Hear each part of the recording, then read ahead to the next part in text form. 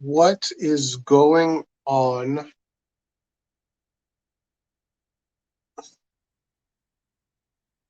Um, we're just going to do a little experiment right now. I'm just checking to see what audience looks like at this time in the world, since we kind of never really do any lives at this time. What is up, Joel? How you doing, sir? How are you doing, my friend? Um, can you hear me fine, Joel? What's up, Yashil? How you doing, sir? How's it going?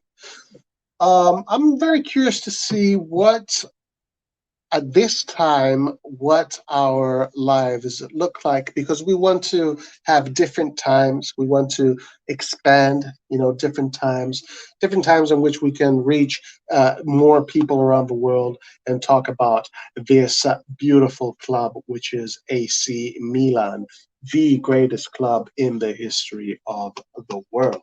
100%. Excellent, Joel. Excellent.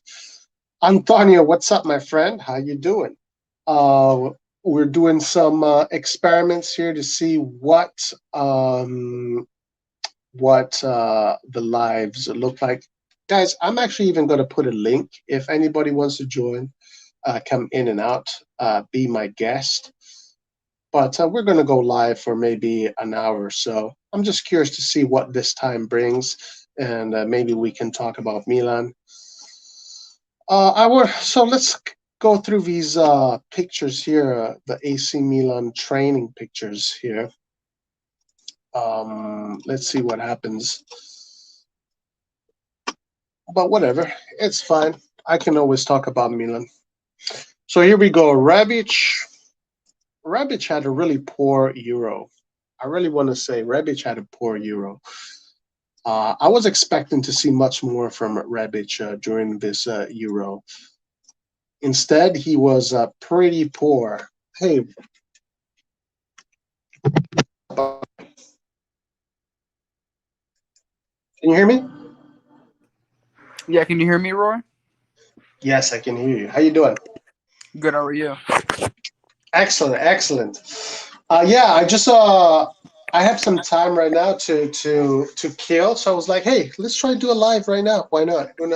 It's 9 o'clock Pacific time, and I don't know what time it is around the world. But listen, Antonio, I was thinking about Rebic and what a poor performance in general Rebic had the Euros as a center forward striker. I was quite disappointed. I was really hoping to see much more from Rebic because I was really hoping to see more Milan players in the Euros, but instead we didn't get to see that. What are your opinions? Yeah, I know Rebic was really poor. I think I read somewhere that Modric got really upset with him because, like, after in one of the games he was very lazy, and so Rebic actually kind of got like they got into a very small argument. But anyways, Modric was just upset. Yeah, Rebic did pretty poor. Not good for him, but that's Rebic. He's always either really good or really bad, I feel like. So we'll see how he is now. But yeah, about Milan players in general, I mean, I don't know. Tomori got snubbed from the national team. Kjaer did well. Romagnoli didn't make the national team because, his season wasn't too good. And then Donnarumma, we got rid of, we know. Hernandez got snubbed from the national team, which is kind of surprising. Calabria was injured or recovering from surgery. Cassie doesn't play Euros, so I mean, I don't know. It's just circumstances didn't add up for Milan, I think. Yeah, true, true. Calabria, I think, would have made the team. I think. I'm not sure, but I think he would have. I mean, he did. He is the fullback that came second in the league, so why wouldn't he be in that team? The other thing about Donnarumma is if Donnarumma would have stayed with Milan, he would have been the player of the tournament, and we would have had the player of the tournament in our team. Um, Kjaer, I think maybe the best uh, image of a player, right, that came out of the Euros. Definitely the player that stood out the most for what he did with Ericsson, his leadership, and bringing the Danish national team to a semifinal, which is such a great achievement for a country that is so small regarding in terms of football. So that is good news for AC Milan. I'm looking forward to Kjaer's impact in the team coming up. Yash Patel says Kessi's at the Olympics, right? And he's doing great at the Olympics, Kessi. Um, they they beat Saudi Arabia. They tied against a Brazil that destroyed Germany. So now they're going to play against Germany. Yeah, these are Yeah. good, definitely good things. Kalulu, on the other hand, not so good. He was blamed for some of the goals that they conceded. But it is what it is. What can you do? Yeah, I actually saw him saw France's highlights. Their whole team was pretty bad. I think I saw one clear mistake that Kalulu made, and there was a goal, but I didn't see like too many that were like just his fault. But yeah, there was one that was pretty bad. But he Mm, looks yeah, to be yeah, developing. yes, yeah. That's the one that made the headlines. The one where he messed up. But yeah, I was honestly disappointed this Euros as far as our Milan players. I wanted to see more. Uh, Daniel Maldini, Castillejo, and Roback. That is Roback. That is the kid, the Swedish kid, Roback. Yep. Maldini. Maldini. I have a fear when it comes to Maldini. I have the fear that this player is not going to be like his dad and like his grandfather. There's something about him that is not convincing me. Maybe it's his. I think it's his personality. I am not seeing the personality of a warrior just yet, but it's still early. It's still early to say that. Uh, I think I'm just hoping. The problem with Maldini is that I hope he becomes like his dad. I hope he becomes like his grandfather. And I think that is just maybe a curse that comes with that name because Maldini has other sons, right? He has two other sons, and they both didn't make it, and they're playing in other clubs now. He was the only one that got through that bottleneck, and now is in the first team though, so good for him. Yeah, he is like I think his main problem is that number one, he hasn't got enough game time, but number two, when he has played, doesn't really show too much. I mean, he has decent skill, but he's made some poor decisions at times. Nothing really too good. So I don't know. Maybe we'll give him more time and see what happens. I would like it would make sense to loan him out, but it's just I don't think they're gonna do that just because his name. So Yep, yep. And that position he plays is a position that is very difficult to occupy. Is a position that is very difficult to make your own. This is a position that Kaká. Okay, we're talking about Kaká. We're talking about Roberto Baggio. We're talking about Savicevic. We're talking about Jean-Pierre Papin. We're talking about Ruud Gullit. We're talking about huge names that have covered that role. So Maldini now is upwards battle because I think it was Paul Anthony on that joined the stream a Friday ago, I think, and he brought up that point, which was a very good point, which is basically, coming in as a defender is easier. It is true, it is easier, even though defending is difficult. I'm not saying defending, I'm not bashing defending, but but the number 10 is a different kind of beast. Number 10 is where the dreams come true, right? Is where football becomes poetry, where football becomes fantasy. So difficult position to occupy. Let's Yeah, see. yeah. Number 10s are responsible for running the whole offense. They should score goals. They should get a lot of assists. And in Pioli's system, they should even defend. So there's a lot of responsibilities for number 10. And I don't know. I think he just the maybe it's pressure that maybe that's something to do, but he has confidence. It's just that his decision making at times is a bit off. I don't. It's just weird. Yes, and I just want to add on to that. Now, this is maybe me, and sometimes I'm wrong about this, sometimes I'm right. Actually, I want to say most of the times I am right about this. I can see it in their face, I can see it in their eyes, I can see their personality, their character. And there's some players that I see it right away. Like looking back at Chiesa. When I first saw Chiesa 3 years ago at Fiorentina, I could tell just by his eyes and his demeanor that this player is going to become a great player because I could tell that when he was playing, he was absorbing everything. He was learning as he was playing. He wasn't trying to impose himself, rather, he was a student. And you could see the determination in his eyes that he was ready to learn and absorb everything. And then when the time is right, he was going to release it all onto the world, onto the football pitch. And I'm not seeing that in Maldini. I'm not seeing that. In Maldini, I'm seeing fear. I'm seeing fear of not being able to follow in the footsteps of his father.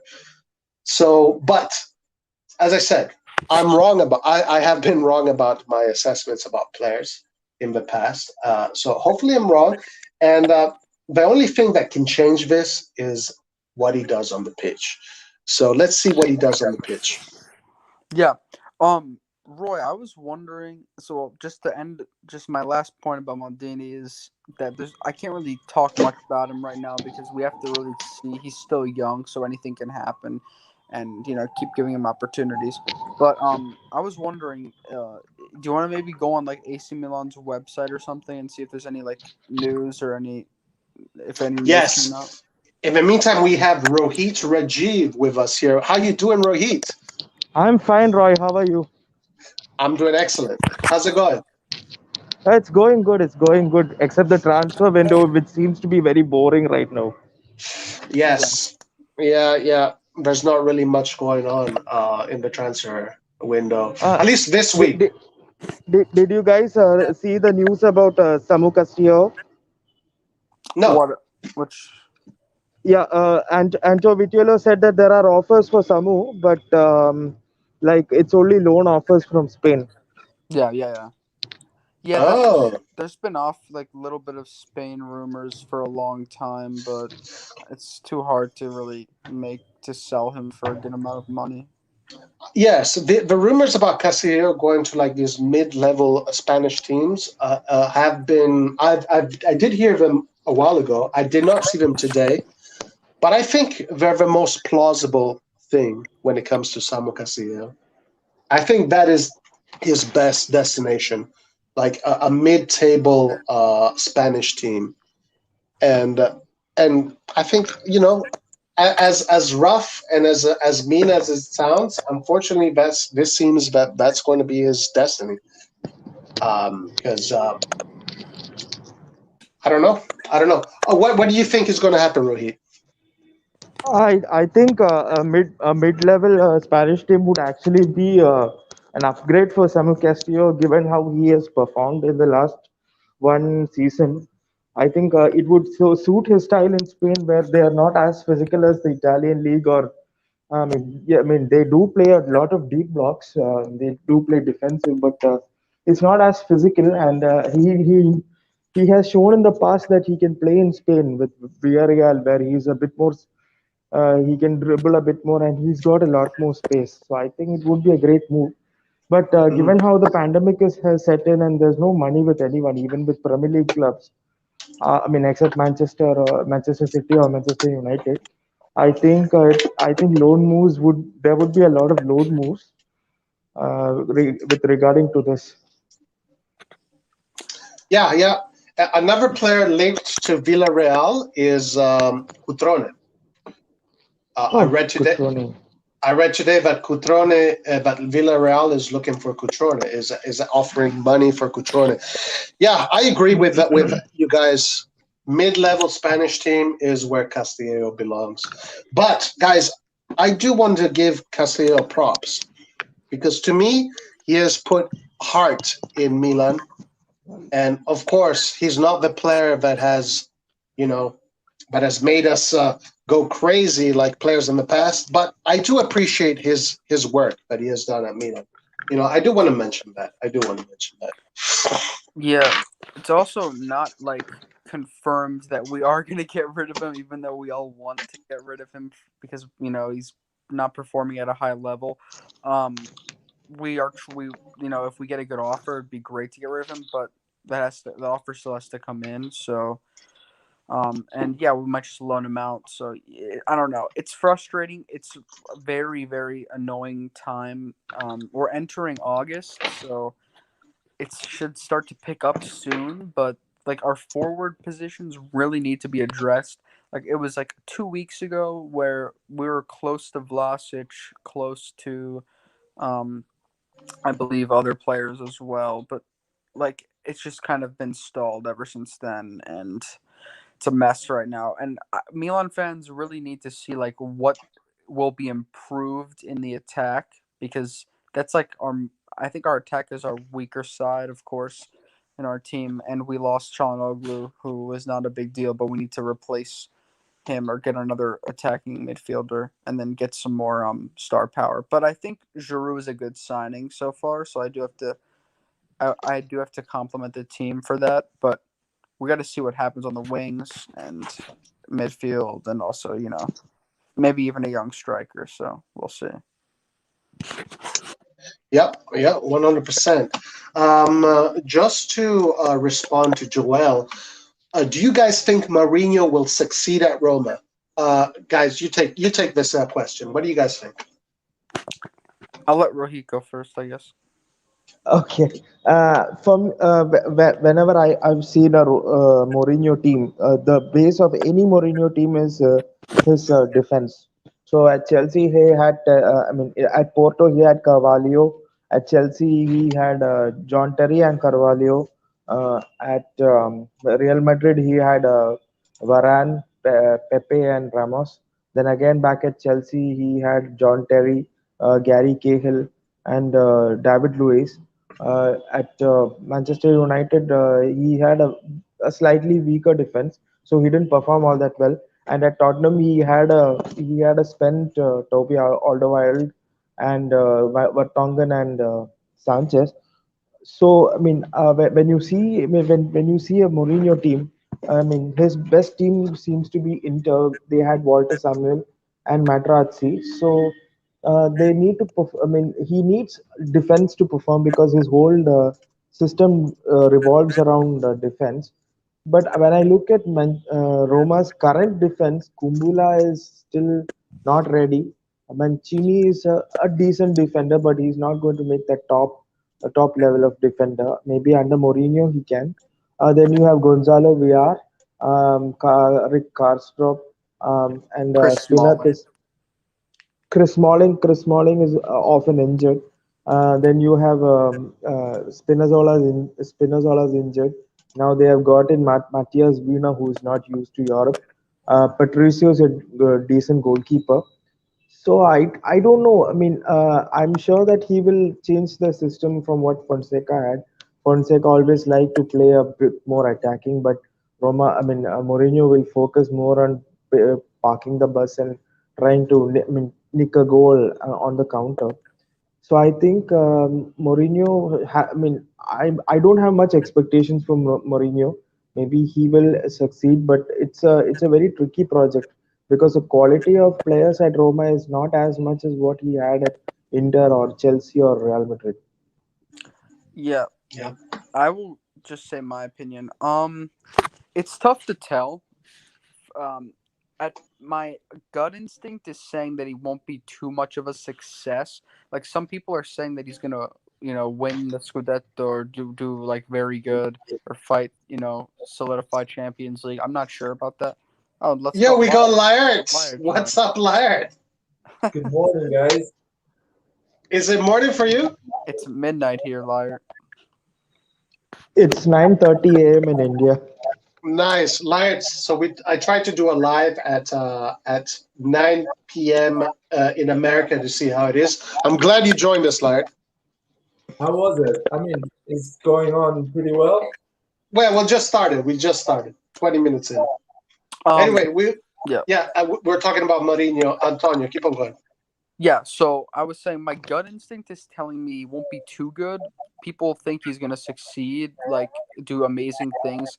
First year, I doubt it because I mean, if you look at Tottenham, the team he just managed, he had Kane, Son, and I know it's a different league and you have to judge teams completely different depending on the circumstances, but he had a very capable team and he finished out of the Champions League out of the I think they're in like the third UEFA competition, like the new one. Conference League, Conference Yeah, League. Conference League. So he finished out of the Europa League, got eliminated in the Europa League um to Dynamo Zagreb. Um Poor season. He's a great coach, and Rohit made a good point about defensively, how important defense is. I don't know. First season, I don't see him making Champions League. It could happen, but we'll see. That's my prediction. Is I mean, I think fifth place, sixth place, they can make Europa League. So I'd see him maybe sixth place, honestly. Fifth Mm. place if he has a good season. Hey, Laird, I'm hearing echo coming from your feed. Can you check that, please? Uh, let me see. That is weird. We got our viewers are rising. That's good. Um, are you still hearing it, Roy? Yes, your audio is not as clear as it usually is. Okay, just I'm muting myself and I'll try to sort it out. All right. Okay, Ricardo Semengal says, hello from Trinidad. What's up? Hey, Ricardo, what time is it in Trinidad right now? Yes, I wish we could get Castrovilli. Castrovilli played in the Euros for 20 minutes or so, got himself a nice medal. Do you think Castrovilli would be a good fit for Milan? What do you guys think? I go first this time. I mean, we need another. Roy, you like Italian players. We need Yes. another like midfielder. I'm not sure he plays in that exact position as a holding midfielder, but he is like a central midfielder. So I'm sure he wouldn't be bad because we need some like stability in the midfield. I would prefer other players. I prefer more defensive minded players, like pure defensive mids. I don't want to try to adapt another player like Tonali. I know, because I'm not saying Custer released Tonali, but I would go for someone who's more physical in that position. But yeah, I'm not saying. I guess he'd be pretty decent. So yeah, and he plays in Serie A, so it's a good player in my opinion. What do you think? What do you guys think about Castrovilli, Rohit and Laird? Light, you go first. Light, you go first. You go first. No, you go. Don't worry. I'll give out on that. It's See, still when I see Castrovilli for Fiorentina, they play they under Iachini they played a 3-5-2, and again Prandelli came and tried to play a 4-4-2 and then reverted back to a 3-5-2.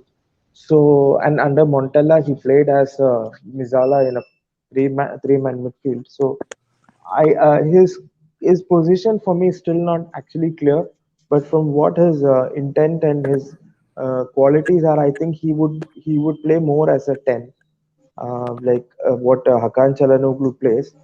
But from what he has not made a smooth transition from his first season under Fiorentina to, I mean, from 1920 season to 2020-21 season. But that I cannot blame that on the player because there was a lot of instability at Fiorentina regarding the coach, and I mean they were in relegation fight until January. I think this season would be a perfect metric to gauge him as to how good he is. But for me, he has the qualities. He has a good touch. He has good ball technique. But he's not going. He's not good to be a defensive midfielder. He can only play as a 10. Yeah, and that's what Ricardo says too. He could play Cam. Rohit, Youssef says, I saw a video of Rebic in Casa Milan. Does that mean anything? I saw some pictures of Rebic training. I mean, all of the players at the Euros who were away. They all joined yesterday. Mignon, Giroud, Rebic, except Kier, they all made it. So I think maybe that's what he is speaking about. Okay, because I think he's implying something got because when he says Casa Milan, that's not Milanello, right? Those are the offices. Yeah. So I don't, Youssef, can you be more clear about what you're implying? If he is talking about Casamilan, then it would mean that he met with the management because that's where like all the transfers happen, like all the signings. Yeah, he says he just said no, he was at Casamilan. So I didn't see any pictures. Like if he was, then he could just be meeting with the management. So I don't think it's too big. It's like a big deal right now. Um, I'm not. He wouldn't really want to request a transfer or anything crazy because he seems happy with Milan and he's posted on his Instagram about it. He seems like Mm. he's a good. He's happy with the team, and we're not really gonna get rid of him like now. So I don't think it's anything too serious. Could just be some like contract uh talks or something, just general like discussions. But Hmm. Yeah. Well, he definitely was at training. There he is. Yeah, who knows why? All Guys, right. can I go a bit? Can I go a bit off topic at the moment? Of course, of I was course. thinking. I mean, you guys were discussing about loans, so something just came to my mind. Before the Corona whole thing came, FIFA was planning, not planning. They were going to implement a new rule which allowed only eight loans by a club in a transfer window, out and in. Okay. Hmm. So I don't know if they implemented that after the whole Corona situation. I don't know either. I haven't heard about this. I don't know if they implemented that. I tried to follow it up. I mean, if anybody knows anything, I mean, I I mean, if it is implemented, it would have huge implications on teams who are holding players and then loaning them out. so hold on. Hmm. Can you repeat what's going on? Say it again, Rohit, one more time.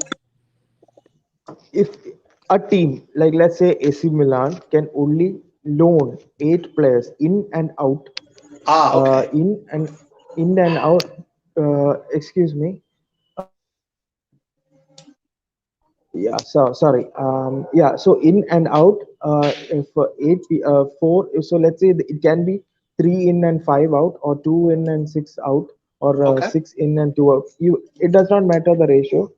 It's You just can only eight. loan eight players. That was the rule they were going to implement because teams like Juve, Chelsea, they were putting under 16 and under 17 players, and they were loaning them out. And I mean, if they did not grow in value, And do you think this will hurt teams like Milan or what? it would have it. I mean, I don't know if it has implications on our current transfer market, but if it is implied, then it will hurt a lot of teams because they actually wanted to prevent teams like Juventus and Chelsea and Real Madrid just take. I mean, Real Madrid has 40 players in their squad. They're just loaning players out because they can't keep them and they can't manage the wages. So I think it will have a Interesting. huge implication. Yeah, Okay, but so yeah, go my ahead. question is, Oh, okay, now you're perfect. Now you're perfect. Yeah, Apple is working. So basically, my question is, okay, Real Madrid has 40 players, but why eight? What is the study behind that eight is the right number that actually keep a balance between players you're loaning and players you're giving to other teams? I think eight is such a small number for teams like Juventus or Real Madrid, or even for AC Milan in the future. We needed to give away on loan at least young players, and maybe the first squad needs four players to get on loan. I think is this obsession of FIFA or UEFA to actually put some rules on clubs is a bit unhealthy, in my opinion. I They should 100% agree with you. they should let them do whatever they want, and yeah, it's simple as that. It's a business at the end of the thing, you know. You cannot ask force someone to do whatever they want with their business. It's I crazy. am I 100% agree with you, Lawrence. I think UEFA should just mind their own business and stop regulating what clubs do. Like, who are Yeah. these guys are just stepping over boundaries. So yeah, I didn't hear about this, but I agree with Lart on this one, and I hope they don't do this. And I don't want to see them do this kind of stuff because the more power they get, the more they will want. And it's, you know, you give them a finger, they'll take the arm. So yeah, I agree. I agree with your assessment there. Roy, uh, Yeah, you made a good point when you just said that they're trying to they're overhandling things, and this kind of reminds me of, if you're like, when you think of like the what you would want, what you just said you wanted for football teams is a freer market, kind of without UEFA's influence. yeah, And UEFA are arguing that by interfering, they're trying to even the playing field, but at the same time, they're so corrupt, and it's just not working out whatsoever, considering that you have teams that are just blatantly outspending everybody. So yeah. they're basically, their morale is just, and their reasoning is so wrong, and it's just not true. So therefore, the only solution is to just have more independence in that sense. Exactly. Roy, I Yep. wanted to, just for something to do next, if you Yep. could, like, can you see if you can pull up like the Champions League pots and what teams are like assigned to each one, so we can like start looking at that, or Champions League pot. Okay, let me to look see at like, it. yeah, if you see like, I know you can find all the teams that are like qualified already. I know there's still teams that have to qualify, Oh, okay, okay. but Yeah. yeah, I wanted to see if you can find like where each team is, like what pot they're in, because we're in pot 4, so. Okay, so let me get that. In the meantime, guys, what do you think about Man United signing Rafael Varane? Do you think is a good operation? How old is he? He's 28. Uh, Harry Maguire is a ball playing centre back, but he's not quick.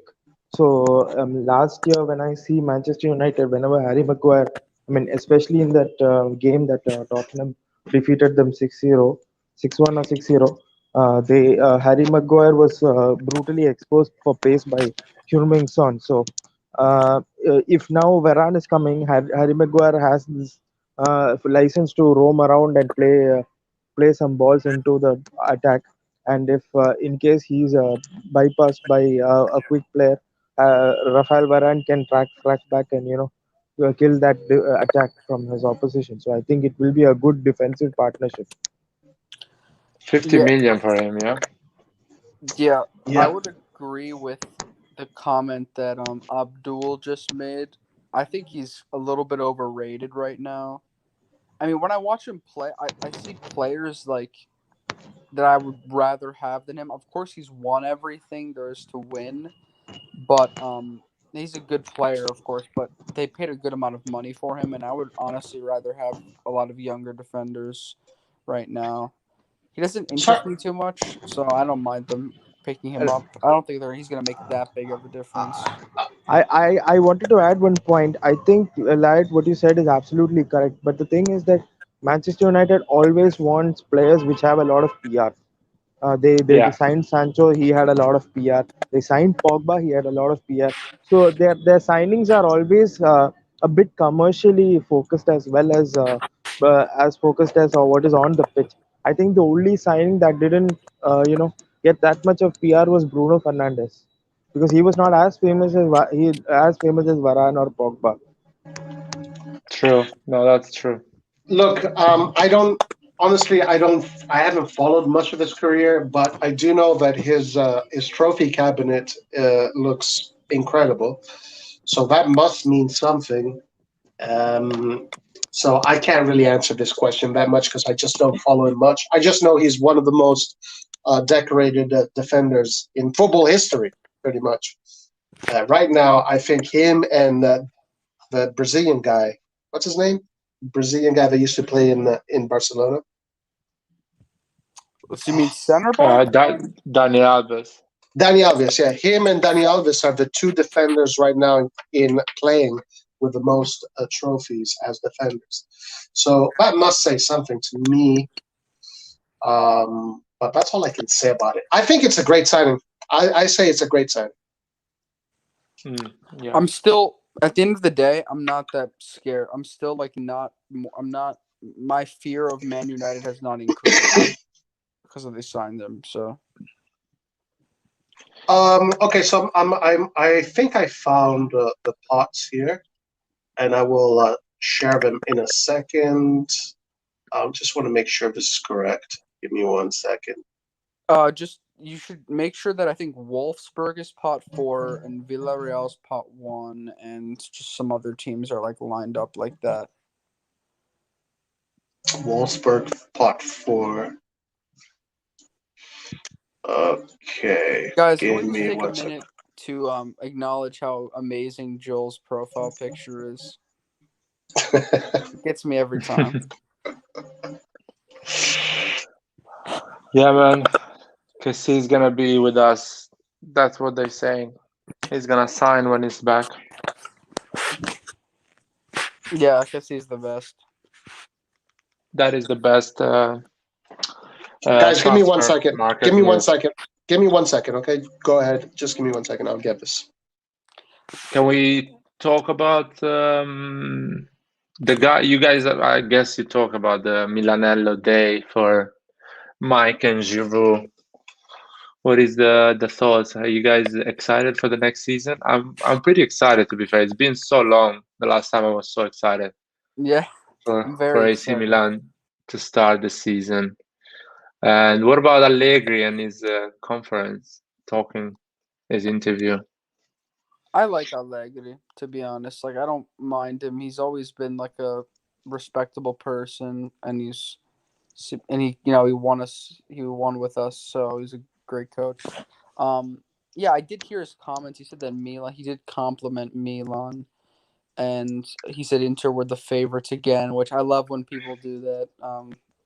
They always say that, one team is the favorite, even though like fans are kind of feeling that they're not the favorites. But yeah, I heard what he said. He complimented Milan, and we're gonna play Juventus like I think the fourth game of the season, or maybe Yeah, third or fourth some, game. something So like that in a Fourth, month, fourth, basically. fourth game of the season. Third is Lazio. yes, yeah, Lazio. So that is going to be a very interesting test. I'm interested to see who they play in the first three games, so we can like kind of get a feel of like how dominant they are. But yeah, it's going to be a hard game. If we do well, if we draw or get a win, I'd be happy with both results. So Yeah, it's gonna be exciting. The start of the season is gonna be exciting. And I think we have a bit of an advantage to Juventus, to other teams, to other big teams. That the fact we didn't have a lot of players going for Euros, so we had a lot of the squad was already in Milanello at the end of July, beginning of July. So we're gonna be more fit than them in the beginning of the season. Yeah, it's also going to be exciting because of the coaches and because almost every team in the league changed coach except for Atalanta, Milan.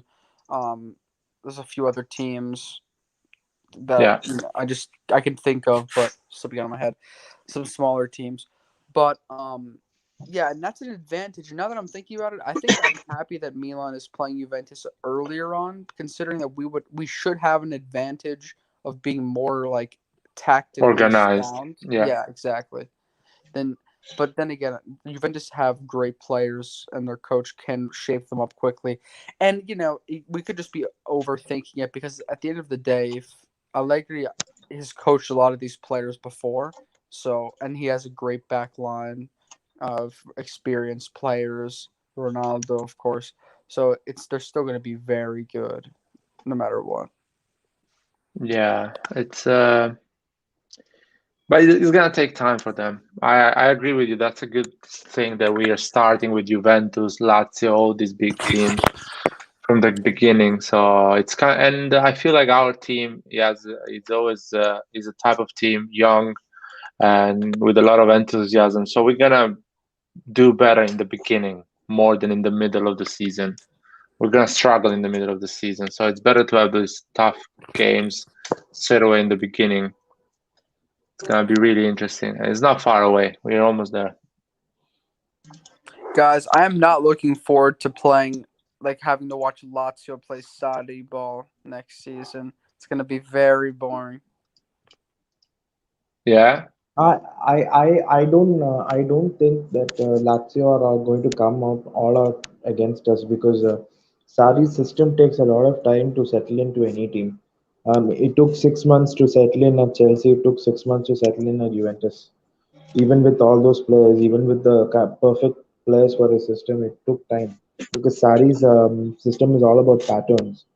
So it's about memorizing patterns. But what Lazio has done was they played against some Sunday league team and they scored 12 goals. So I think maybe that has kind of like made us misunderstand that they're all set because shifting from a 3-5-2 which they have played for like 4 years now to a 4-3-3 in a Sari system is going to be very difficult.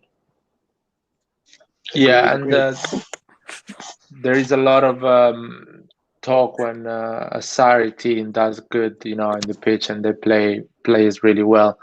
But if you see the first half of Milan against Modena, we played great football. We did really nice 1-2-1 with Diaz and Teo Hernandez. So, but because Sarri wasn't the manager, no one had nothing to say. It was like, okay, it's AC Milan. So I guess there is another. I think it's more about the image Sarri brings that. But let's see if he's gonna play good football. I'm not sure about that. Yeah. Eastbourne, what is up, my man? Good morning. It's not morning here, though, Eastbourne. Yeah. Roy, thanks for pulling it up. And I just wanted to comment about the pots. I'm actually pleasantly surprised at some of the first team first pot one teams because we can definitely take Lille got much weaker. Sporting, they're Portuguese. They won the Portuguese league, but we should be fine. Villarreal, I'm confident against. And Inter, we can't get drawn with them because we're in the same country.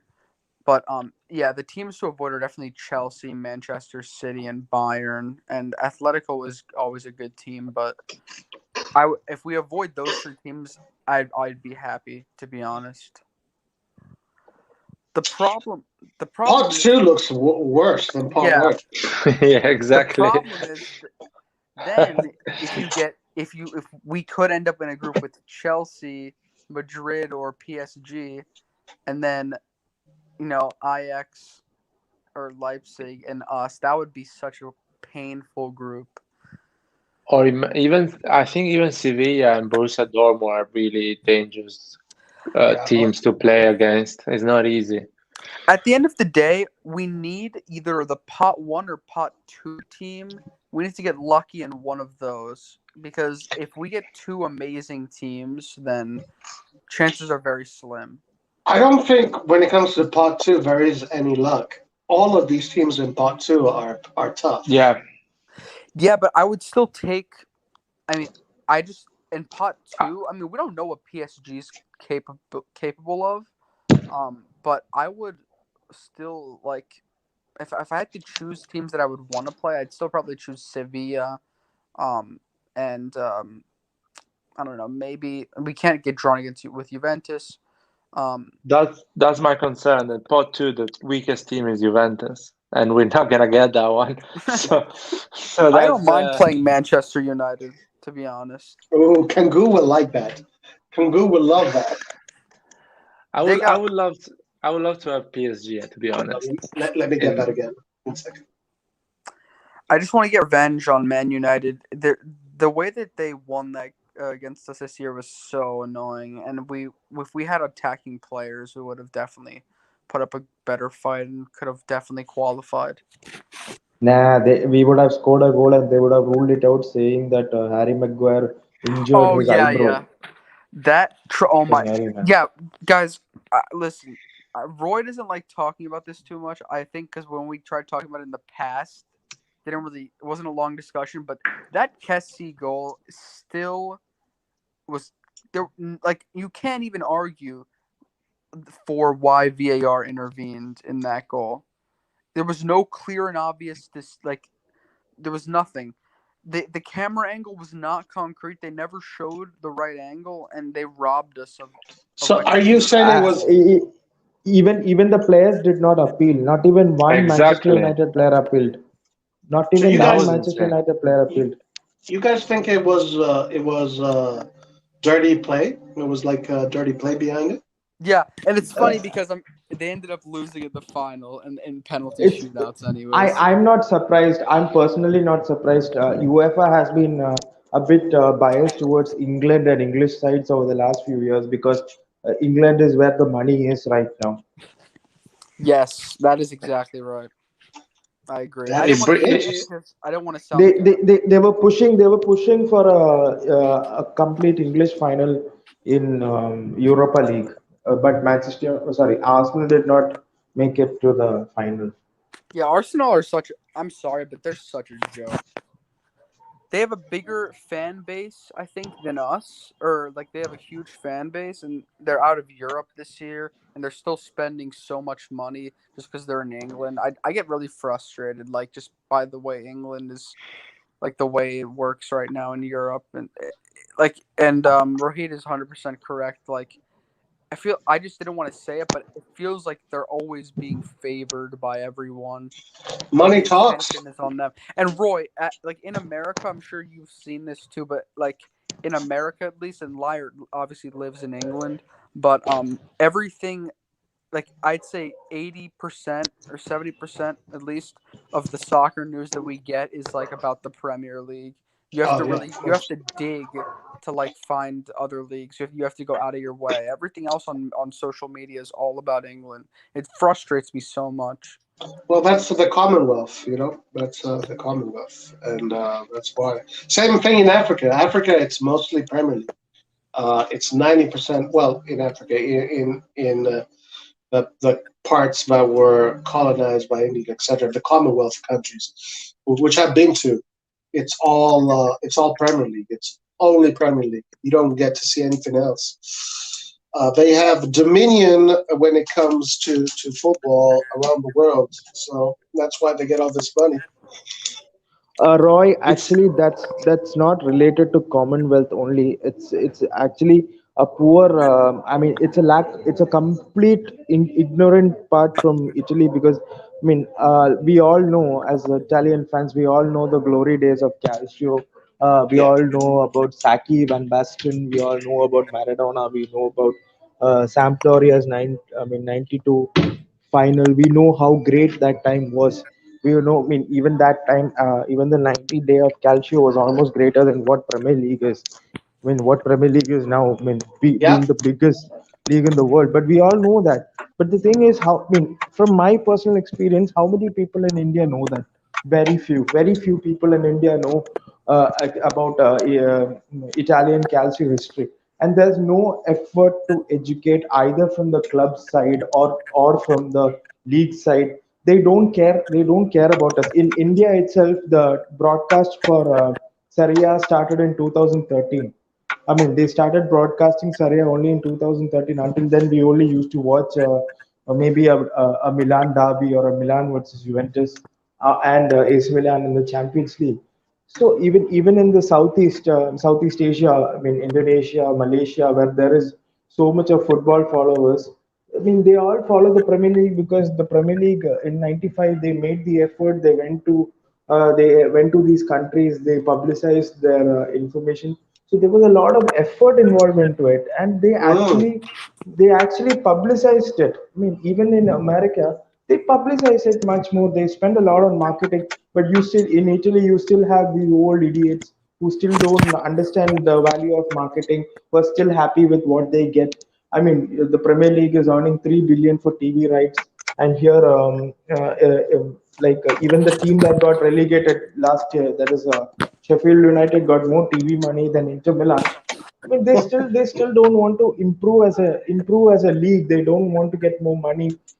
Amazon came forward and offered money for the league, more money for the league TV rights, but they still don't want it because there are people like Lazio's president or stuff like that who don't want to improve the league as a whole.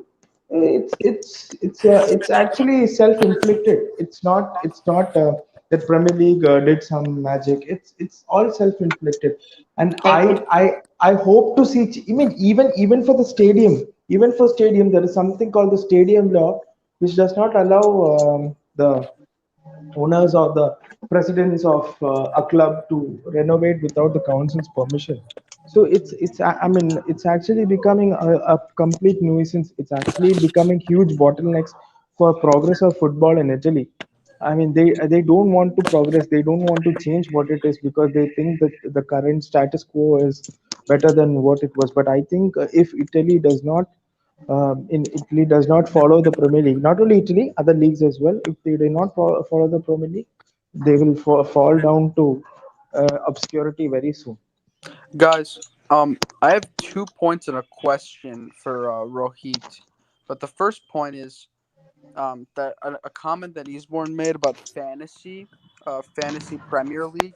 I that is actually like me and my friends are really interested in fantasy sports, and in America that's really big, and of course all over the world. I'm just saying from experience, but like people really get into fantasy sports, and there is no fan like this is modern sports, guys. Like Serie A needs to adapt to different modern aspects of sports to make more revenue, to be more relevant, and this would be huge.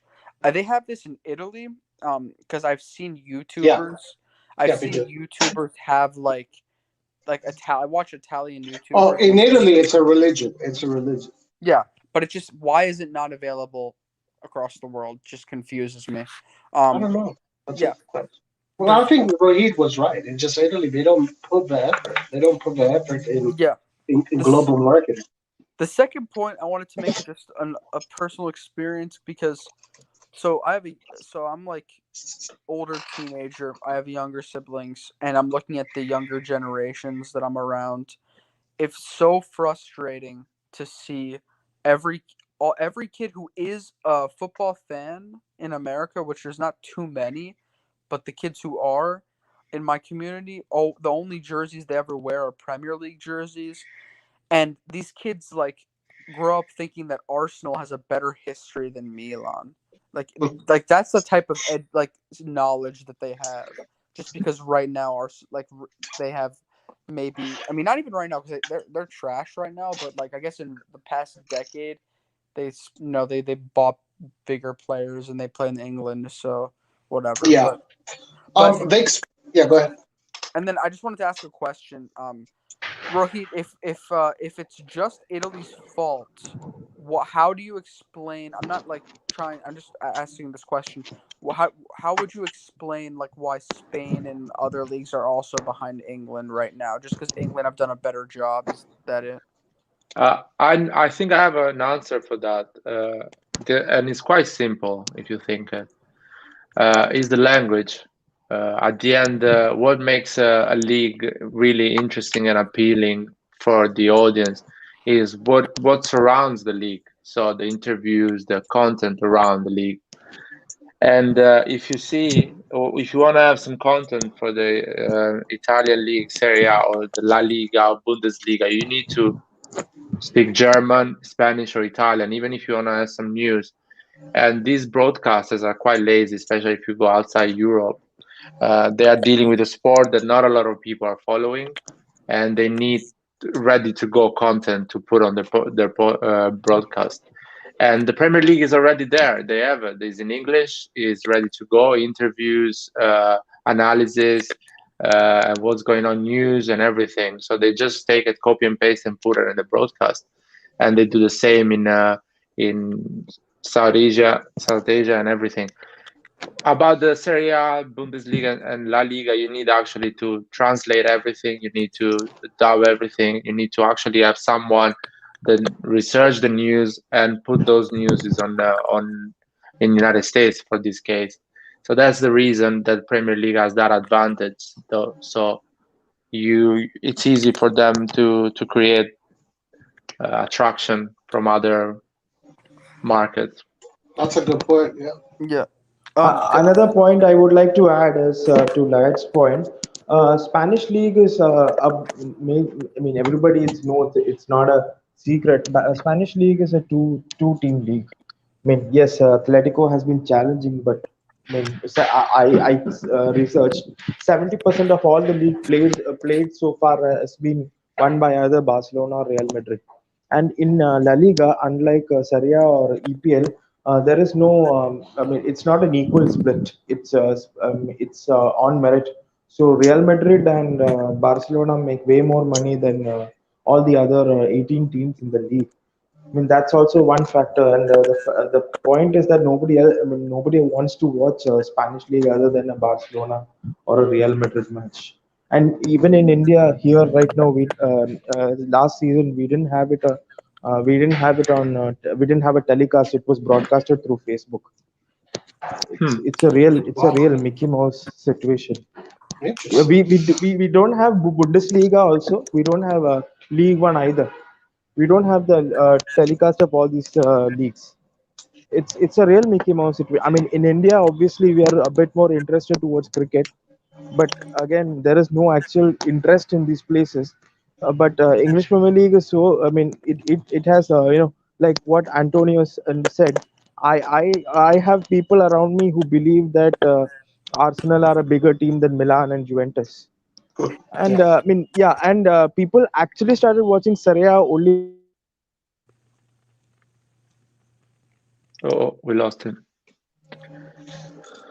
Rahid, you there? Mm. Well, I Anyway, think I told you, Roy, that the La Liga is a joke as a league. There's just two teams. yeah, no, when it comes to popularity, for sure, those two teams dominate. Well, I wanna comment something that Eastbourne said here regarding Ronaldo and here in the US. The only Serie A became accessible only after Ronaldo moved to Italy. Because prior to that, in the US, the only way to watch the Serie A in an American channel was you had to get cable and you had to have Fox Sports, and then you had to pay for the games. So it was much more difficult. Now, when Ronaldo came to Juventus, ESPN bought the rights for Serie A, and all you have to do to watch Serie A in America is pay $5 a month, and you see every game.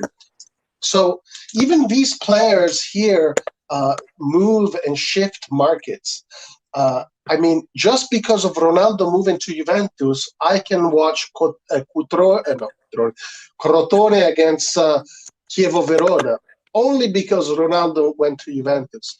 Other than that, there was absolutely no interest in America or ESPN to show the Serie A. But after one interesting thing happened after that Serie A season in which Ronaldo moved. ESPN then the next season bought the rights to the Bundesliga, and than Bundesliga, not La Liga. So maybe in America it's starting to grow. Maybe one of the solutions we need in Italy is get these big players that dominate the commercial markets, that sell shirts, that sell, and money talks at the end of the day. ESPN doesn't give a shit about Serie A. They don't care about Insigne, about Immobile, Um, about Kessi. They care about who brings them money. Ronaldo brings them money. yeah, I just wanted to add. Someone asked, "Where is the Serie A being broadcasted now?" It's going to be on Paramount Plus, and I just wanted to Yeah. give an update on that. ESPN got the rights for La Liga, and Serie A is moving over to Paramount Plus. So this is actually perfect for Milan fans because we can watch the Champions League and Serie A with the same platform, so without paying for ESPN. But I might still keep ESPN just to watch La Liga and Bundesliga. So I'm not sure. It's Okay, so there you go. So there you go. So look, we Serie A, Ronaldo came to ESPN, and the Americans realized, hey, whoa, Serie A is actually a lot of people are watching Serie A. So we're like, okay, let's keep on doing this. Let's keep on buying the rights every season. And then they got the Bundesliga. Now Serie A got bought from Paramount, but now they got the Liga, as you're saying, Antonio. Yeah, So, ESPN got La Liga. so maybe they're waking up here in America and they're saying, okay, look, there is a market. After all, the world of sport is not just basketball, American football, and ice hockey and baseball. Maybe soccer is actually a thing. They've realized. So it's all Yeah. good. So far, so good. Also, I think uh it's a good thing that the U.S. national team is getting somewhat better, because that's gonna make people more interested. Um, yeah, but What's honestly, up, I baby? support the Italian national team. But um, Yeah. yeah. Now, living, I got to say something. Being involved in the football world here in America, I want to say something. I don't see the U.S. getting close to Europe anytime soon. Hope that doesn't offend anyone, but Oh, yeah. I'm not saying they're close whatsoever, but I mean they're better in the Americas for sure, and they're building no, a team of players who are actually in Europe and in good European teams. So no, I it's hear great. what you're saying. Yeah, yeah, I know what you were implying. But the problem that the U.S. will face, and I think it's something that here in the U.S. they don't understand, is that football in Italy, Germany, Spain, England, Brazil, Portugal, France is not a sport. It's a way of life. It's a religion. When elections happen, when there's political turmoil, the country is not talking about politics. They're talking about football, and all this passion, all this energy, you just don't see it in America. And you cannot become a superpower unless you give that energy back to the sport. Yeah, So Roy, a really big point that relates to that is that football, and by the way, this can go on for a long discussion, but football is for everyone, not just for the rich. And what I've noticed in America is that for to play for really good teams, a lot of times you have to like pay a lot of money. And actually, when Ibrahimovic came to play in for the LA Galaxy, when he tried to sign his kids up to play, he actually like was so surprised by how much everything costs, and he's like, of course he can afford it because he's rich, but he like made a public comment about the state of football in America, and it was actually like very similar to what I've been noticing in Europe and Brazil and whatever in South America. Like everyone has access. Like all you need is a ball, and you can make goals out of whatever you want, and you just start playing. But over here, you can't just spontaneously start a game because number one, not many other people, like unless you go to a specific location, want to just play that sport. And number two, it's looked at as like you need to have all the equipment and everything. It's just a different mindset yeah, yeah, from yeah, what I you're noticed. right. You're right. As a matter of fact, because I've been involved in that, if you want to be a club player, your family is spending somewhere between 3,000 to 4,000 a season. In 1 year, you have 2 seasons, sometimes even three. So that's the only, we're talking about maybe $10,000 a season, right? In Europe, they're paying you to play. So the situation is completely different. That's a very good point. Yeah, Roy. I have to probably sign off because it's 1 a.m. over here, and I got a busy day tomorrow. But I wanted to ask you guys really quick before I sign off. Can you guys just tell me your ideal like Champions League group just from like what we have right now for Milan? Oh yeah, I can start with that. Go ahead. So I'll give you first spot. I would love to play against Chelsea, so I can go. No, Oh Manchester no. City, so I can go and watch it at Manchester City. I'm in England, so that would be lovely. So Manchester City first team. Second team, I cannot put Liverpool, unfortunately, so I can watch two games. But I'll put as a second team PSG, so Man City, PSG. My God. Third team, I'll put RB Leipzig because they always steal our players, so our parents. I'll put them on the third position, Wait, and are you being serious, man? You're choosing like the worst possible teams. I mean, at least you have fun. You enjoy those 6 games. It's gonna be a lot of fun, a lot of adrenaline, and if you don't make it, it's fine. It means you play with against the best. It's almost like a. But if you go through, man, if you go through your self-esteem and you as a player, as a team, you start to think differently. You start to think, okay, now I can win this thing because I managed to beat Man City and PSG, so I know how to win it now. Okay, so just to clarify, you said Chelsea, PSG, and Leipzig and Man Milan. City, Man City, PSG, Oh and yeah, Man Leipzig. City. Okay, so arguably even harder. But okay, Roy, what do you say? Let's see. Okay. So if I honestly, the quick answer is I don't care. Bring them all on. But let's say I want to choose teams. Let's say I want to choose teams I want to avoid. Okay, I would want to avoid Bayern. Well, actually, no. I honestly no. I don't want to avoid Bayern. Let's say Bayern because that's I think that is probably the I think Italian teams have a good history against German teams, so Bayern would be one. But they're probably they're really strong. So maybe I'm wrong in saying that. So Bayern, um, and if we get Bayern, that means we can't get Borussia Dortmund. Actually, let me put it this way. Let me say Manchester City, so Laird can do a vlog on the stadium, and that would be amazing. Wait, Larry, are you in Manchester?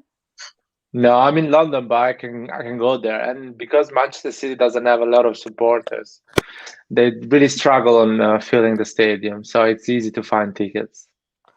So would All you right. actually go if we played Yeah, there? yeah, definitely, I will go. No So yeah, problem. Manchester City, so Laird can shoot some footage, and that'll be fun. And the German team I'll pick will be Borussia Dortmund. So Manchester City, Borussia Dortmund. That means I can't pick Leipzig. I don't care. So Zenit, and I'll go for Porto, the Portuguese Wow. team. So That's a nice group.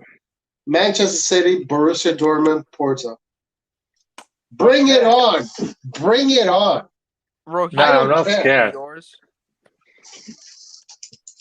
Rohit, Rohit, Personally, I wouldn't care which team we face because I'll give an example. Last year we were not sure of how good we were, but then we faced Manchester United and we got a fair idea about how good we are against the real big teams. So I yeah, even if we got a Manchester City or a PSG or a Bayern or a Real Madrid or a Chelsea, it doesn't matter because I personally I don't think we're going to make it that far in the Champions League. But I want Milan to focus on Serie A because making Champions League for the next 2 3 years is what's going to give us that financial stability and that feeling that we are finally back, we're finally getting back to where we belong. Otherwise, this season will be the last season that got over will be termed as a fluke.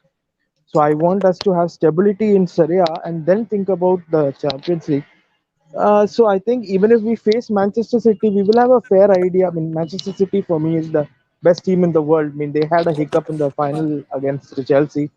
So even if we face Manchester City, I would understand. We would really have a fair idea as to how good our players and our coach and our team is against the best in the world, and then we can make a fair review at the end of the season and then upgrade as per. So if I'm going, I would say uh, I would love to face Atletico Madrid. I want us to try and break down Simeone's low block. Uh, and part two, I want us to face Real Madrid because I really don't think that Real Well, Madrid we is as can't. You Rohit, pardon. cannot do that. You if cannot go Oh, to two Madrid Spanish once. teams. Oh no. Okay. So Atletico Madrid, Milan, uh, Liverpool. Liverpool, Let's keep it classic. Liverpool, Liverpool. And from pot three, I would want Leipzig. Leipzig. Okay, Man, guys. I feel like going back being a teenager, seeing AC Milan that actually can face these teams. It's so fun. People are scared. I cannot wait. I'm like, Roy, bring it on, man. Look, I'm not, we're yeah, gonna beat them. I agree with what Rohit said. Like at the end of the day, we play good against big teams. I would like us to go far though in the Champions League just because I'm a fan and I like to, I'm interested in watching us go far. But if I'm gonna be honest with you guys, I'm choosing the if like the easiest possible path to the next round. Like I don't care. I'm taking Lille, who are weaker. I mean, or Sporting, but I would say Lille. I'm taking honestly. Pot two is tough, but either Sevilla or Liverpool, and then pot three, I'm taking Zenit St. Petersburg. You already know. That's where I'm going. So basically, Next season. you wanna watch another Europa League next season. Yeah, but then we're gonna What make the what next round, what and is the reason to go in Champions League to play another Europa League? That's the look. fun of the The Champions chances League of to this go. happening are extremely unlikely, but I'm just saying, if we get this group, we'll play next. We'll make it to the round of 16, and then we're gonna play against a good team, no matter what. So we'll get there eventually, but at least we can make more money and stay in. um, We're gonna make a lot of money anyway. Don't worry. I honestly think that even if we get a super hard group, we're still going to go through because Roy, I think Roy, you're like sticking with your like semifinal prediction or whatever. yes, Oh because god. I think that you know what a slingshot, right? Think about a slingshot, the slingshot effect, right? Milan as a entity, as a spirit, has slingshot so backwards that they're ready to pull forward so much that the energy, the inertia, that feeling of being back in the Champions League is going to drive the players in the club to play super professional football, and I think they'll want to make a statement in Europe. I want to ask Rohit. So you think? Actually, I have a point. Yeah, I mean, going by the last two, three seasons, even under Gattuso, we always used to play well and even beat the big teams, the so-called big teams in Serie A. But it is against these uh, Crotone, Cagliari, Udinese, Hellas Verona that we always struggle because these teams they don't, I mean, they don't want to come forward and try and break our defense down. They would always like to play a defensive game, so we always struggle against these teams. But if you're playing a high line, a high press like what Juventus played against us and lost 3-0, so we have more chances. yeah. So I think we can, I mean, we should be cautious, we should be scared, not scared, we should be, apprehensive of the quality of the opposite team, but Right. we should always believe in ourselves as a team as well. Yeah. Lippi always used to say, respect your opponents, but never fear them. That was his motto. But Rohit, you said that you don't think Milan will make it far in the Champions League. Why do you think that? I personally think that we don't have the resources as a team or the experience. I mean, who in this team has played deep in the Champions League? Very few. I think only Ibrahimovic, Giroud. Uh, who else? I mean, Maybe Theo Kiar. Hernandez. That's Theo it. Hernandez played. I mean, Theo Hernandez is a Champions League winner, but he was not. He was a third choice left back in Real Madrid. Kier has not played into the deep ends of Champions League. I mean, nobody else. I think nobody else has played a Champions League match. Maybe if we get Ilicic, maybe I he has think played. now Mike Mannion has because we just got him. But um, We Um, I don't think it's a we problem the fact they didn't play the Champions League football. I um, I feel like no. I'm with Roy in this case. I feel like something is gonna start. The club, the squad, the group is gonna be so motivated. We're gonna perform, and we're gonna perform better with big teams than small teams. I feel like I see AC Milan going in Russia against Zenit and suffering a lot, but I see going to play against Man City as suffering less and going there brave enough to go and get the result. I'm Is only is a worried about. nature of our team. I'm only worried about one factor, and that is injuries. Our medical team, Oh no, we lost Rohit. I think Wait, we he's back. suffered. Wait, That is sorry, the only. Pardon? Rohit, Medical team. you disconnected for a second. Second. Yeah, I mean, yeah, we had 60 injuries last season, so I don't trust our medical team. I so wish we got Antonio Pintus from Real Madrid, who is one of the most revered fitness trainers in football right now. He's Oh the really? one who yeah, he's the one who I mean he changed Lukaku from who was a very overweight player in Manchester United, and he got him to Inter Milan, and he worked on him, and he got him to be fit, and now Lukaku is one of the best strikers. wait, Rohit, we got this trainer. Pardon? So we got this trainer. You're saying? No, no, I wish we got him. He's gone back to Real Madrid Oh, to work under Carlo Ancelotti. He was with Conte in Inter Milan. Yeah. Guys, I'm gonna continue watching. But I just probably can't stay on the live, so I'm gonna go to bed. Thank you guys. It was fun, and I'll see you tomorrow. have a good night, Antonio. Thank you. You Thank you. man. Bye. I'm positive because this part of the season when we're playing the group of the Champions League is the period that actually you have less injuries.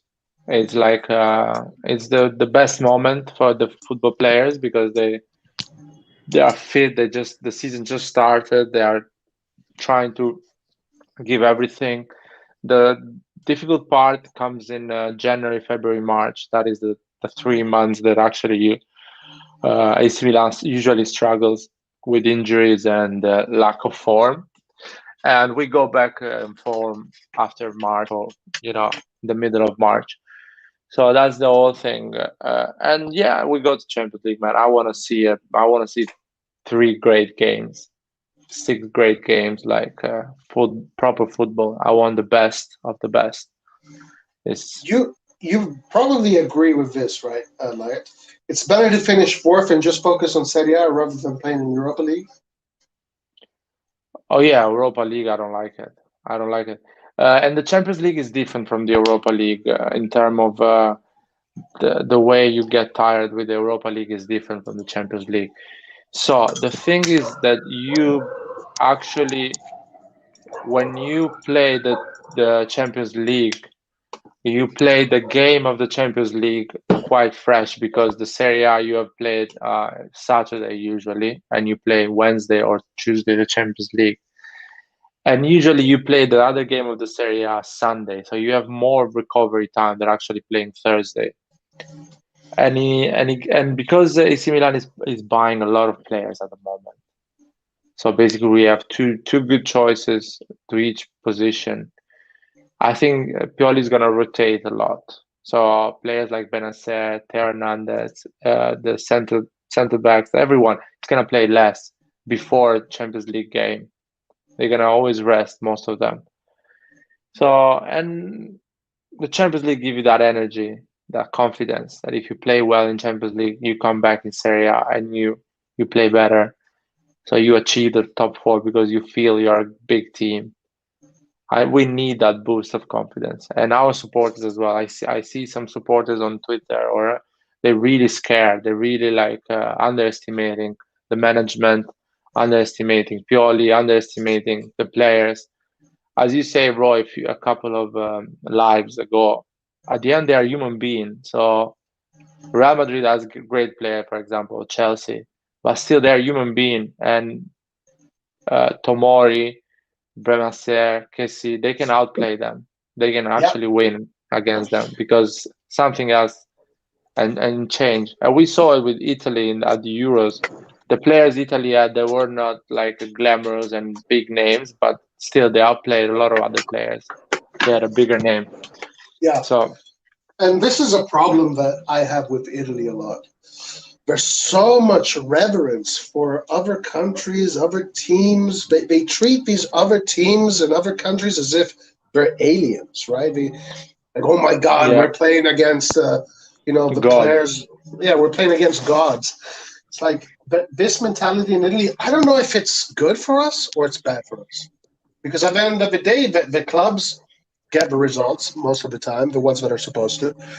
But I still can't tell whether or not this is an advantage to us or or I've quite read a bit about this mentality from the Italians. Even Arrigo Sacchi himself has spoken about it many times. It's instilled into Italy's in Italy's tactics. So when you look at their history, they're all it started with Catenaccio. Then it went to the zonal style football, like the whole defensive thing. So Arrigo Sacchi is quite critical, and he's quite hated for it in Italy because he played attacking football.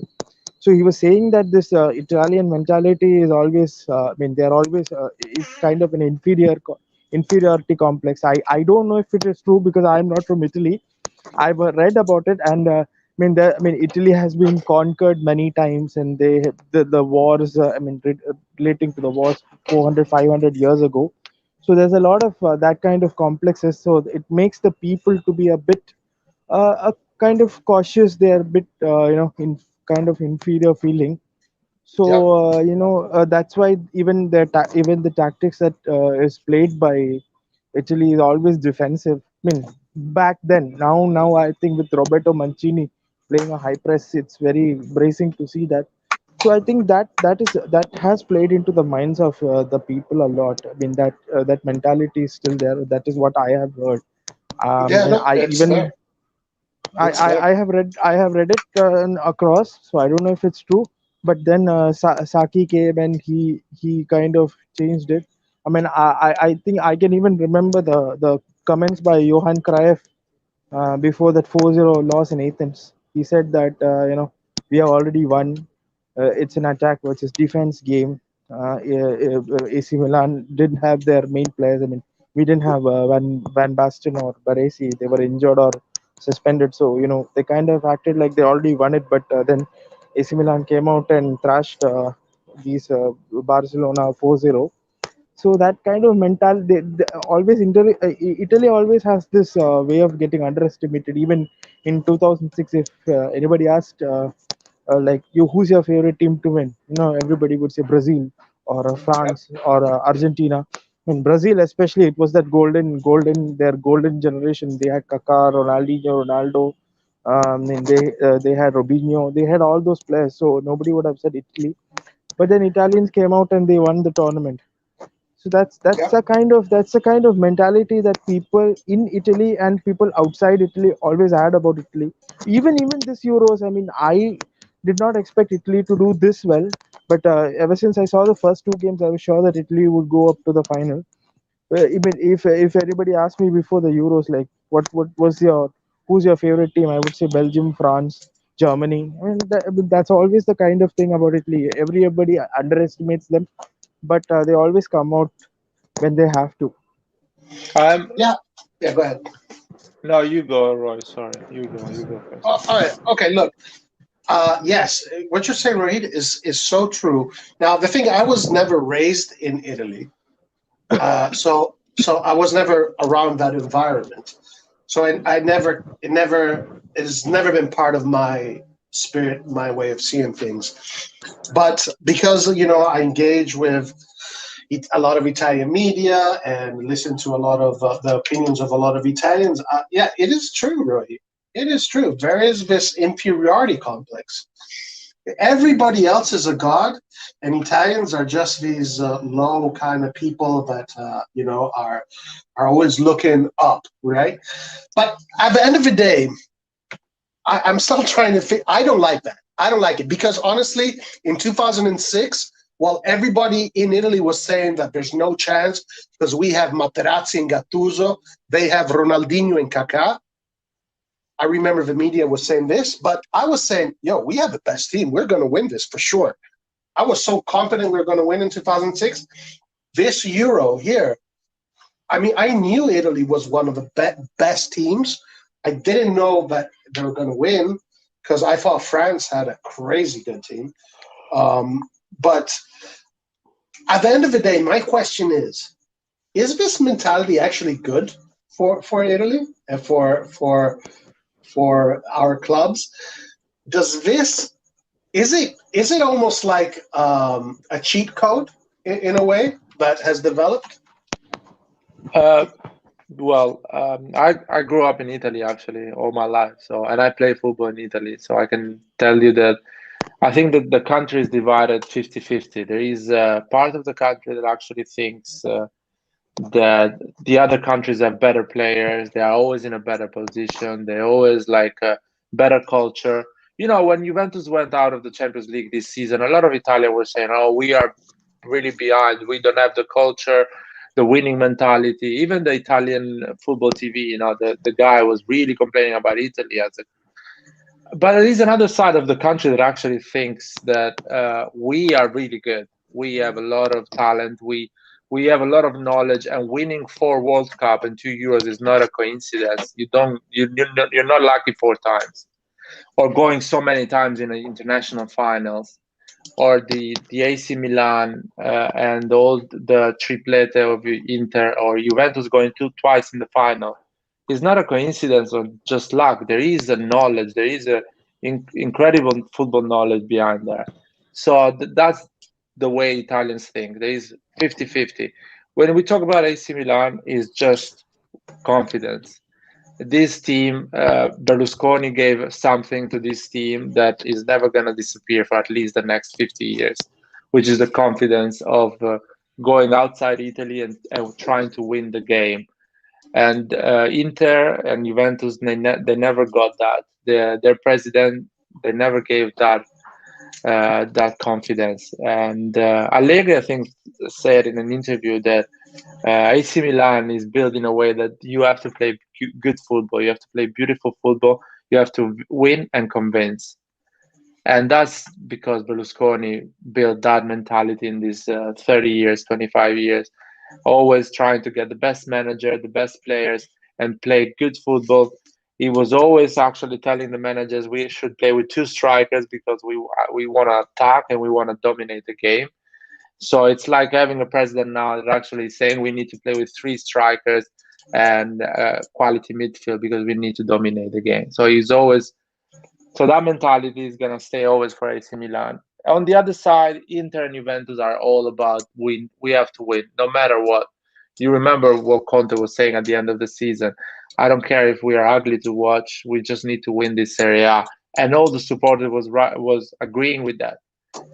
Uh, if an AC Milan manager with that team with Lukaku, Lautaro, Hakimi, and all these good players is telling me, "Oh, we need to win. I don't care if he's ugly." I'm like, "What are you talking about, man? This is AC Milan. We need to play well. It's in our DNA. We need to play well because just playing well, you win in Europe, and you actually uh, are AC Milan. I agree. So that's Yeah. the mentality." Yeah, 100%. And to add on to what you said, Laird, about the 50-50 thing, I noticed something so interesting because I was watching, Bubble TV. They have that show with him, Yeah, Adani, Ventola, and Cassano. And something you reminded me of something regarding the spirit of some of these Italians. So Cassano was very pessimistic when they yes, asked him what your predictions are. Cassano was like, "No, we'll get demolished. Belgium is going to kill us. If we meet Portugal, it's over. All the teams are going to kill us." Adani was more like, "Yeah, I don't know, De Bruyne, all these players, blah blah blah." Ventola was, but then you had Vieri. Vieri was like, "I don't care who you put in front of me. We are going all the way to the finals." That spirit, that yeah, is the spirit that I saw that has made Italy win those World Cups and those Euros. That spirit. He didn't make any calculations. It's all in his soul. I don't care. I believe we're going all the way into the final. So yeah, there is this division in Italy of people that are very very. There's a big dichotomy of negativity and pessimistic. So it was honestly, it was very cool to see Vieri be like that because it gave me a glimpse into the spirit of the players that are capable of winning these big tournaments. And it's just, I don't care. We are going to go like the song Nessun Dorma, Vincerò, right? Hello? All'alba vincerò. Rohit, you're here? yeah, yeah. I think it's the connection is going up and down. Yeah, no, man. It's all about believe you can make it, man. You can do it. And Bobo Vieri, to be honest, I like his approach. He's really optimistic always, and he's always giving credits to the players, to the people. And you have to realize that Bobo Vieri actually played with the national team where Cesare Maldini was the manager. So he Yeah, actually played with a lot of national teams, different national teams, yeah, and he's been really unlucky. And actually, he was saying that it's so hard to win with Italy that when he saw the Mancini national team winning all these games and being unbeaten for 3 years, he realized that actually that is a big sign that they're going to try to win the Euros. yeah. And sorry, I'm going to mute Rohit. There's a lot of noise there. And there was also similarities in 2006. That Yeah, 2006 team didn't lose any games for 2 years or something like that. I don't know if that's the case, but I remember that their qualifiers, they were like unbeaten. They had a crazy qualifier. It's back. Okay, there's a discussion going on here in the chat. Let's see what they're saying. Eastbourne says, but I think for Milan, they will take the league as a main priority so as to get to that top four or with improvisation on the right wing and a proper number 10, try to challenge for the Scudetto rather than UCL. Now, I want to say something. Um, Historically, Milan has always taken the Champions League more more importantly. seriously than Serie A. Yeah. Yeah. So I don't know if that's going to happen. I And then don't I know. have another question. I hear this thing about we can challenge for the Scudetto. There is this obsession that actually a lot of AC Milan supporters wants to challenge for the Scudetto next season, which is fair enough. I'm a AC Milan supporter. I want to see my team winning the league next season. But my priority is to have a great run in the Champions League and finish top four. That's the two priority for me. Yeah. Knowing Same here. knowing the players we have, the situation we are.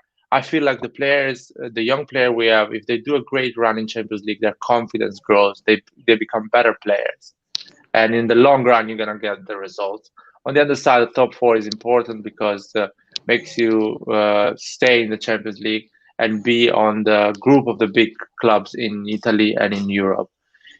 Challenging for the Scudetto, you can win a Scudetto being lucky or the other teams are not prepared enough and you win the Scudetto. But I prefer to build a team that you can actually create a legacy and win more than one title. That's my opinion. So I don't think you buy a number 10 and a right wing and you're gonna challenge for the Scudetto. I feel more like all the players we have, more confident they get, better, more experience they have, more playing time they get, and more chances you have to build a team that they can win five Scudettos or six Scudettos, no one. So that's the main Mm. concern. Yeah, I agree there. I'd be happy if we make the top four and have a good run in the Champions League. I think that would be the best case scenario. But going back to the Serie A, I don't think that this season is really that impossible to win the Serie A No, no, it's not because impossible. because we've spoken this about a million times. The only team that has kept the same project is Atalanta. Everybody Yeah. else has to restart.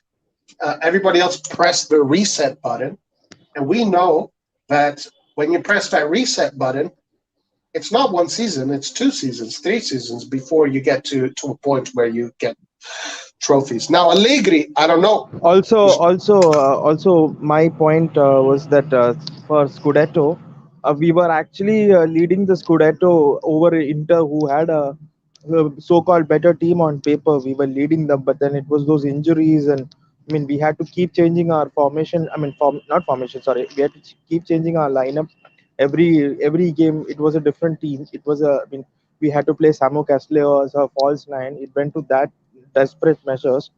So I think if we have a fully fit team, and obviously we have upgraded our team. I mean, I'm sure we will be upgrading in the next month as well.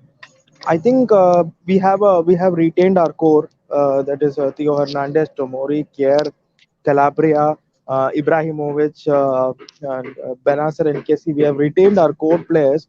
So I think now we have a good chance of challenging if we get a better right winger and a better attacking midfielder. And we should stay injury free for as much as we can, because even last season, without all of the, without I mean, even with our workhorse mid right winger like Salamanca's, we were able to challenge for the Scudetto. So I think if we are able to stay injury free and we can get good upgrades and they fit into the system well and adapt to Italian league, I think we can fairly challenge for the Scudetto.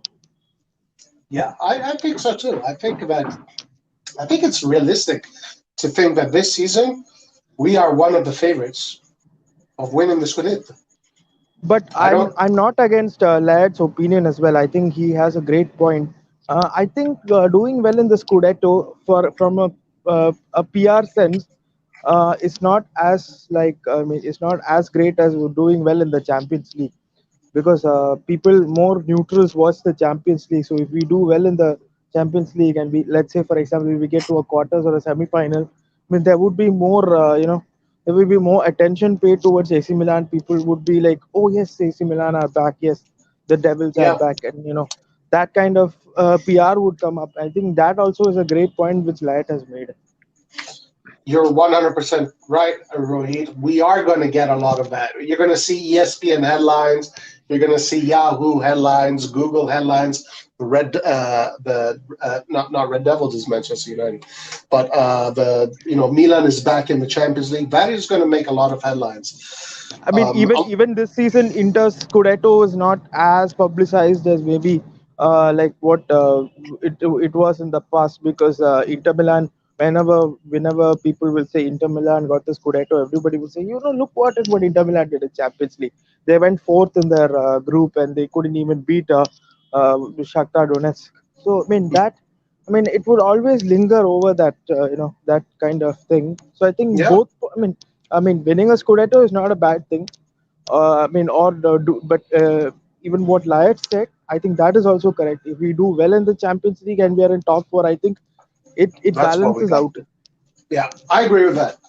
That's what I want. I want us to be in the top four and do well in the Champions League. I honestly believe that we can reach all the way to the semifinals, and then from there on, anything can happen. So Antonio has a question here for all of us. And he asks, guys, who has a better backline, Manchester United or AC Milan?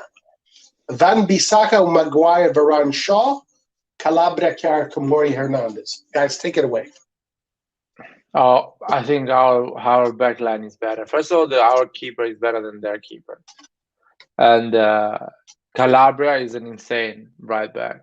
Is really good. Calabria, a lot of personality, and he cares for the club. So Calabria, and Tomori and Kier, a lot of quality over there. I mean, they have everything.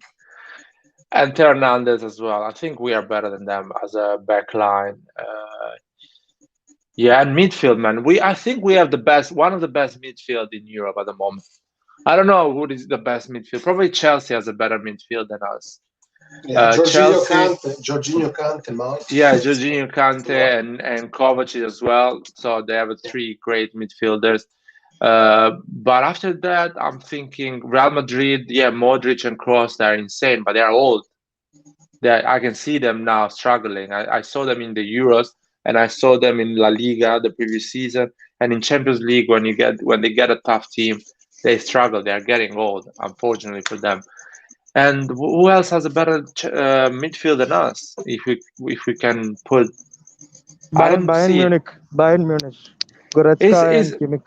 I don't think Goretzka is better than how you go than Kessie. I think Kimmich is better than Benacer Benacer. for sure. Is better, but I feel like they look good because around them they have great players as well. They have good wing attacking. They have Lewandowski, Müller, and Gnabry, Coman, and Sane. They are better than Casti, Rebic, and who is else? Sorry, Rafael Leao and Chalanoglu 6 months ago, 5 months ago. So that's why they look pretty good, but I'm not sure they are better than Kessie and Benacer. But yeah, they're good, of course. What And I'm what about thinking, what about this one here? Pedri, the young Busquets. no, no, Busquets and De Jong are not even close to Benacer. Pedri is a great player. I think he's gonna be the next big thing in terms of midfield player. But De Jong and Busquets, still, again, Kessie and Benacer are better at this moment. I'm not discussing their career. I'm sure Busquets achieved a lot more than what Kessie and Benacer together probably are going to achieve in their career. But at the moment, they are more fit. They run more. They play well, and that is such a big part of a team. And we are pretty good on that position. We are lucky that Busquets is towards the end of his career. Yeah. Rohit, what do you think? The Manchester United backline and AC Milan backline. Personally, for me, AC Milan, going back by last year's performances, I think AC Milan has a better backline than Manchester United has because I don't rate Wan Bissaka as much. He's a defensive right back, and I think the paying 50 million for a person like him was a very bad move by Manchester. Thing is, but they have a better attack than us. I think right now, Sancho, Rashford, Bruno, Cavani, Marshall. I mean, they all are way better than what we have. Right now. I mean, in case we make better signings, then maybe we can reconsider. But I think definitely our backline is much better than what Manchester United have right now. Hmm. So okay, for me, I think that Milan edges this backline, but I don't want to underestimate Varane.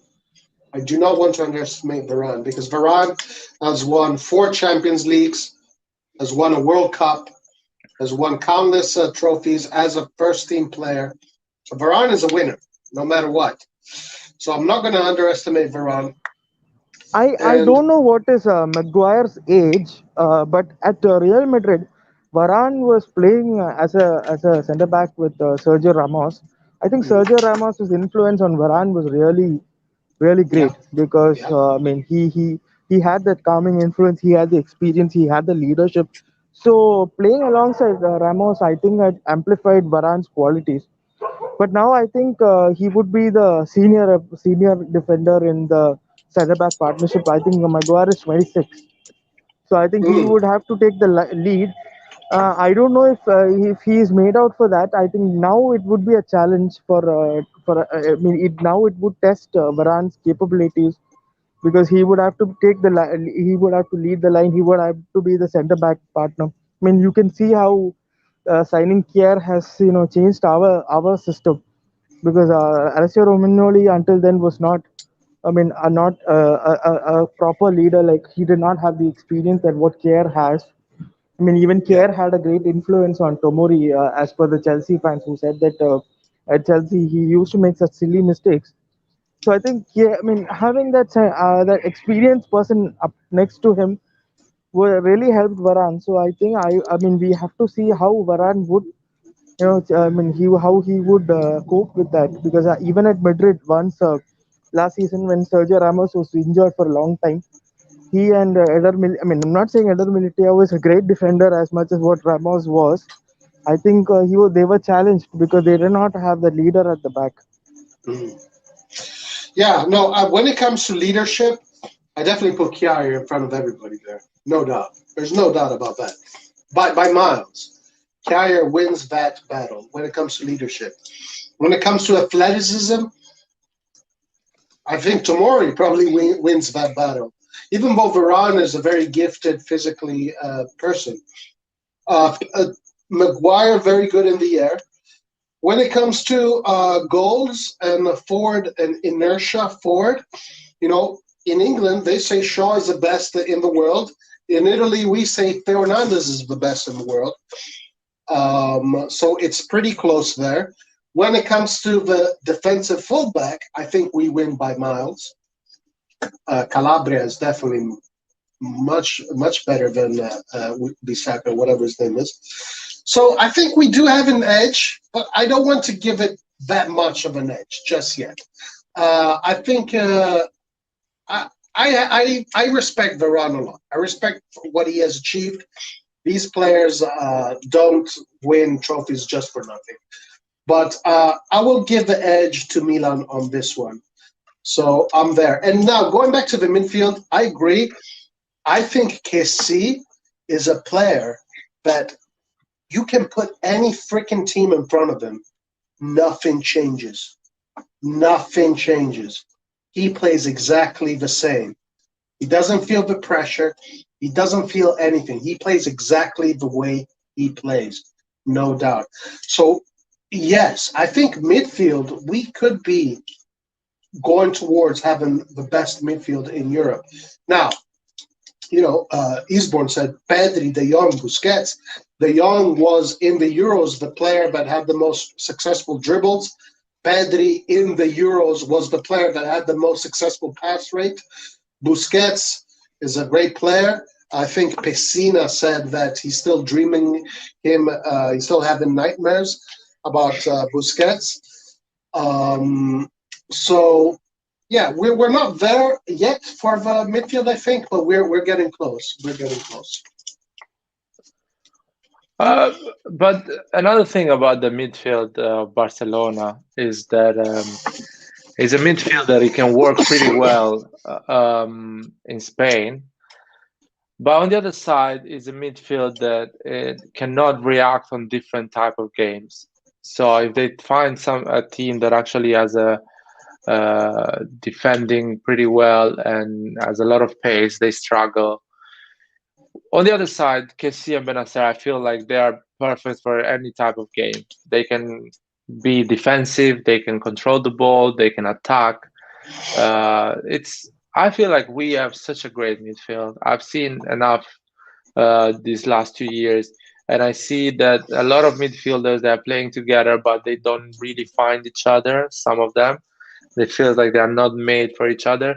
Um, of course, Goretzka and Kimmich, it feels like they play forever with each other, so they play really well. Kante, Jorginho, and Kovac, they play really well together. So, but the other ones, they are not yet at that level. Even I'll tell you, even the Barcelona midfield struggled a lot this season. I mean, they got 4 goals against PSG. There is a Yeah, reason why. It's not like because the defense is really bad. There is some problems in midfield as well. So yeah. No, I agree with you, Larry. And this midfield, in particular, this one here, you put a team that pushes and they can't defend. And this is the problem with Spanish football in general. I think that we got used to Xavi and Iniesta a lot, and we tried to push that on Xavi and Iniesta were something else it's things that we only see once every century. Both are players that if both are players that never got in difficulty, no matter what. But I think that these players like Pedri, De Jong, not so much Busquets, but the midfielders that are coming out right now, if you put pressure on them, they will get dismantled. I mean, look at Bayern. Bayern scored 8 goals against Barcelona. What? yeah. A year ago. A Yeah. year That ago. was that was coming. That was coming. I was We were all very sure that Bayern would definitely dismantle Barcelona, because Barcelona somehow. I mean, even Napoli was not a great side at that tournament, but Barcelona huffed and puffed against Napoli. So it was very sure, especially with Setien setting a diamond midfield with two or three slow players in Busquets and Vidal. I mean, they're way past their prime. I mean, it was coming for them. They got Yeah, pressed out of the park. yeah. Antonio, so David Castro says they don't make players like Kessie anymore. Isborn says Milan has been struggling too. Just take the game against Cagliari. I do want to say something about that. I want to know what you guys think, Eliart and Rohit. I think that if you get Barcelona and Barcelona plays against Cagliari, Barcelona will dismantle Cagliari. But for some reason, Milan, in order to play the way they play, they need to, like you were saying earlier, Rohit, they need to face a team that plays open football. What do we need to do to be able to be like Barcelona and just dismantle these teams that play Catenaccio? Well, an example, just put Messi to AC Milan and Griezmann, and let's see what we do against Cagliari. So that our problem is that we've been talking this for a year now. Our problem is the right wing, the left wing, the number 10, and the strikers sometimes when Ibra is not playing. So we have four players in the attacking side. They are average, not even close to what is Kessie and Benacer. We need players at the level of Kessie and Benacer on those four positions. We have Ibra, but Ibra is not going to guarantee all the players, all the games. We have Giroud, so now we are kind of covered for that position the next year. But number 10, Ibrahim Diaz is a prospect that can get that level, can be that the level of Benacer and Kessie as a football player, but still is young. So we need another one to help him out during the season. And on the right wing, we have Selemacher can be that player, or we need someone else. And on the left wing as well, we have a lot of inconsistency. So going back to the fact that we struggle against Cagliari, not because Kessie and Benacer are not good enough. We struggle against Cagliari because Krunic, Charanoglu, and Casillas is not good enough. That's the reason. Do you think, Rohit, what do you think? I have lots to talk about that particular game. Okay, so let me start with our game against Cagliari. So that particular game, I saw a lot of fear in the faces of our players. I think there was a lot of stage fright on that particular night, and Yes. Cagliari had nothing to lose. I mean, they knew that they were not going to get relegated, so they came out and played their. I mean, Semplici is always a defensive kind of coach, so they played their best game against us. So I think that I mean that is a different matter. But coming back to AC Milan, I've seen AC Milan trying to beat these low block teams since what since the days of Suso, and we still struggle. Yeah. We've struggled against these teams since 2015, 2014. I mean, even under Inzaghi season, I remember we were scoring against Lazio freely. Lazio was one of the best teams that season, and Rahid, we were Rahid. yes. Even under Ancelotti. Even under Exactly. Ancelotti, I mean, Italians were always, Italians are always famed for their defensive structure, and So yeah, so we always struggle against low blocks. And the other thing I wanted to say was I remember prime Barcelona losing 2-1 to Celtic, and the possession stats read 81% possession to Barcelona and 19% possession to Celtic. I mean, so even they played a part the bus, and there was a prime Lionel Messi, prime David Villa, prime Busquets, prime Mascherano, prime this, prime that. I mean, it's sometimes it's that every dog has a day kind of thing. Sometimes beating a low block is very difficult, but obviously having players like Lionel Messi or Pedro or David Villa or Iniesta or Xavi, it helps. It helps to stretch the defense. It helps to find pockets of space. I mean, even beating a low block is very. I mean, it can be even one day. It can be very easy. Anybody can just take a shot from 50 yards outside. It hits somebody and it deflects and goes inside the goal. So that it can happen. But if you want an educated, I mean, if you want a more educated way of beating, or you want a more technical way of beating, then we need players with quick feet. We need players who can. I mean, we had one method of beating the low block, that was crossing the ball inside, but since Ibra was injured for 60% of the season, we didn't have any tall player, and Mandzukic was also injured. So we had Leao, and Leao is not a proper number nine striker. So I think now with Giroud, even if Calabria or Theo Hernandez is crossing the ball into the box, we have somebody to head the ball in. Another way of beating this low block is to have players who have a lot of pace when they are having the ball. I think we need to break down pace into two types. One is running without the ball, and one is running with the ball. I think running without the ball, a player like Hakan Çalhanoğlu can easily run 33, 34 kilometers per hour. He's really fast. But where he slows down is when he has the ball. He's not able to dribble as quickly as other. I mean, as quickly as he can without running without the ball. So that's where I think a player like Diaz comes in. He's not quick, but he has quick feet. He's able to shift lanes very easily. So when you're running at a defense with all this pace, with the pace with the ball, when you suddenly change the lane, and if a defender keeps his leg out by mistake, it's a penalty. Mm. That's what Jeremy Doku did against Italy for Belgium. I Yep. mean, he suddenly shifted lane, and Di Lorenzo couldn't anticipate that, and he kept his leg out and he fouled this guy. So that's the kind we need those kind of players. Salamakers is not that kind of a player. Akan Çalhanoğlu was not that kind of a player. Samu Castillo, forget it. Uh, then Rafaelia also is not all that great with his feet. Rebic is also not that great with his feet. So we actually had so many players who are not great with their feet. So we need to get those kind of a player. I mean, I think Vlasic can do that. I have not seen Bryant as much, so I don't know. Kvaratskhelia was a pro player with quick feet, but I don't know if he can handle the defenses in Italy. So we are trying to look at those kind of players. Mm. So I think I've answered all of that. I Well, think beating a low block is not it's very difficult.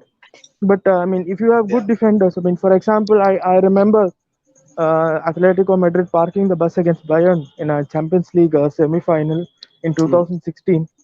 And no matter what Pep Guardiola's Bayern did, they couldn't beat the block because I mean, at that point, Atletico Madrid had Diego Godin and Jimenez as the defenders who are world-class defenders. Yeah. So, I mean, when you have world class defenders playing that low block, it is very difficult to beat. But I don't see world class defenders in Udinese or Crotone or Frosinone or Venezia. So I think with good players, we can beat that low block. So I mean that is going to be the challenge for us next season because for me, like I said earlier, we play well against the big teams because when big teams play, they play a high line and they try to they try to press us out of the park. So there's a lot of space, and it helps players like Rebic and Leao. But the real challenge comes when we play these small teams because they prefer to sit down and get a kind of a draw or even a win by sneaking in a goal. And that is also one reason why even our home form and away form was different. When you go Yeah. away, your teams are always trying to come at us. I mean, even Spezia try to Spezia even beat us, but when we played away, Spezia were always trying to come at us. So that opened up space. But when they are coming to San Siro, they are always like, let's play for a draw. I mean, for a small team, getting 1 point from San Siro is a great thing. So that's how even our home and away Yeah, form differed. yeah.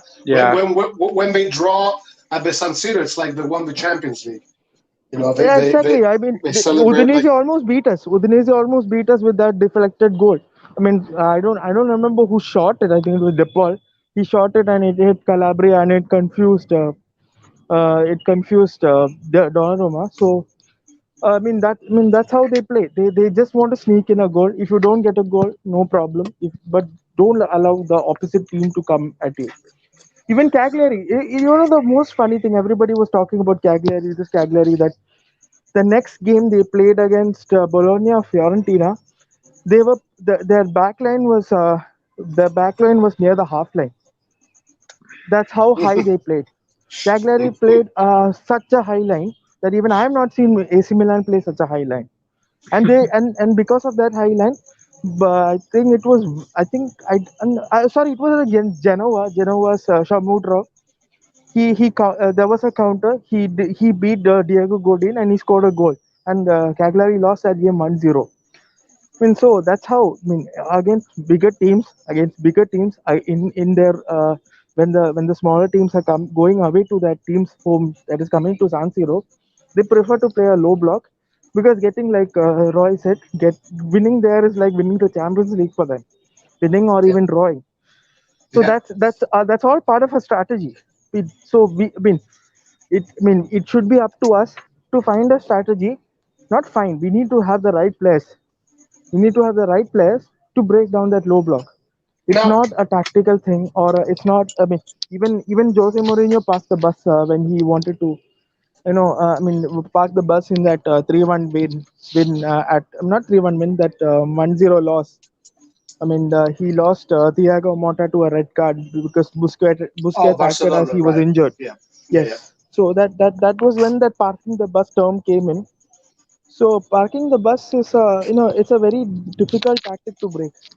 Even for prime Barcelona, it's a difficult tactic to break. So we should not think like, oh, it's a difficult tactic to break, so let's give up. No, we should try and break it down. We can try yeah, different tactics. We can try at going at them or crossing from in and having Giroud head the ball in. So all that is possible. Even a small deflected shot is enough to break down a low block. But at the same time, it's not always a foolproof strategy to break that low block.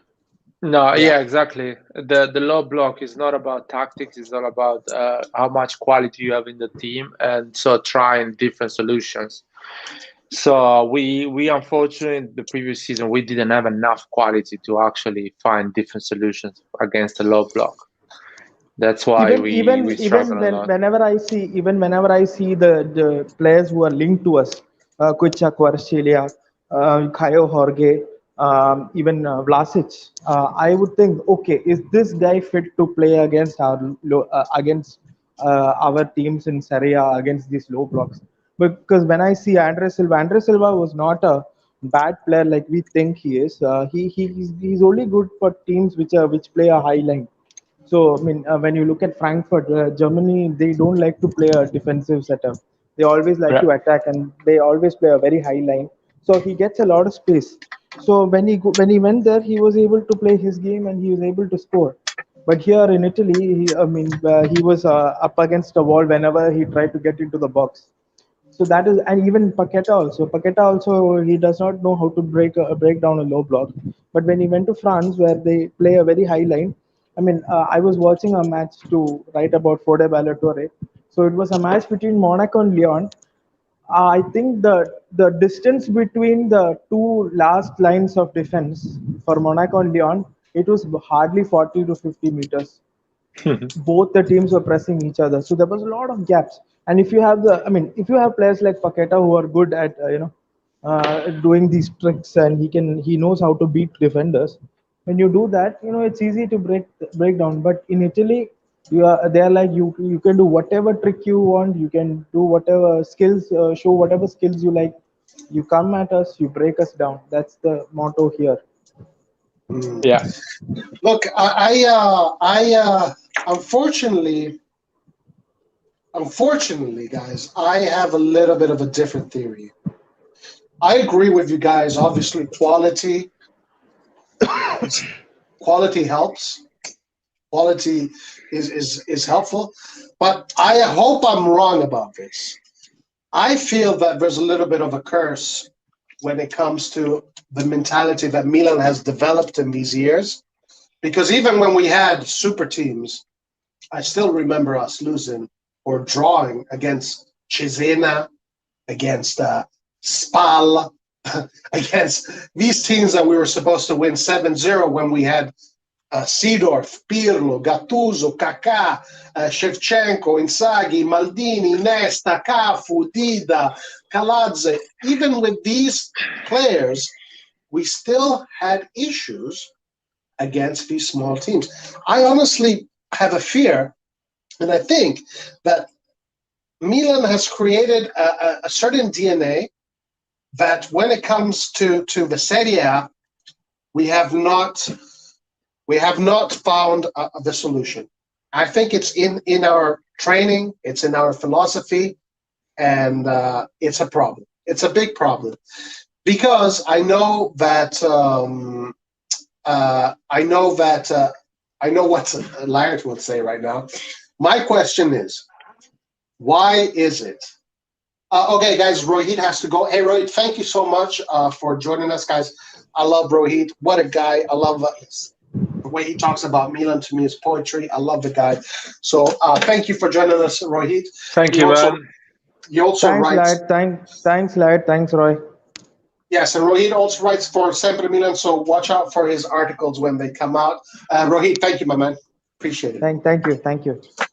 Thank you, man. Um, so when it comes to so now I know Light might have he's already answered this question before, but my question is, why does Juventus not lose against these teams?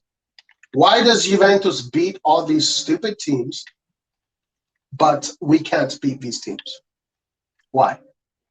Even when Juventus I had less quality than Milan, they still beat these teams, but we can't. I can.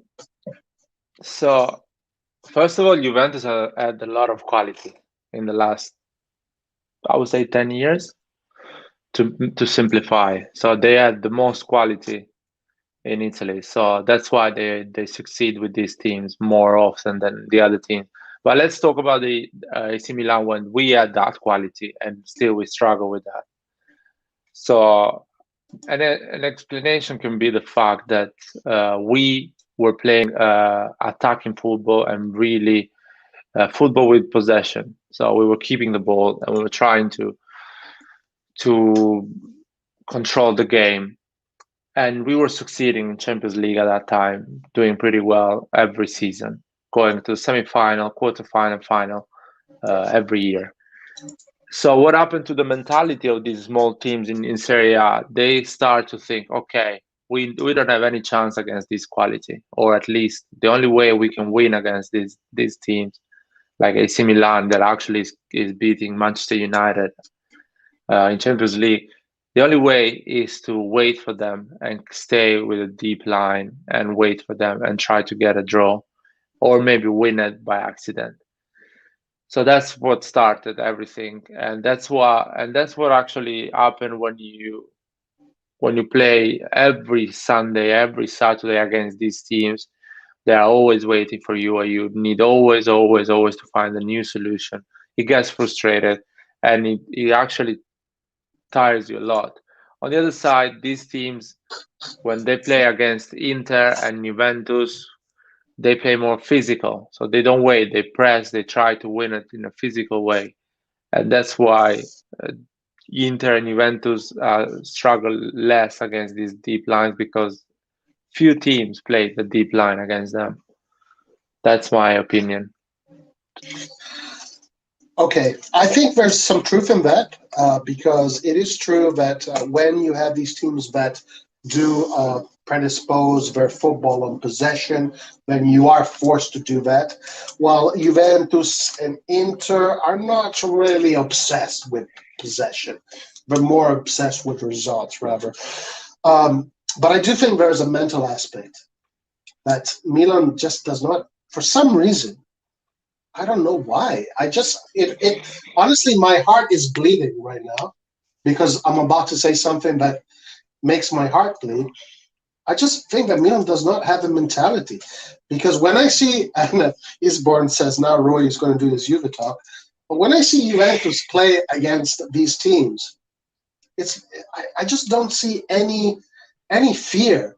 I don't. I see them. Look, you're a shit team. We're gonna destroy you. I don't give a fuck how you're gonna play. We're still gonna destroy you. I wish Milan had that mentality against these small teams because if Milan had that mentality against these small teams, we would be the team with 2 stars on our shirt, and we would be the team with 7 Champions Leagues. Because I don't want to say we have to raise our DNA. No, our DNA is our bread and butter. That European football is our bread and butter. The difference between I like the difference between Milan and Juve. I like the difference between Milan and Juve. Milan is not scared to face Real Madrid. Milan is not scared to face Manchester City. Juventus is a little bit more fearful, but they are not scared to face Chievo Verona, so they win the Scudetto. But rather, we kind of get a little bit shell shocked when we face Chievo Verona. So we have the advantage. We win the Champions Leagues, they win the Scudettos. But I want to win the Scudettos too. I want to beat Sassuolo. I want to beat these teams. So what do we do to change this? What do you think? Uh, I told you when Juventus and Inter and AC Milan were at the same level in terms of quality, money spent, and ambition. The difference wasn't the fact that Juventus is better than them. We talk about that, and I don't want to repeat myself. And there is proof that actually we know how they were winning those Scudettos. So and how they were getting unlocked these games. So I'm not gonna repeat myself. But hold on, But no, hold on. But we're talking about the the before last 10 years. Calciopolo. So what do you mean You think? before Calciopolo? Oh, so you're referring to these last 10 years? You think they cheated these last 10 years? No. I'm talking about during Calciopolo when Oh, Inter, okay, Juventus, yeah, and Milan was at yeah, the same level in terms of money spent, right, prestige, right. ambition, and everything. Uh, so by the last 10 years, we don't have a proof about mentality because we've never been good enough to actually say, okay, it's the mentality. We have good players, but actually these good players underestimate small teams, so it's a mentality factor. I think these last 10 years it's been just Juventus had the all quality possible in Italy, and they managed to win all. Maybe Napoli had a decent squad and they struggle with small teams. Juventus actually uh, was winning more. Let's see, man. Juventus lost a lot of games with small teams previous year. Even with This Sarri, season, they struggle. yeah, this season, yeah. Yeah, they struggle a lot with Sarri. Even with Allegri, the last year he won the league. He was struggling a lot. He was losing points. So it's not anymore the Juventus we think, and it's not about mentality. It's more about the type of players you have. I don't see Kessie and Benacer underestimating any team. I feel like they always go 100%, whatever game it is. I see maybe a player like maybe Teo Hernandez underestimating sometimes the opposition, or a player like Brahim Diaz maybe can think, okay, this is a small team, so I'm not gonna. So It's hold on. it's gonna be easier. So I think it's more So like a single player mentality more than so you think the club. so you think it's because these players being at AC Milan, they underestimate. You think it's underestimation? That's why. Yeah, they underestimate and players, not the club. I think the club, the mentality of AC Milan club is to go and win every game. We want to win it properly, playing great football, but the mentality is we have to win every single game. Now, the players we have, sometimes they just underestimate the opposition. If you think you need to find the right players that actually become like the Inter of Mourinho, the triplete, all the players were that type of personality. The personality that doesn't underestimate any team, any game. They will just go and win everything. So it's more about the personality of the player. So and it's really hard to find those type of players. It's really Mm, hard. A Pogba, for example, he's gonna underestimate a weak team, and he's gonna show up in a big game. That's the reason Switzerland, France, what happened, you know. So mm, there is team. Ronaldo is that personality. He's never gonna underestimate any game. Actually, if he plays with Crotone, he wants 3 goals. He's even putting right. more effort. So you Yeah. need that type of players, and it's really hard to find them. It's they are rare. They are quite rare, and You know Juventus what? is good at finding them and Yeah. keeping them. Yeah. You know what? What you just said just reminded me of the old interview. It just came to my mind of Seedorf, because I think he was asked a similar question regarding this subject. And because this was back in Ancelotti's era, towards the end of Ancelotti's era, I think. I can't remember what era of Ancelotti's era, but it was this moment where Ancelotti's Milan was losing against Parma, against these small teams, whatever. And Seedorf was asked this question: how come you guys do so well in the Champions League, but you don't? You know, you're not winning these games that you're supposed to win. And Seedorf, I remember he responded, motivation. But when it's Tuesday night, Wednesday nights, the San Siro is packed and the cameras are on and the stakes are high. You know, we love it. This is what drives us. When it's 12 p.m. in the afternoon and the stadium is half empty and we're playing against Sassuolo, you know, it's just it's different. The motivation is different. Um, so that is something that comes to mind. Motivation, underestimation. But we shouldn't do this. We should not do this. We should not do this. But there is a thing. Football is kind of an art, you know. So if you have a player that actually puts the same intensity, whatever the game it is, clearly is not an artist. He's not a player like Seedorf that actually is gonna give you a peak performance against Man United and maybe uh, quiet performance against Chievo Verona. So you need that type of players to achieve great results in Champions League.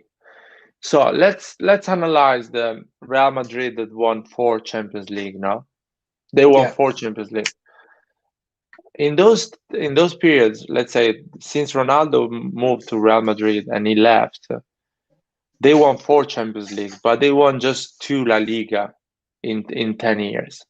Mm, So that means that players like Modric, Kroos, Ramos, they are not so consistent in a 38 game league in terms of concentration, but yeah. they are so good on a game that actually you're playing everything in one game. Yeah. So it's the type of players, the type of group you are built to win, and that group was really good at winning Champions League and playing great football, and less good on consistency on a 38 game. And Real Madrid as well was at that level when they won Yeah. 4 Champions League. Barcelona on the other side, the system they had and the way they were playing football was so consistent that actually they managed to win 6 or 7 La Liga in that 10-year Yeah. period, which is 2 different teams. Yeah. Where do you see this Milan going? Do you see this Milan being a team that is going to be a Champions League winning team and not so much a Scudetto winning team, or do you see them being both or neither? I see the midfield and the defense is a Scudetto winning type of team. I see them apart from Theo Hernandez that is not um, totally consistent in terms of concentration. I'm talking about Mm, for every game. The other ones are they every time they go and play, they play at the same level, high level. So they're mm, always concentrated. But I see them quite they love the big games, so they can actually do better in Champions League than in Serie A in the next 2 or 3 years. That's why I feel like we're gonna get a great run in Champions League, but in Serie A we are not quite there to win it. Mm. Now, do you fit? The, Yeah, go ahead. yeah, I want to say, just if you add that generational talent, something like Erling Haaland or Phil Foden or Mbappe or even Zaniolo, these type of players, they are born to win every game. They really want to win every competition. If you add a player like this, probably you can get that level and win some Serie A, more Serie A, and a lot of Champions League. Now, going just with your gut feeling, do you think this Milan and the trajectory that this Milan is going, do you think they can achieve the same status as the Ancelotti's Milan, Capello's Milan? I'm not going to say Sacchi's Milan because I don't think that. I think that's just unrealistic. Sacchi's Milan is like Guardiola's Barcelona, Cruyff's Ajax. These are teams like Messi that happen only once a century. But do you think that this Milan can become like Capello's Milan, like Ancelotti's Milan? Depend on the ownership, depend what they want to do with the club. I feel like they want to keep the club. I have that feeling. It's not like I know anything. It's speculation. It's my opinion. I think they want to keep the club. So, and they want to grow, And but the growth, Rocco's Milan too, yeah, of course. yeah, they want to grow slowly. They don't want to grow quick. Mm. They want to take it easy, and so because that, I feel we're gonna see a different type of Milan. We're not something that we haven't seen yet, and we cannot relate on the Sacchi, Capello, Ancelotti era. It's something different. The Berlusconi era was something. AC Milan was a jewelry for him. Was something to Right. show to the world. Was his Ferrari. You know, when you have True. an expensive car, you show it to everyone, and you show how powerful you are as a person. So AC Milan was an instrument for him to show how powerful he was as a person in Italy and in Europe. Yeah. So he invested a lot of money, and if you just think the Milanello uh, side is the first, no club had that before. We were the first one to build Milanello, Yeah. the training facility, the Milan lab, and all the things around. You know, all the marketing around the team, the media, the sponsorships, and everything. The big players buying big international players, creating a legacy and a brand, an international brand.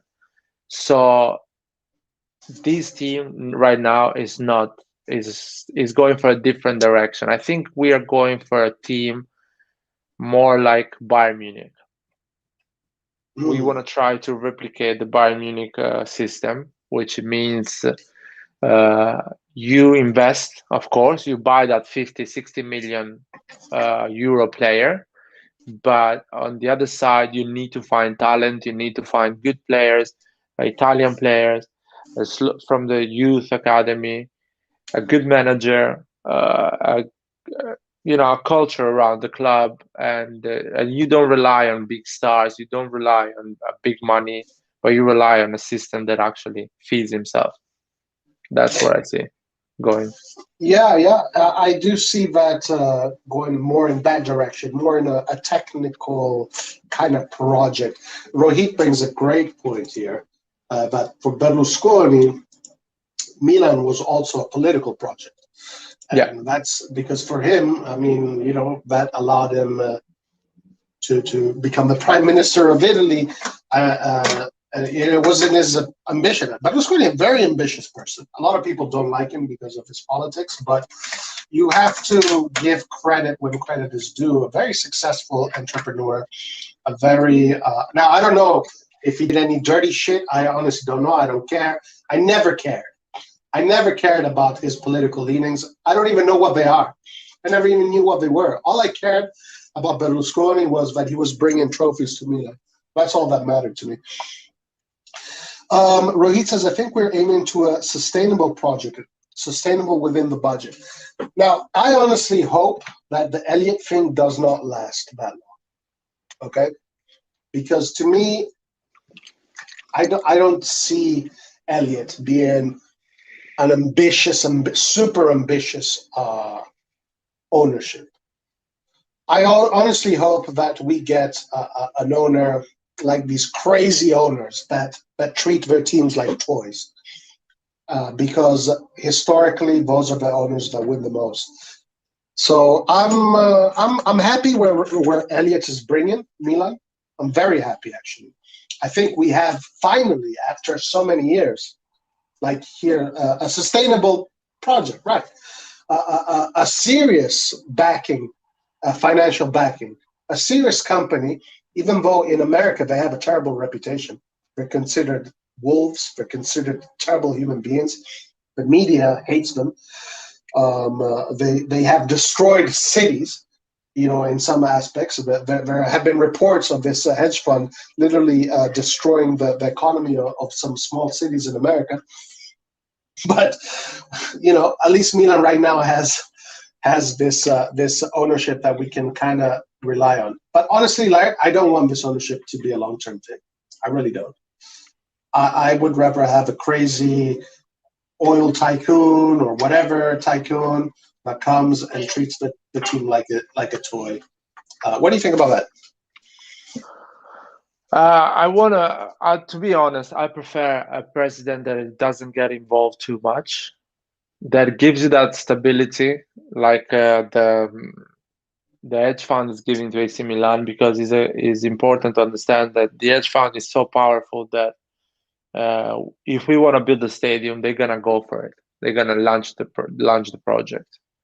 Yes, because they want to raise the stock, right? Exactly, they are quite powerful in that thing, and they like investment. So they like the fact that you're building something that is gonna last forever, and you can actually get a value out of it. So I like that type of ownership, but I don't like an ownership that actually decide which player we need to buy, how much we need to spend. I prefer that to be on the hands of Maldini, Gazidis, or who is going to be in that position, because I want someone that actually knows about football in that position, and I don't think this oil tycoon or all these people know anything about football. The way they behave, it's, for example, PSG. It's literally FIFA Ultimate Team. Is like playing a video game. It's not really understanding what football really means and what it's about. So I prefer to have an ownership like this that actually invest on the marketing side, so it builds the brand and the revenues, grows the revenues, and on the other side gives Maldini a clear view, telling him, listen, this is the revenue, you can spend 50% of the value of the revenue. And you know that. So you know that actually in 10 years, if the revenue keep growing, you can spend in a summer 100 million, 200 million, you never know. But if you are controlled by a rich kid, one morning you can say, you know what, I don't like football, I don't care anymore, I'm gonna just dismantle the team, fuck you, and I'll go in another direction. I'll go and buy a Formula One team, or I'll go and buy a basketball team, or you know what, I want to go to space, so I'm gonna build a space shuttle and go to the moon. So that's the way they behave, and it's quite scary because Berlusconi did that at the end. He was a rich owner. He gave us everything, but one morning he woke up and said, "You know what? I'm tired of this. I'm old. My kids don't care anymore about football. So I'm gonna dismantle the team and sell it to the first guy who's gonna give me more money." And in 20, 25 years, I don't want to be in that situation again, or in 10 years. Yeah, That's the fair thing. point. Fair I point. want stability. What do you think about Abramovich? Well, Abramovich is uh, is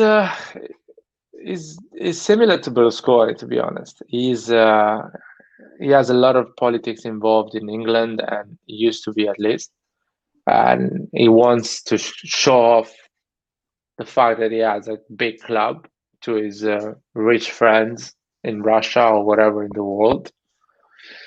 And yeah, and he's still not tired, and he likes Chelsea. So I think that one is working at the moment. How long is gonna last? That's the Mm, question. How long right. is he gonna keep the club forever? Is his son or his family gonna keep the club, or is gonna get rid of the club and do other things? So that's the Yes. question. Now, look, in all fairness, when it comes to Berlusconi, he did have that $500 million lawsuit. No, sorry, euro lawsuit. That caused him issues.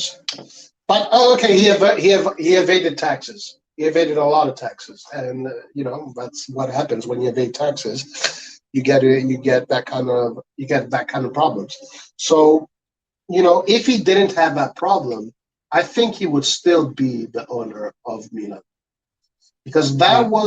that was one of the main issues with Berlusconi. Now, if Abramovich does not have these kind of issues, he could keep on going for many, many, many years. Um, Now, do you think Berlusconi was a little bit too invasive in the team? Uh, Not really, but if you want to buy a player, you need to ask him if he really thinks the player was the right one. Or Now, if you want one to sell a player, let's say you want to sell a player, let's say you want to sell Pato and get Tevez, you need to ask him, or you need to ask his daughter. And we lost the chance to get Tevez, and we know how that thing ended up. And Tevez, how many Serie A won with Juventus, and how important this was for Juventus. Because people talk about Pirlo and all these players, but Tevez was the real reason why Juventus started to win. Tevez was incredible. So Berlusconi is in love with Rui Costa, and he spends 40 million for Rui Costa. yeah, But maybe the team at that time needs a better midfield or a stronger defender. So it's scary, to depend on one person. he was in love with Ronaldinho, and he wanted him at all costs. We got that. Exactly. We got an overweight Ronaldinho. Um, Berlusconi did have a lot of influence in big players coming to Milan. I have to give him that because Yeah, yeah. when you have these players and you have a powerful person like Berlusconi that is courting you, that is a big advantage.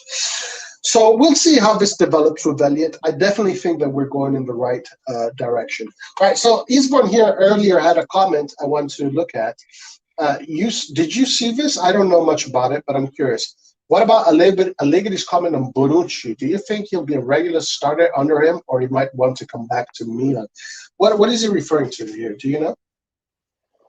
No, Allegri says that the captain is going to be Chiellini, and if Chiellini is not playing, the second is Dybala, because Dybala has the most appearance for Juventus. And somebody asked, "What about Bonucci?" And he says, "Bonucci doesn't count because he left and he came back. So, Oh, so damn. if he wants the armband, he can go and buy one." He says, No, he said that? "Yeah, he said actually, yeah." Wow. Wow, wow, wow, wow, wow, wow. Guys, that is a coach with balls. You think Pioli would say such a thing? Pioli would not say such a thing. Well, it Uh, depends on the relationship he has with the player. I think Allegri and Bonucci have a quite straightforward relationship. They know each other. They are like I don't think they hate each other. They are in a good relationship. It's just they're straightforward uh, to each other. yeah, he's probably joking about that to Bonucci for a long time. The fact that he left and he came back. So Yeah, yeah, yeah, yeah. It could be a kind of like a troll kind of thing. yeah, Um, exactly. Guys, we have the Lift Talk Network here. You guys work rate you guys work rate. He loves the work rate. Can we get another 9-hour stream? Watch the whole thing. Uh, have taught me so much about Serie A. I'm from London. Hey, our pleasure, Lit Talk. Our pleasure. We're glad that you can join us. Yes, we had a 9-hour stream because because you had mentioned, Laird, that Inter spent what less than 9 hours in the Champions League, and we had to beat that. So there was, Yeah. I think it was a few weeks ago, and we were 7 hours in, and at that point we said, "Screw it, let's just go. Let's just go all. Let's just go 2 more hours. Let's go tonight." And we got to 9:30, 9 hours and 30 minutes. It's like Talk Sport, man. He knows. Is a radio in England that talks about football. We're Talk just going all Sport. day. Oh yeah, it's basically a radio. So they start in the morning, early morning until the late night. No, but there is different Oh people, of course, during the show. man, we should do that. We should have a 24-hour show. Just have rotations. And people But come in, every come day out. they do it every day. It's a proper, Yeah, it's a yeah. radio. But we need to Let's hire. How many people we need to hire? They need to do it every day. get someone 4-hour shifts from all over the world. That's a good idea. I like that. We need some sponsorship, some advertising. People to help us with to I run think the whole thing. I think we'll get there. We might get there. Who knows? Christopher says, much love from Trinidad. Much love to you back, Christopher. Um, Eastbourne here says, I wish Prince Johor of Malaysia would buy Milan. He's crazy owner. There's rumors about him wanting to buy Manchester United before, but sadly, he's not a Milan fan. Well, yeah, it is what it is. Larry, I have a question for you. Yeah. Kissy. Now, we spoke about this earlier today, but Kissy has went in the newspapers, and he had these beautiful words for AC Milan, right? Put a picture of Kessie, man, here. All right. Let me put a nice picture of Kissy. So he had beautiful words for AC Milan. A lot of Milanisti loved to her. They fell in love with Kissy all over again. He said he wants to be with Milan for the rest of his life. He loves to hear the curva sing, il presidente, whatever. But, Lard, are you ready for this? Yeah. I follow some channels of AC Milan ultras, Italian crazy ultras that look like they spent most of their life in jail, and they're crazy Milan fans. These are the guys that went and wrote that whole Milan is back and all that shit. Now, the word coming from them is that they're not so happy with Kessie, because they are saying that Kessie should have said that 2 months ago, not now. Not now that the contracts negotiations are going his way. He should have said that 2 months ago when this whole contract negotiation started. So what do you think about that? They're not very happy with him. They're saying, look, we don't care about Kessie. We don't support Kessie. We're not fans of Kessie. We're not fans of Rebic or Çalhanoğlu, Donnarumma. We're fans of AC Milan. That's who we're fans of, not the players, but the team. So when these players say these things, they have to mean it. They don't think Kessie means it. They think Kessie is just playing the role. And it's a 2-year contract. So what happens after 2 years? Does he do it all over again? No, I don't think it's a 2-year contract.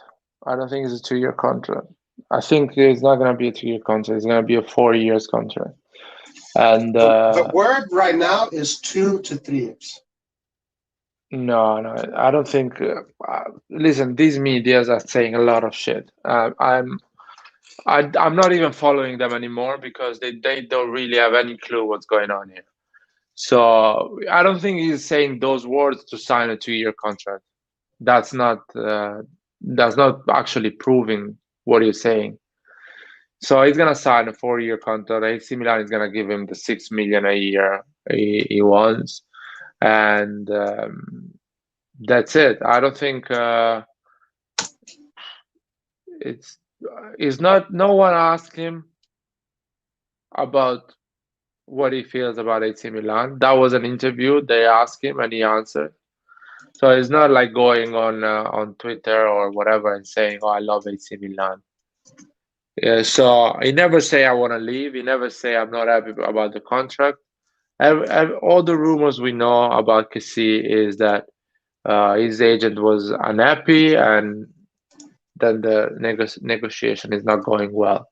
But we don't really know if it's true. Maybe we are like Kessie asked him an amount, and AC Milan say yes, and that's it. And now I don't think, and the Curva Sud shouldn't intervene on these things because they don't really know what's going on behind the scenes. So they are professional player at the end. They love. I'm sure Kessie loves AC Milan, but if they don't pay him the right amount, he's gonna move on like everyone. He has one career. It's gonna last another 10 years probably. So he needs to do the most out of it. Right. And but what do you actually think about the position of the Curva Sud? Not so much Kessie, but their position. What is your opinions on that? Is the official position of the Curva Sud, like they actually put out saying something about it, No, or no, just people and giving their people, opinion? people in that circle. It's not an official position. Well, people in that circle are a bit like it's some of them are quite impulsive, so they don't think a lot. So they just say the first thing goes in their mind. So I wouldn't pay a lot of attention of these Well, people. some of the people I'm seeing are. I don't think it's impulse. I think it's more like a crazy dedication, and I know what you mean, and you're right. A lot of them are, but the people that I was listening to, I don't think they are. I think they're very analytical, and they're not like the ones you're talking about, which they're most of them probably are like what you're saying. And I think Eastbourne also says it. I think they have a point after seeing Gigio and I can't just leave it. It's like this respect in the club. But I found it interesting that the Curva Sud, some of these people from the Curva Sud, are not happy with Kessie. I thought it was just very strange. I don't But understand why they're not happy because he never said I want to leave, and he never said I'm not signing the new contract. He never said I'm not in love with AC Milan. And when the Serie A finished, let's say when the transfer market opened, so 3 weeks ago, he never said I'm gonna leave AC Milan. I'm not happy here. I don't want to stay here. Or they're not giving me enough money. I want more money. Never say that. So technically, is not forced to wake up every morning and say how much he loves AC Milan. He can right, actually love AC Milan without saying it. In I that agree. interview, they asked him and he answered. 3 weeks ago, no one asked him and he didn't answer. He said, oh, let's see what's going to happen in 3 weeks. No one really asked him. On the case of Gigio Donnarumma and Mino Raiola, in January, somebody was asking him, is Gigio staying to AC Milan? And he was answering, we talk at the end of the season. So that's a wrong answer. But Kessie, no one asked him 3 weeks ago, are you staying to AC Milan? And he's saying, okay, let's talk in 3 weeks. The moment they ask him, are you staying for AC Milan? He say, yeah, I love this club and I want to stay as long as possible. And I'm gonna come back after the Olympics and sign my contract and deal with my contract. So I don't see any problem there. Yes, and we had a guest earlier, Carletto. You remember Carletto, right? Yeah. He had a great point because I asked this question to him, and he had a great point. He said that when Kessie said these words, it took out the picture Liverpool and all these other teams that are after him, right? So Yeah. Kessie pretty much sent a message out in the ether that, hey, Liverpool, don't even waste your time. Yes. All these other teams, don't even waste your time. I'm thinking about Milan. So I'm like you, Larry. I'm a little bit surprised by the Curva Sud came up. Well, some of the people in the Curva Sud said this. I thought it was a great statement. I thought it was a beautiful statement. It's the kind of statements that we want to hear as Milan fans. And we have to understand that these players, like you were saying, are professionals. And they got to make money, and they're seeing what their colleagues are making. Kessie knows what he's worth. Yeah, he's probably worth more than what he's asking. So yeah, I thought it was. I was very surprised from the comments I heard from some of these Milan ultras, but again, I think are quite analytical. So and yeah, Carlita had a great point too. Very straight, very straight. very strange because saying those words with this Milan, deciding to stay to this Milan, it's not so easy. We are supporters. We think AC Milan is the biggest club in the world. We don't Yeah, see it with the eyes of someone that's actually not involved the way we are involved. Saying I love AC Milan in this moment of our history is such a big commitment. When you think that Calabria signing a contract with us, Tomori, Kier, and players like Theo Hernandez, Benacer, Kessie saying, well, I want to stay in this club, that is a big statement. That means that these people are not afraid and they really believe they can bring AC Milan back to the glory. So you need to respect these players before judging them because it's yeah, not yeah, easy. Other yeah, people left, other people went to PSG or a more comfortable situation. It's not a yeah. comfortable situation. 100%. Do you know about this tweet? What about Hakan tweet? See you again at Casa Milan. Yeah, at the end after Atalanta game. Oh, okay, got you. Man, Snake. The Snake now is wearing a snake skin shirt. David Castro says it's a business and they have to look out for themselves. Yeah, well, that is definitely true. That is definitely true. They have to look out for themselves. They don't they don't have to stay with Milan. Nobody's they don't have to. These players can go to there are a lot of clubs out there that are giving monster contracts for average players. Yeah, So and we yeah, go ahead. it's not just about money. We saw Gigi Donnarumma left with the same amount of money or less Less. than what He's we making offered. less. He's making less now. So exactly. So the point is we are not a stable project at the moment. So people can easily say, you know what, I'm a good player. I want to go in a stable project.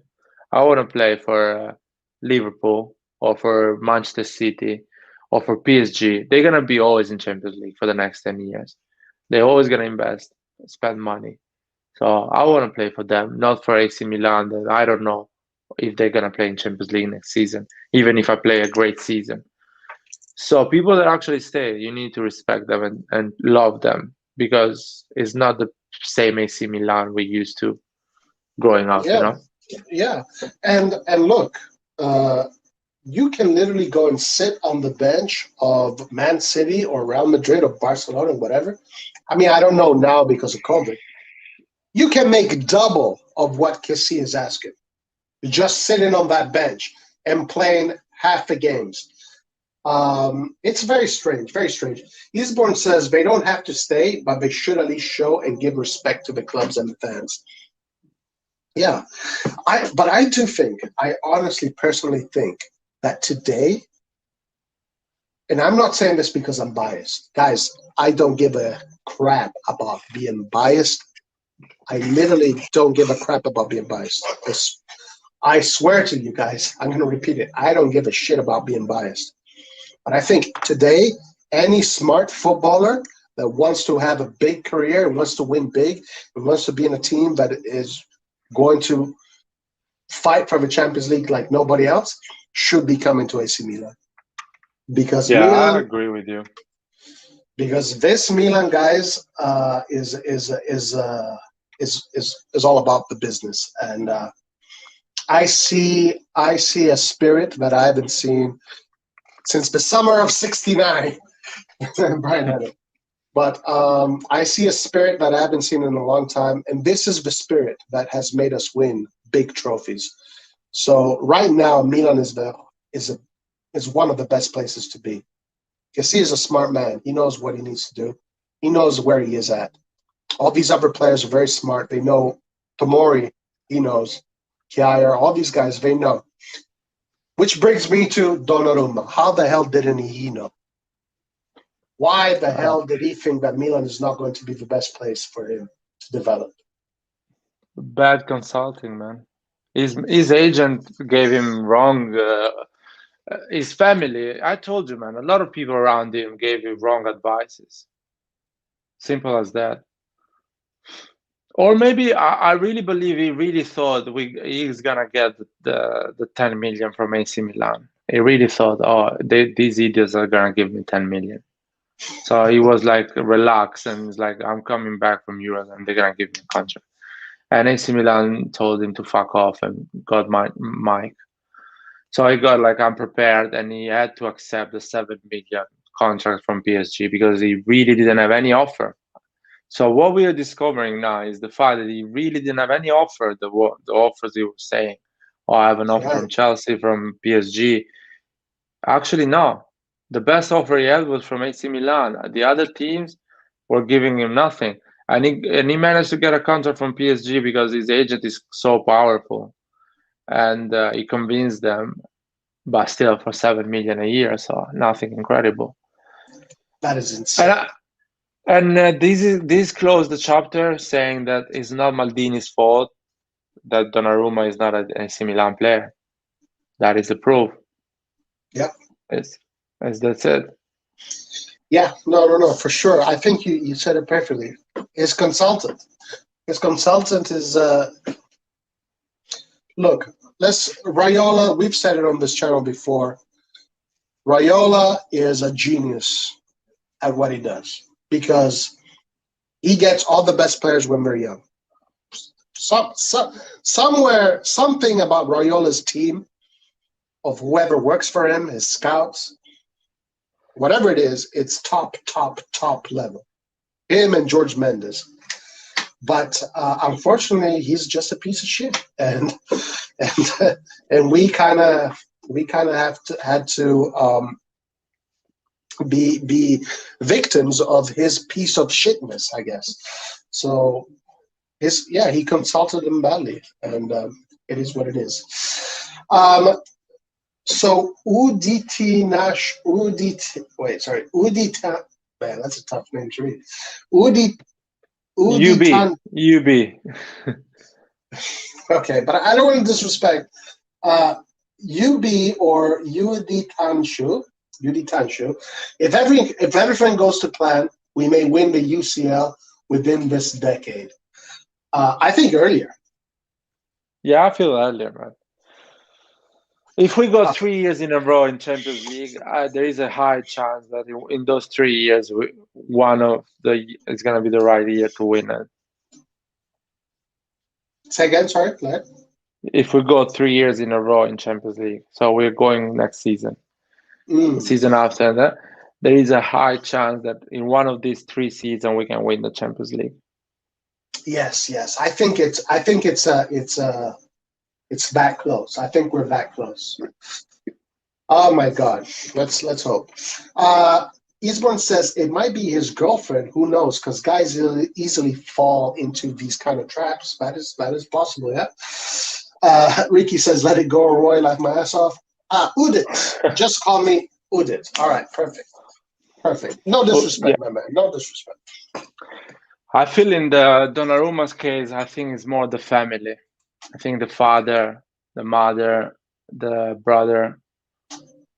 I think it's or the friends around him. I feel like when he went to the national team, talking with Verratti, talking with Chiellini, Bonucci, probably all of them were telling him, "What are you doing to AC Milan? They are broke. They don't have any money. The ownership doesn't care about you, about the club, about the football. So why are you staying there? Just leave. As soon as you have a chance, go for it in a proper club." These motherfuckers have been telling him a lot of things that are not true, because what we see now is Juventus is broke, and the ownership of AC Milan actually cares about AC Milan because they're investing in, and they're trying to keep the club at the highest level. And the other clubs are actually struggling a lot. So I think in his mind, in these years, they build up that idea that AC Milan is not anymore a serious club, and PSG or whatever other clubs are more serious than AC Milan. Yeah, that's the sense I'm getting to. That someone told him, was getting in his ears, telling him that exact same thing. Milan's not a serious club. You know, you got to go to these other clubs. They're a whole level above, etc., etc. I feel that too, but they're wrong. They're wrong. They're 100% wrong. They are wrong because going back to something that we spoke about earlier. I don't want to sound corny, but going back to something that we spoke about earlier. Um, uh, we spoke about Vieri, Cassano, Adani, and Ventola, right? Yeah, Cassano saying, Italy is going to get demolished by Belgium, blah, blah, blah, blah. Adani saying, no, all these teams, I don't think we're going to go that far, etc., etc. But then you had Vieri. I don't care who you put in front of me. We are going to go to the finals. This is AC Milan right now. This is AC Milan is that spirit that Vieri showed when he asked, what will Italy do in the Euros? And I don't care. You put Mbappe in front of us. You put De Bruyne in front of us. You put Messi in front of us. You put Ronaldo in front of us. In that Champions League, when we hear that song play with our tifosi singing their ass off, you can put anybody in front of us. You're not going to win. You're not winning. You shall not pass. This Milan is that spirit. So he was badly consulted. I agree. but yeah, and there is another thing. The players that are actually choosing AC Milan right now, Benasser, Kessie, Tomori, Calabria, Theo Hernandez, all these people, Ibrahimovic, and who else? Brahim Diaz, the way he loves AC Milan. These people, they're gonna become legend on the mind of AC Milan player, AC Yeah. Milan supporters, because like me and you, we remember Seedorf, Pirlo, Gattuso, Nesta, Maldini.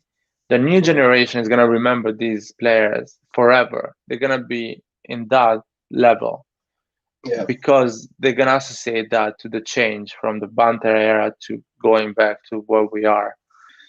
So it's something you cannot buy. Yeah. You at the end of your career, people are gonna stop you. They're gonna love you. You're gonna be an ambassador for a big club, and people are gonna you're gonna be a legend of this game. And Yeah. the only way to become a legend of this game is to stay in a big club like AC Milan and make that club big again or bigger. Going to Yes. PSG, going to Man City, getting some money, leaving, going to another club, you never become a legend. No. No. You don't. True. True. Such a strange decision by Donnarumma. Such a strange decision. Look at what Eastbourne says. Very funny. His father would probably be telling him, "Why are you still playing alongside Krunic and Samu at Milan when you can play with Neymar and Mbappe at PSG?" Yeah, That is that's funny. That is funny, man. I gotta give it to you. That is funny. no, that's funny, and probably it's true. Probably his father has been saying that to him. But that's these type of things are things that say people that never play football. They Yeah, really think it changed a lot. Uh, you know, it's so stupid. But yeah, like yeah, Tonali yeah. too. Yeah, Tonali is gonna become. Yeah, I mean these people. Part of a new legacy, right? Yeah, David Castro says they probably told him to jump before the ship sinks, but this team is not even close to sinking. This team has heart. Yes, it really does. And Ricky says, yeah, Tonali is going to become. Hopefully, he becomes part of a new legacy. I see Kessie being that. I see Tomori being that. Hernandez. I see a lot of these players. Calabria. Oh my God, Calabria. Um, and now we got to get the offensive unit up to yeah. par. And this August is going to be the time to do that. And I think Milan will do it. I think Milan will do it. I think they will. I think this August the offensive unit will be fixed, and we are going to be a force to be reckoned with. A force to be reckoned with, no doubt. Hopefully, man. Hopefully. Yes. Um, okay. Is this one is tough to read too. How do you pronounce MX together? Is Ismixil. is Mixer. Okay. Ismixil says we need to sell out and get Insigne as soon as possible. So Insigne has been closely tied to Milan right now. De Laurentiis has publicly stated that Insigne is on his way out. They're not going to renew his contract. Insigne is not even asking for that much money in comparison to these other crazy clubs. Insigne is most likely leaving Napoli, and Milan. The reports Laird, you and I have said many times what we think about these reports that come out. But the reports are saying that Milan is in pole position for Insigne. What do you think about that? I don't believe these reports. I don't think is a player we can put anywhere in our in. I mean, no, I don't see him in the Pioli project. We need people that runs a lot and no, I think it's a good move from his agent to get some money. He's saying that a lot of teams are interested. I don't know. Maybe if Juventus get rid of Ronaldo, they can do that crazy move. I don't see AC Milan or Inter. Inter as well can do that if they get rid. I heard Lautaro Martinez is getting some offers from Arsenal and from other clubs, so Inter can go there. Okay. Well, look, in my opinion, Insigne is maybe right now the best Italian attacker today. I would love to have Insigne in Milan. I'll be honest. Now, there are reports saying that Milan is looking to exchange Leao for Brandt, Julian Brandt. If Milan get rid of Leao, we know they want to get rid of Hagwin. And now the reports are saying that they want to exchange Leao for Brandt. That means that left wing opens up. And if this brings to an Insigne or a Vicha or whatever, okay, I'll take it. My personal opinion. Yes, I would love to have Insigne at Milan. For me, yeah, 100%. I don't think all these rumors, nothing is going to happen. Well, something has to happen. Something has to happen. We'll see what it is. Only time will tell. Only time will tell. And I think all of this, when it happens, it will happen in the last 2 weeks of August. So we still have 2 weeks of rumors and just putting out names out there. At the end of the day, one thing that we can definitely latch onto is that every single time, Laird, we have spoken about which players are coming, then it's another player that ends up coming. Player that we didn't even know existed. So, Exactly. so that seems to be one of the patterns. Ricky M asks, will the new stadium, God knows when, make Milan consistently profitable? Laird, I think you're more suited to answer questions like this. Well, I'm gonna answer this question, and I have to leave the live because I have to do some stuff. But the new stadium, I don't know. I don't know because it's gonna bring the value of the club higher. So probably it's gonna go double. So it's good for Elliot if he wants to sell and make some money, landing a new stadium. In terms of making more money, it can be, yeah, it can be. I think we can make at least a 20-30 million extra every year with the stadium. Because you can have your shop there, you can have a lot of other activities that can make you have a profit during the year and sell more shirts and merch. And the ticket, actually, you get basically 100% of the ticket you get it for yourself. You don't have to pay the rent of San Siro and stuff like that. sponsorship inside the stadium. You can do it whatever the way you want it. Partnerships. So yeah, you can get like 10, 20 million extra a year, Yeah. which is not bad. The sponsorship in the shirt. There is a comment here. There's people saying it's just 10 million a year. Okay, I want to explain about the Sassuolo. The sponsor Sassuolo has in the shirt, Mapei, is owned by the the president of Sassuolo. So it's a company owned by him. Mm. You know what I mean? So you can do the deal of the sponsorship as much as you want. You can even put it around the million, that sponsorship. So it's not fair. I don't know about Fiorentina and Roma, but 10 million a year, I need to check that first of all.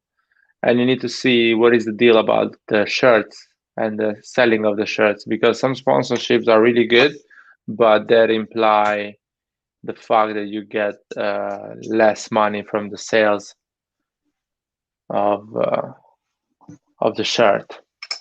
So it depends. Are we talking about the Fly Emirates? No, Fly Better.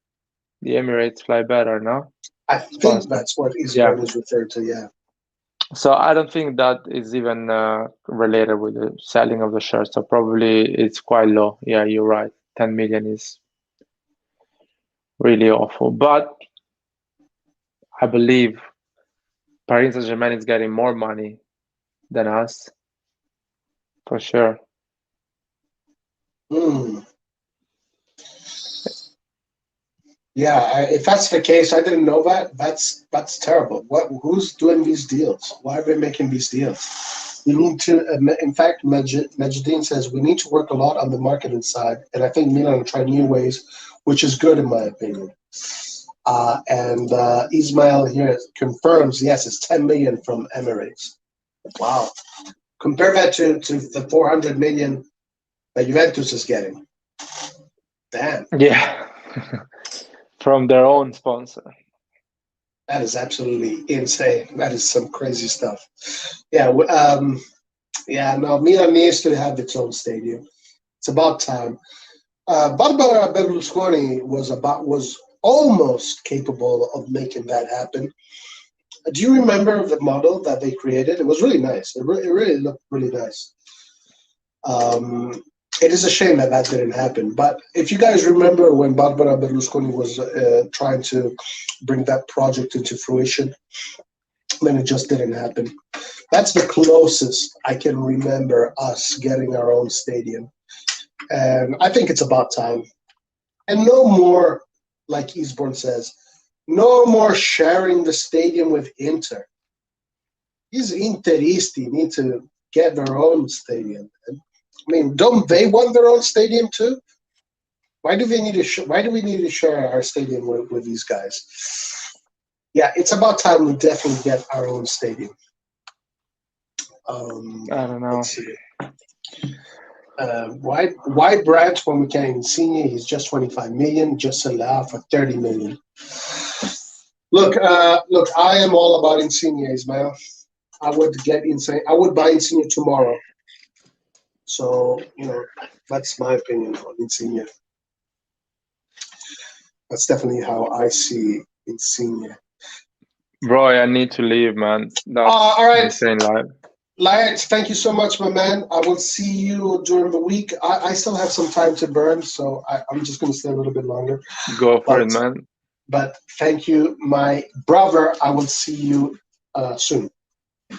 See you. Bye. Forza Milan. Forza Milan. Ciao. All right. So we're just going to. What is that? So we're just going to go on for a few more minutes. Let's see. I wanted to comment some of these players that I saw in the training ground. I want to go over these players and have a few words about these players and what I think their season will look like. Let's see.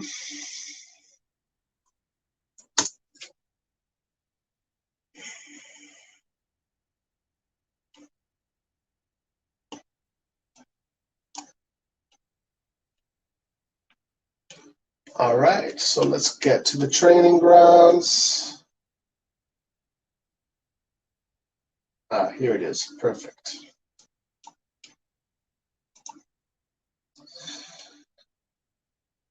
All right. So I started the stream talking about Rebic and how I thought Rebic had such a poor Euro. And I was very disappointed in Rebic Euro because his stock did not raise. It actually went lower. So Rebic's market right now is low. He had a poor Euro, and I also started the stream saying that it was unfortunate that AC Milan didn't had such a shortage of players participate in the Euro. So that was one of the things that I had mentioned. Then I was talking about Maldini, about how honestly Maldini, to me, I don't have yet developed a very strong understanding of where this player will go. Is he going to have the same future as his father, as his grandfather? And I was saying that sometimes you can see it in the eyes, you can see it in the demeanor of where a player goes, the personality, the character. I do not want to be negative. I do not want to be pessimistic. It kind of hurts my heart to say this, but I'm not seeing a lot of personality out of Maldini just yet. But we will see. We also have to remember that in Italy, players develop later. They don't have the same impact. So we will definitely see where Maldini will go. And then Castillo. Castillo probably going to end up in a Spanish mid-table team where I think that's his dimension.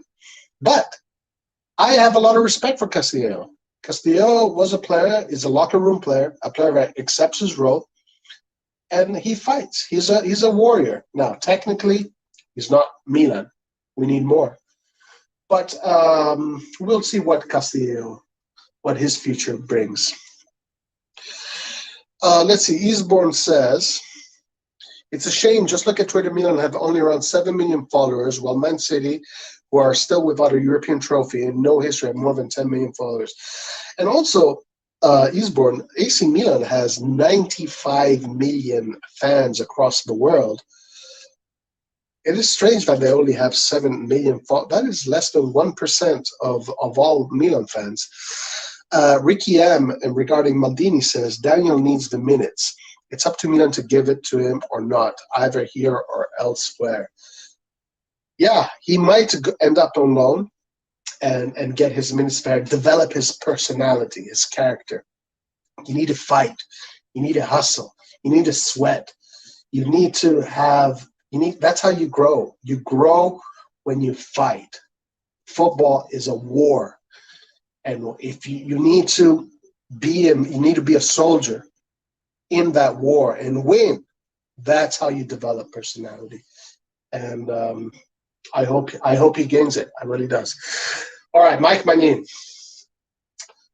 Okay, so look at his eyes. Look at his eyes. This player, you can tell right away, this is a determined player. He's confident. He's eyes on the prize. Eyes on the prize. If I were to give him a nickname, it would be Eyes on the Prize. Magnin has showed a lot of promise. He won the French Ligue 1. I did check some of his highlights.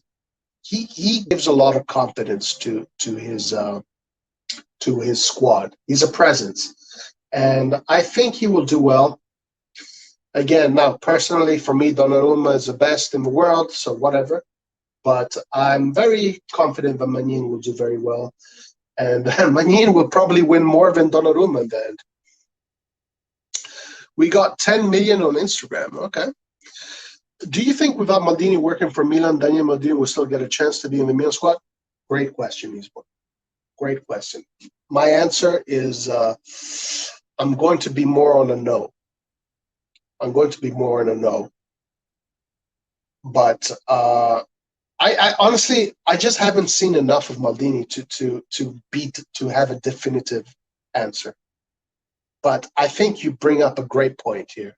I think Maldini having such an important role in the team right now helps Daniel Maldini. So I think that has got to do it. But guys, let's honestly hope that the Maldini legacy keeps on going, and Maldini one day, like his grandfather, like his father, will be the captain of Milan and will raise the Champions League trophy.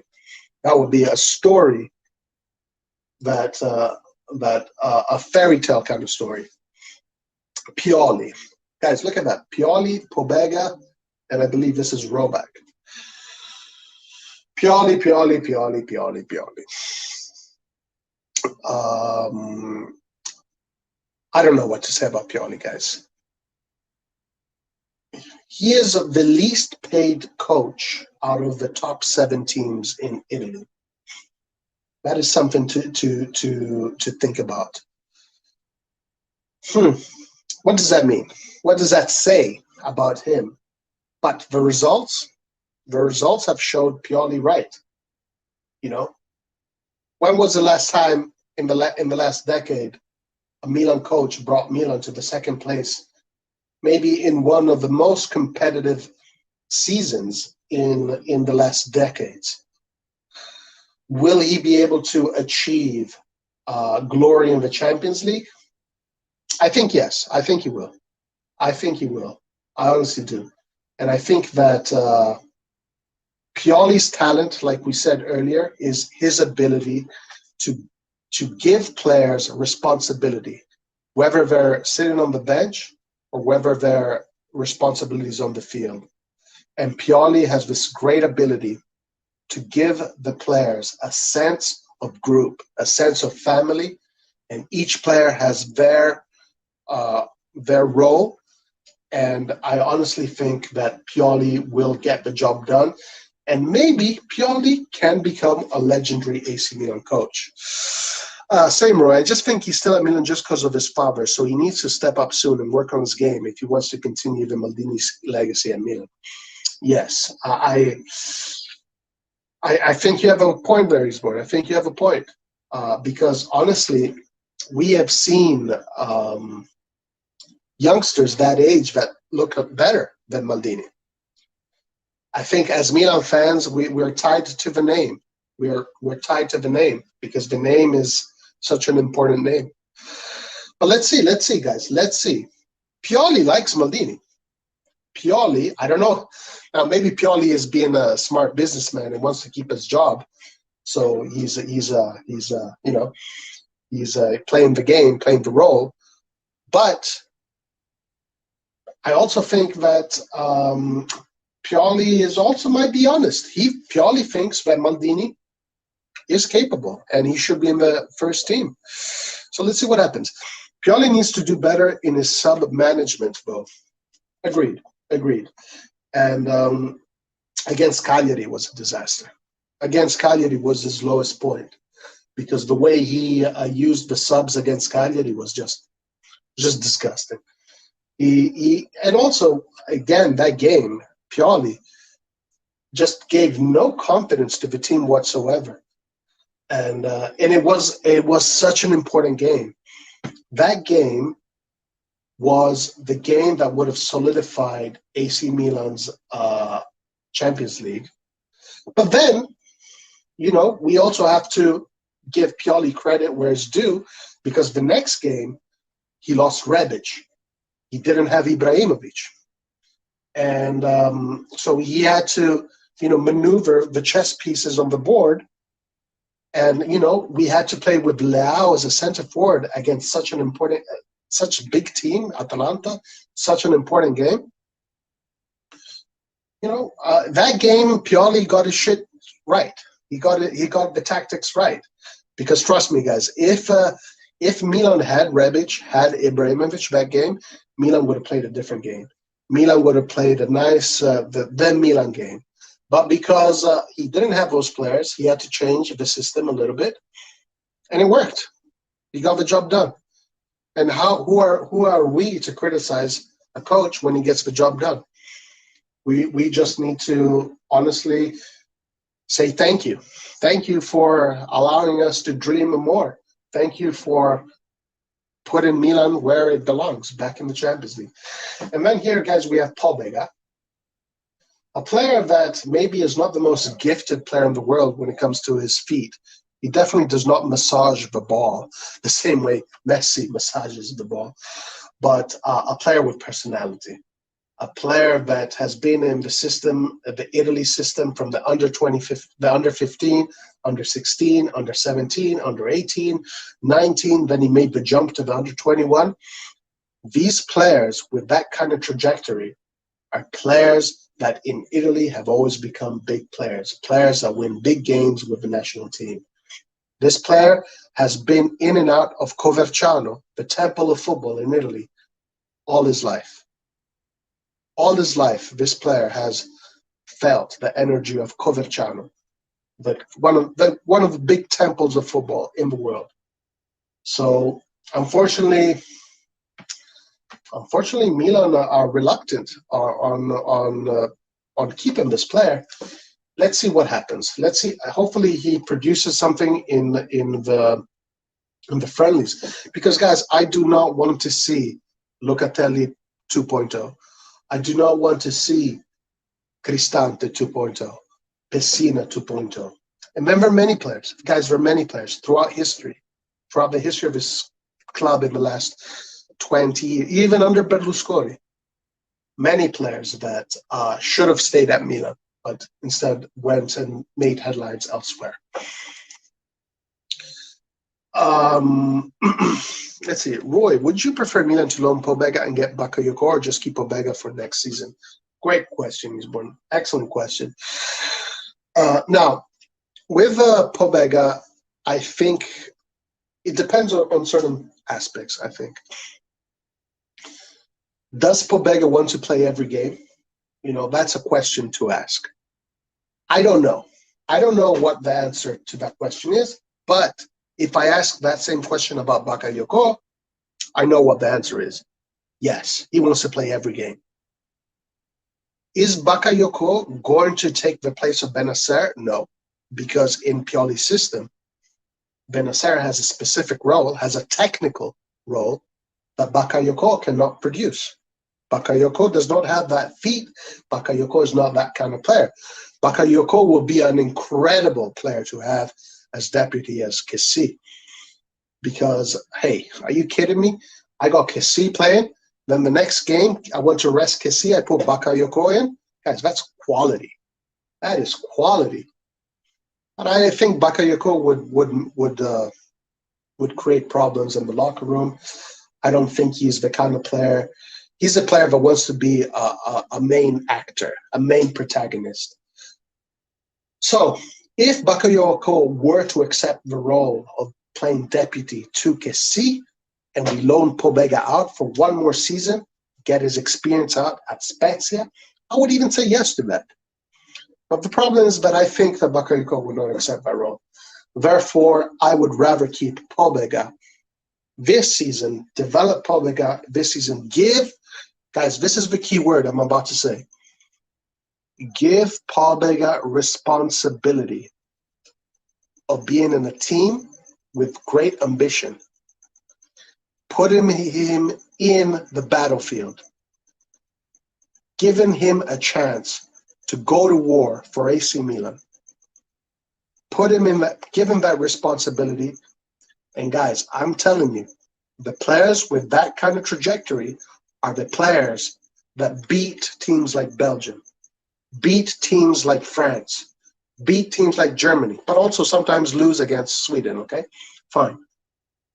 So I think Pobega is at the age in which we can finally exploit his talents. So I would go with Pobega, but great question, Eastbrook. Excellent question.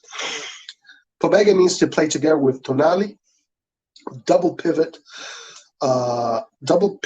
behind Kessie and Benacer. Yeah, Pobega and Tonali are perfect together. I think they complement each other. I don't know what you mean by double pivot behind Kessie and Benacer. Are you saying... Yeah, Ricky, I'm not sure what you mean by that. If you can explain again. We're going to see Pobega against Nice. I'm sure we're going to see him against Nice. We're going to see him against Valencia. We're going to see him against Real Madrid.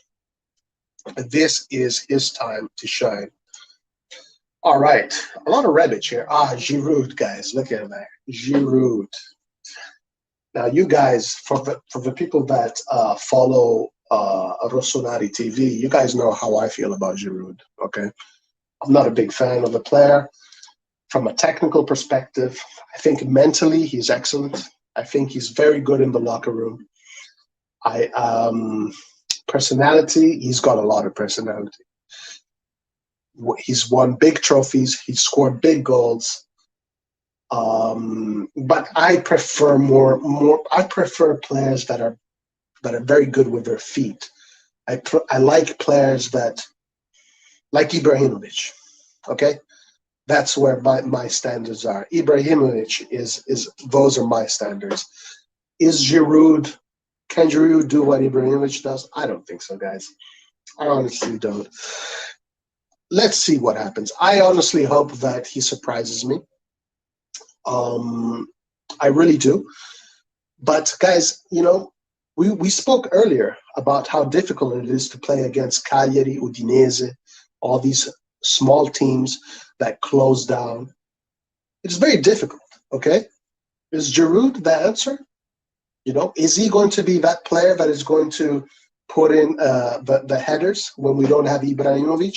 Because Ibrahimovic breaks down those teams with his feet.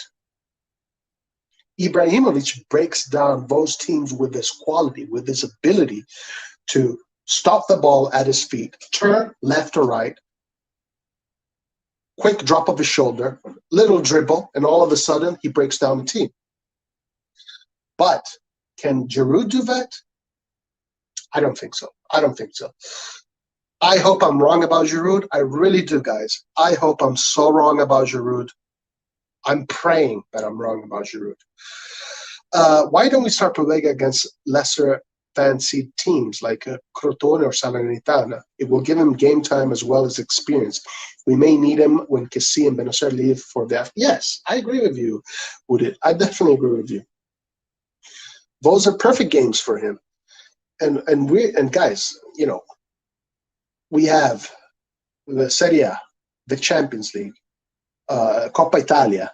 The schedule is going to be packed, and we cannot afford to have the same roster as this season, because this season we saw what happened when so many players get injured, and then we have to adapt players to roles that they're not very good at, and then we lose points. So we definitely need a packed roster. A packed roster. Let's pack this roster, guys. Listen, have you guys seen sometimes on Instagram they show you pictures of the AC Milan bench back in the day. You got Beckham, Ronaldinho, Pato, Pirlo, and Seedorf sitting on the bench. Who the hell was on the field? Look at Real Madrid's bench. I remember watching some of Real Madrid's games in the Champions League every once in a while, and I saw what their bench looked. Their bench looks like a team that could win the league on. Their bench looks like a team that could make the top four in most leagues in the world. We need a stacked bench. So, yes, Pobega can be part of that stacked bench, 100%. All right, let's see who else we got here. Theo Hernandez, guys. Theo Hernandez. Now, this player here, Paul KB, what's up, my man? Bro, you've clearly know what Giroud player. You're dead wrong. Giroud is not only perfect for Serie A, he's perfect for the way this team plays. Paul KB, I want to be wrong, okay? So I'm very glad that you're saying what you're saying, because Paul, I want to be wrong. I don't want to be right. I want to be wrong. So if you have the confidence in this player, I'm going to go with it. I think you're right. Maybe he is. But guys, let's not underestimate the Serie A. Okay? Because Giroud has not played in the Serie A. Serie A is a whole different beast. And I'm not saying that because I'm biased or anything. That's the truth. Serie A is a whole different beast. Okay? Remember, Serie A is the league that has won its national team 4 World Cup playing defensive footballs. Serie A does not care who the striker is. But I want you to be right, and I want to be wrong, Paul. I want you to be right, and I want to be wrong. Okay, so Theo Hernandez. What do you guys think about Theo Hernandez? Do you think Theo Hernandez is going to be a player like Kessie? Will he be able to one day say, I want to stay with Milan forever? Or is he going to be a player that is going to be, let's say, hypnotized by goals and the prospects of playing in a PSG in his home country that will offer him 9 million a season and the ability to play with players such as Mbappe, Verratti? We'll see. We'll see. I really want to see where this saga goes. I think Theo Hernandez does have the heart to stay with AC Milan for a long time. But because these kind of players are sought after by the big teams, players like him, like Kessie, are players that are always going to be players that are going to be sought after. So I just hope that Milan can hang on to him for as long as possible, because I think Theo Hernandez is a clutch player, and we need clutch players, because in the big games, clutch players are the players that make the big difference. Paul KB, in response to Giroud, says, Serie A is a different beast, I agree, but Giroud isn't new to the game. True, he's a winner. That can only be a good thing. Paul KB, I trust your assessment, okay? I will trust your assessment. With 5 subs now, a deep bench beats everything. You have to have top-class players coming into games. Look at Man City or PSG. Marshall, 100%. You're completely right.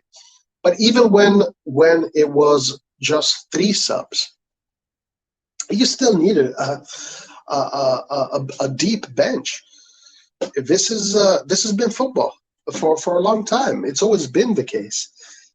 Milan does not have that, but now it's time that we do that. And yes, with the 5 subs now, you are right that now it's even more, let's say, important, because you can exploit even more so your bench. Tick size, I think, says, I think if we get an offer for Theo over 65 million, we should take it. All right. Okay, so there you go. So Tick size thinks that this is a player that we could monetize. It could be. I think 65 million is low.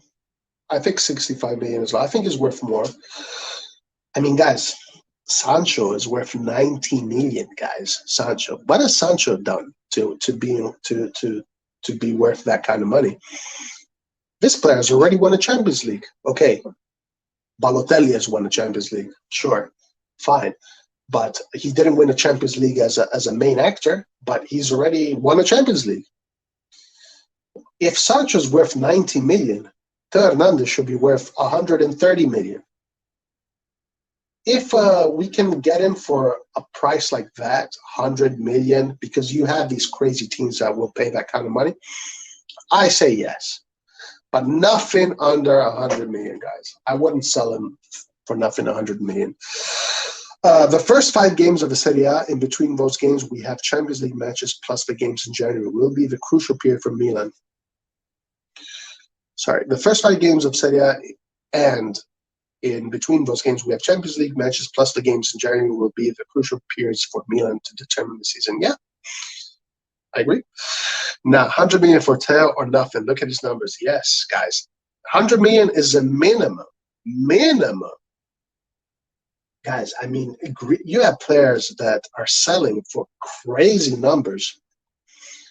Milan should not become this club that is exploited. Borussia Dortmund is very good at selling their players. We're not a selling club. We've never been a selling club, to be honest with you. It's never been our thing. Sometimes we've been forced to sell players, but it's never been our thing to be a selling club.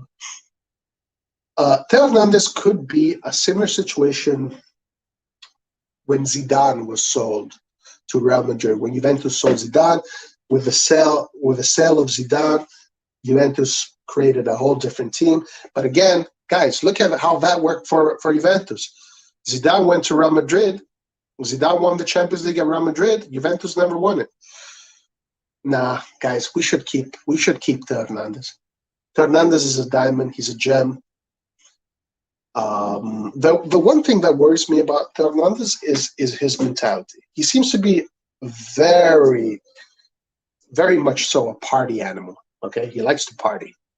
The guy likes to party, and when alcohol, you drink alcohol, that's not good for you. That deteriorates your body. That deteriorates your organs.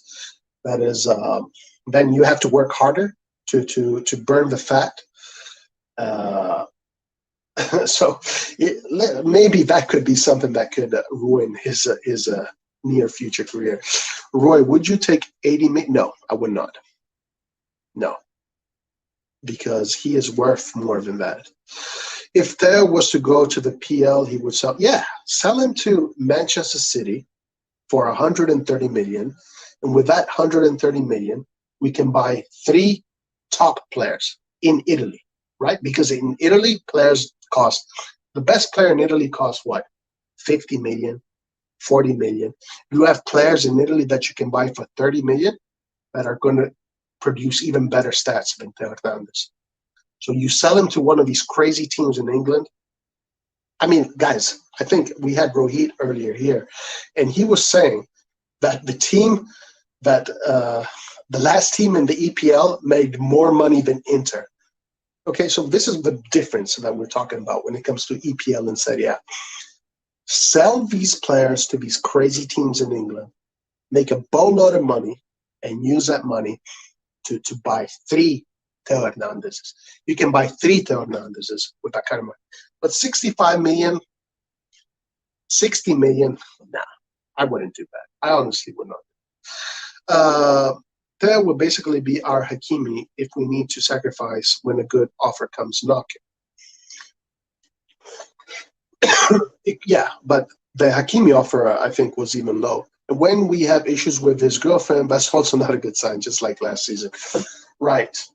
Yeah, his girlfriend, he had that period where his girlfriend broke up with him. And yeah, I think, guys, if there's one negative thing about Theo Hernandez is that he likes to have fun. He likes to have fun outside of football. And these players usually, now, I'm not predicting the future. I'm just giving out my opinion.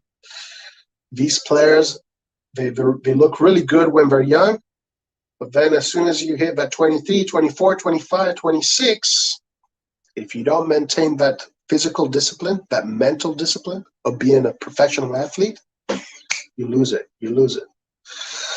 Roy, you're my guy, but this Inter Milan obsession is disturbing. There's really not that much talent, really. By talent, I mean fuori class. I think you're absolutely wrong, Paul KB. What are you talking about?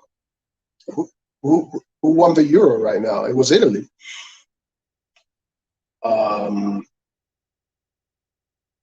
No, Italy will always have talent. Ball. Italy. I remember one time where I was, I was really involved in coaching a lot, and I was doing a lot of coaching. So I was very observant of football players and all that stuff. And I remember one day I was in Italy, and I was watching, these kids in the street were just playing football, and I was just observing the amount of swag that these kids were just kicking the ball around. Just the simple touch of the ball, the amount of swag that they had. It just shows that the culture there will always produce talent, no matter what. No matter what, Italy will always produce talent. Italy is a factory of talent, same as Brazil, same as Spain, Germany, etc. There are some countries that will always produce talented players. Italy is one of those countries. So I definitely disagree with you here, Paul. Paul, what's Paul talking about? Say that's great. Till we have Zlatan in the team, everyone in the team will remain disciplined. That's what he brings to the team. I agree with that. Zlatan is one of the glues that ties this team together. But no disrespect, Paul, to your opinions. I respect your opinions. But no, Italy will always create talent no matter what. All right, let's move on. Aha, look at that. Gabbia. Gabbia. What? Speaking of talent, Gabbia. Giroud looks really good physically. He looks like he is. Look at the difference between Gabbia and Giroud. Gabbia is super skinny. Yes, I agree. Won the Euros. Name me 5 forward classes from his team other than number 99. Italy doesn't produce as much talent compared to the rest four. Well, first of all, Paul, what determines 40 class? The media, the newspapers, the agents? Because in many other countries, that seems the case. It's the PR team is what determines whether a player is 40 class or not. In Italy, that culture does not exist. This culture of hyping players and sensationalizing them, just a culture that doesn't exist, and it hurts Italy, I think. But it also keeps the players based, and it keeps the players disciplined, and it keeps the players focused.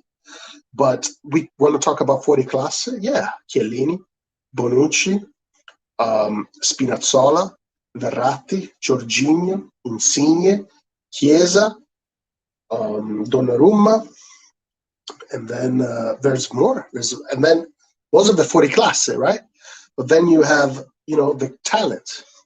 Locatelli, Pessina, Calabria. Calabria is a 40 class to me. But yeah, we can go on for forever. I think the problem with Italian players is just that there's no hype. There's no hype behind Italian players. There's just no hype. Why is Sancho worth 90 million, guys? Tell me why is Grealish? Now they say Grealish is like Italy's Insigne. Guys, Insigne is 5 times better than Grealish. Okay? Why is Grealish worth 100 million and Insigne 25 million? These are the mysteries of the world that I don't understand. I think hype is a big part of it. PR, your PR team is a big part of the reason why players are hyped pretty much. Come on, man. We were far and away the best team at the Euros. And then we still have Sensi, right? Zaniolo, guys. Zaniolo, what a player is Zaniolo. Pellegrini, Bastoni. Yeah, guys, Italy will always produce talented players, Paul. Now, I think in the past we produced more talented players. The rules were a little bit different in the past. But still today, Italy will always produce talented players. All right, so speaking of talented players and prospects, let's talk about Gabbia.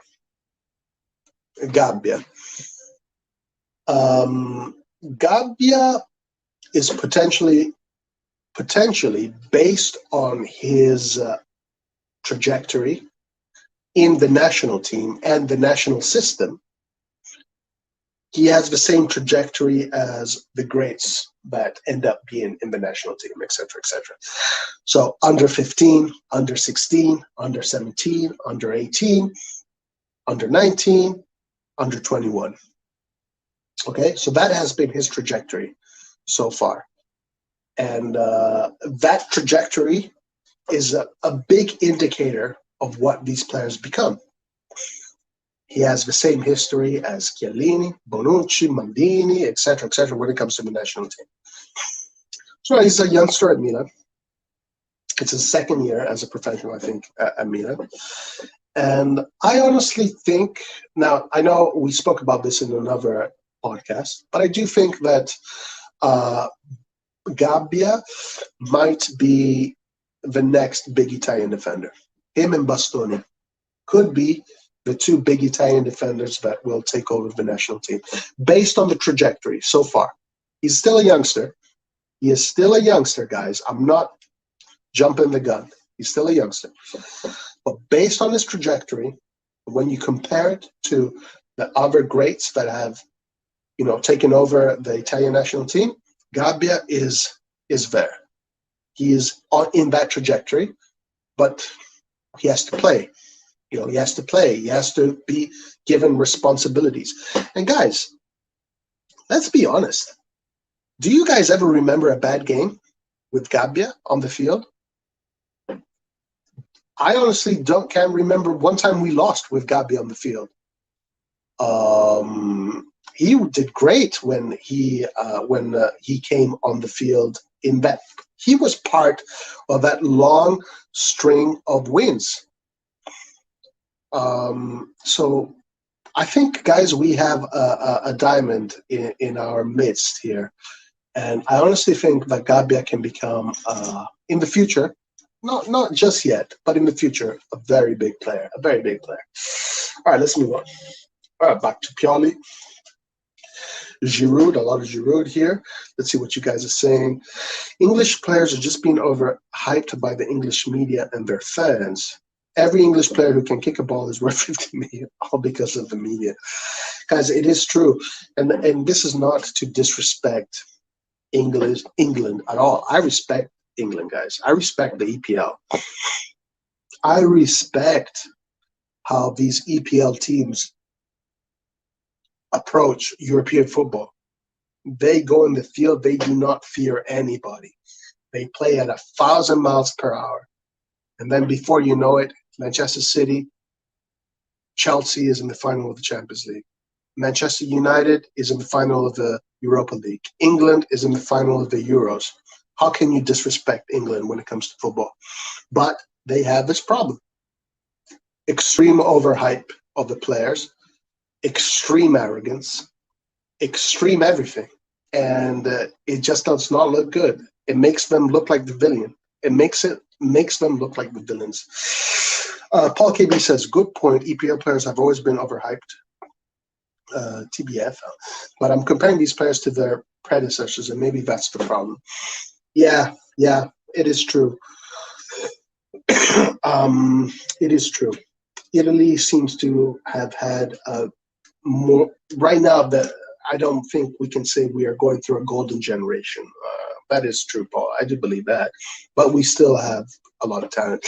With Gabbia, we have a long-term replacement for Simon. Yes, and Gabbia is very good with his feet. He's a player that in the under-21 plays in different roles, and he's also been captain of the under-21. And guys, Italy under-21 team is an elite team in that age group. Okay, the Italy under-21 team, I think, is with Spain the team that has won the most under-21 trophies. So there you go. That's another indicator of Italy and Italian talent, right? The under-21 Italian team is the most successful with Spain under-21 team, even more than Germany. So that says a lot. Italy keeps it real. This is why I hate the Premier League and all its fanboys. Yes, the Premier League is the best league, but it's because of the money it makes. Hans, you're right. They make a lot of money, but I do want to give credit to how the English play their football. It's fearless. It's a fearless kind of football. At least at club level, not at national level. At national level, no. But at club level, it's a fearless way of playing football. And I do respect them for that. All right, let's move on. Let's see other players. A lot of Giroud here. Aha. Krunic. What to say about Krunic? Yeah, Krunic will one day be a Champions League winner, guys. So you can stop your hate for Krunic because he will prove all of you wrong.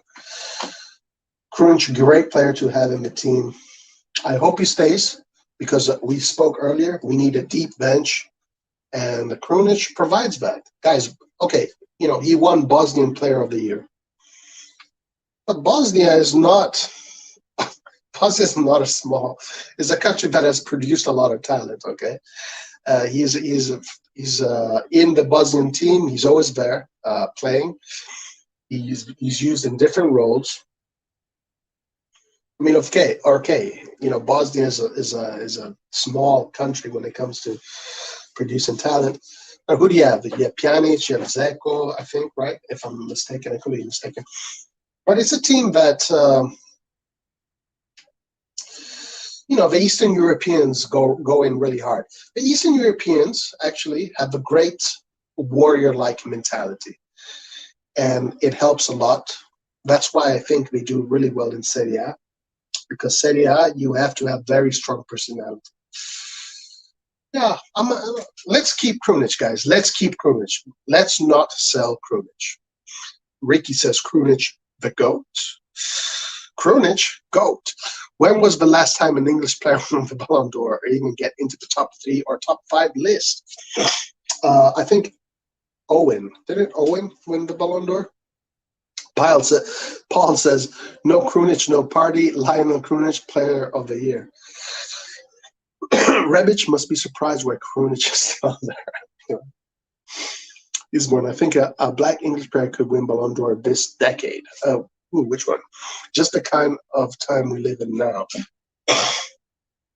All right, let's move on. Guys, here we go. Here we go. There you go. These are the kind of players that when they bleed, their blood is 2 colors, red and black. Calabria. 18 years at AC Milan, signed a new contract for 5 years. This player will, if he stays all 5 years, will have been at AC Milan for 23 years. That is incredible. When was the last time we saw a player stay at Milan for such a long period?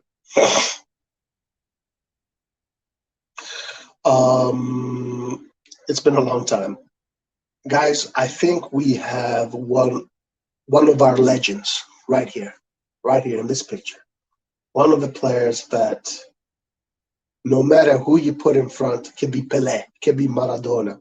He does not give a shit. Because let's go back to what I was saying earlier about Vieri, Adani, Ventola, and Cassano, right? So as some of you guys know, they have a show. They have a show in which they talk about football.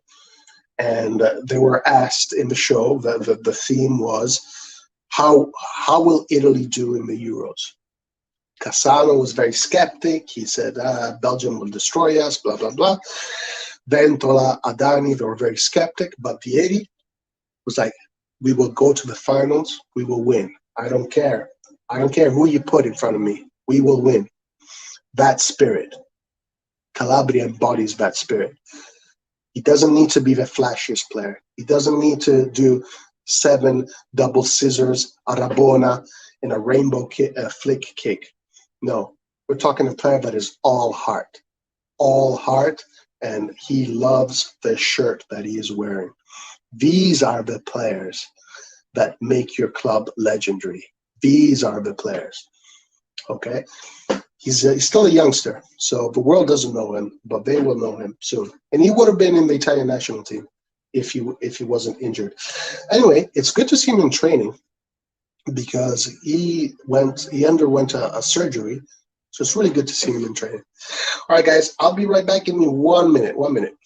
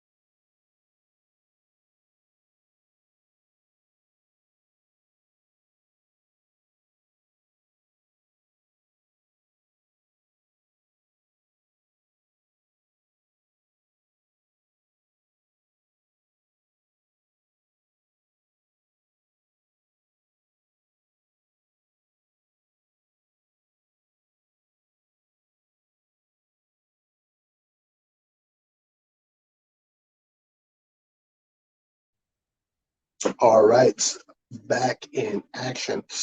Uh, let's see, what are you guys saying? Did you see the intertraining pics of Vakan? It looks funny. The players around him doesn't look happy, especially Brozovic. Yeah, man, that guy was their enemy. He was their enemy. They were his enemy. It must be strange to jump ship like that. And then, also, guys, Hakan's contract is crazy. He's making more money than Barella. He's making more money than key players that won the Scudetto for Inter. The locker room is going to be a mess. Inter.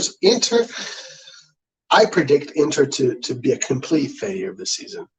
The new coach is nowhere near as hungry for victory as Conte is. I think it's going to be a mess. I think Inter is a mess. Excited for Calabria this season. Received a lot of sticks 2 seasons ago, but he stepped up big time.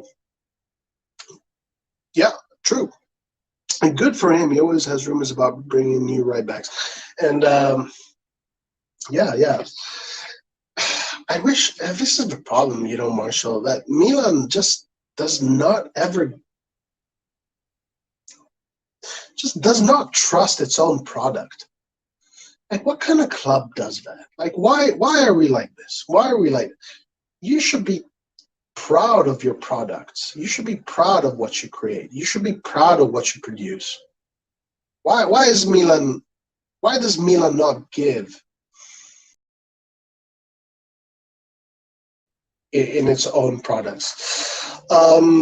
But anyway, guys, going back to the whole Calabria thing and the legendary status of Calabria, right behind him in this picture, you have Maldini. Also, Maldini, guys, has been in AC Milan for at least more than 10 years. So he could be one of the greats. He could be. Rikim, exactly. They need to earn it, not just because the ratio. Oh, okay, that's what you were implying. Okay, I didn't understand that. Don't you think Hakan was a stat pattern for us? Like, he played well when we won, but he was shit. No, I don't think that, Alan. And you guys know how I see things. I think Hakan is an excellent player, guys. I know you guys don't agree with me, but I think he is an excellent player. All right, let's move on. Familia. So this is the picture that Salamakers used on his Instagram and said Familia. So let's go through these players. We have Tomori, excellent player. Is that Robak? Apparently, according to Ibrahimovic, one of the biggest stars that Sweden has in its youth system. Kerkez, a player that we saw against Processo, was excellent. Scored 2 goals, run up and down that field. But guys, look at him, guys. He's a kid. Okay, he's a kid. Why do we want to give this child the responsibility of playing in the Serie A? All right. I mean, look at me. I'm saying that I have doubts about Giroud. Kerkez is 17 years old. 17 years old. We have to wait for him. Balotore, we'll see how he does. Technically, he's nothing special, but if he can develop more in AC Milan, great. Salamakers, guys, I honestly think Salamakers is on his way to becoming a top player, because I don't see many players at that age have such a great impact on the Serie A. This guy is 21. He should be in the Belgium under 21, but he's in the national team, kind of like Zaniolo. And he took Serie A, by the horns of a bull. Never loses the ball, runs up and down. If he improves his offensive stats, this guy is going to be a force to be reckoned with. Il Capitano Romagnoli, guys, still the captain of AC Milan. one more year with AC Milan, I think, and then no more Romagnoli. But I did mention this in a previous podcast. It's good to be Romagnoli because he has an agent that apparently bathes in money during the morning so he's going to give you all the riches in the world. And Romagnoli has been sought after by Juventus and Barcelona. Okay, not Fiorentina, not Udinese, not Crystal Palace, not freaking I don't know, Villarreal, whatever. No, Barcelona. Yeah, the team that has Messi, the team that has all these super players, and Juventus. And right now he plays in Milan. Come on, it's good to be Romagnoli right now, even though he's getting a lot of hate, and he got a lot of hate. But the club has stated that he's still the captain. They still view him as the captain of the team. So we'll see how this saga ends. Marshall says Hakan was shit. Period. Wasn't Hakan excellent for us for 1 year only? It was pretty bad before Pioli came, especially bad when Montella era. I thought Hakan did pretty well under Gattuso, to be honest with you. In the Montella era, I think Montella made a lot of mistakes, to be honest with you. I think Montella's biggest mistake was he had a team that was perfect for the 4-3-3, but then he lost this game against Lazio where Lazio just demolished us. Terrible memory. And then that game just crumbled the locker room, crumbled the training grounds, and then Montella decided to change the system, and he tried a million different kinds of systems, and he never was able to find the formula. But all he had to do, Montella, was to keep that 4-3-3 and say, okay, we lost today, but we'll live to fight another day. Instead, he said, we lost today, we died, so now I'm going to try and resurrect us. Bad mistake. What do we actually do with him? Back three, maybe? Well, look, we're going to have a lot of games, Paul. Big games. Champions League, Serie A, Coppa Italia. We're going to need a deep bench, right? We need to have a deep bench. Have Romagnoli part of a central defensive center-back rotation is in saying that we have a big bench, a deep bench. Romagnoli is a great asset to have right now because, we're talking about a player that if he would have kept on playing, would have probably been in this Euro team. We're talking about a defender that is considered one of the best defenders in Italy. Milan fans don't want to believe that because this is where I will criticize Milan fans. Milan fans decided to murder this player when he had those 3 poor games. But before those 3 poor games, Romagnoli was perfect. Was perfect. He captained a team that didn't lose a game in over a year. He had 3 games, and then the Milan universe decided to take a shit on him and put his head on a pike in front of the Duomo. Romagnoli is still a great defender. If Barcelona is after him, that means something. If Juventus is after him, that means something. If he's still at Milan, that means something. Yes, back 3 could be a good solution. I think it could be a solution because Milan is building with this 3 in the back. So, Paul, yeah, I think if Milan want to play with 3 natural center backs, Romagnoli, Chiar, Tomori, and then have, let's say, maybe you want to put Calabria as a wing back or Salmakers as a wing back, Hernandez as a wing back, and then you have your three midfielders in the middle, Tonali, Benacer, Kessi, and up top Giroud and what's his name, and Ibrahimovic, or Giroud and Brahim Diaz, based on the players that we have now. That is a solution that is very good, guys. I mean, think about it. The 3 center backs, Tomori Kjaer, Romagnoli, the three midfielders, Benacer, Tonali, Kessi, a lot of quality. Two wing backs that are fantastic, De Hernandez and Calabria. And then a center forward and a second striker, or two center forwards. Or Giroud plays the center forward, and Ibrahimovic, player that always comes down, likes to be the offensive regista, plays as a second striker, or Brahim Diaz as a second striker. Of course, then, Leao can be used as a second striker. Rebic can be used as a second striker. But it is a solution, yeah, 100%, 100%. Montella, only positive thing, was his smile.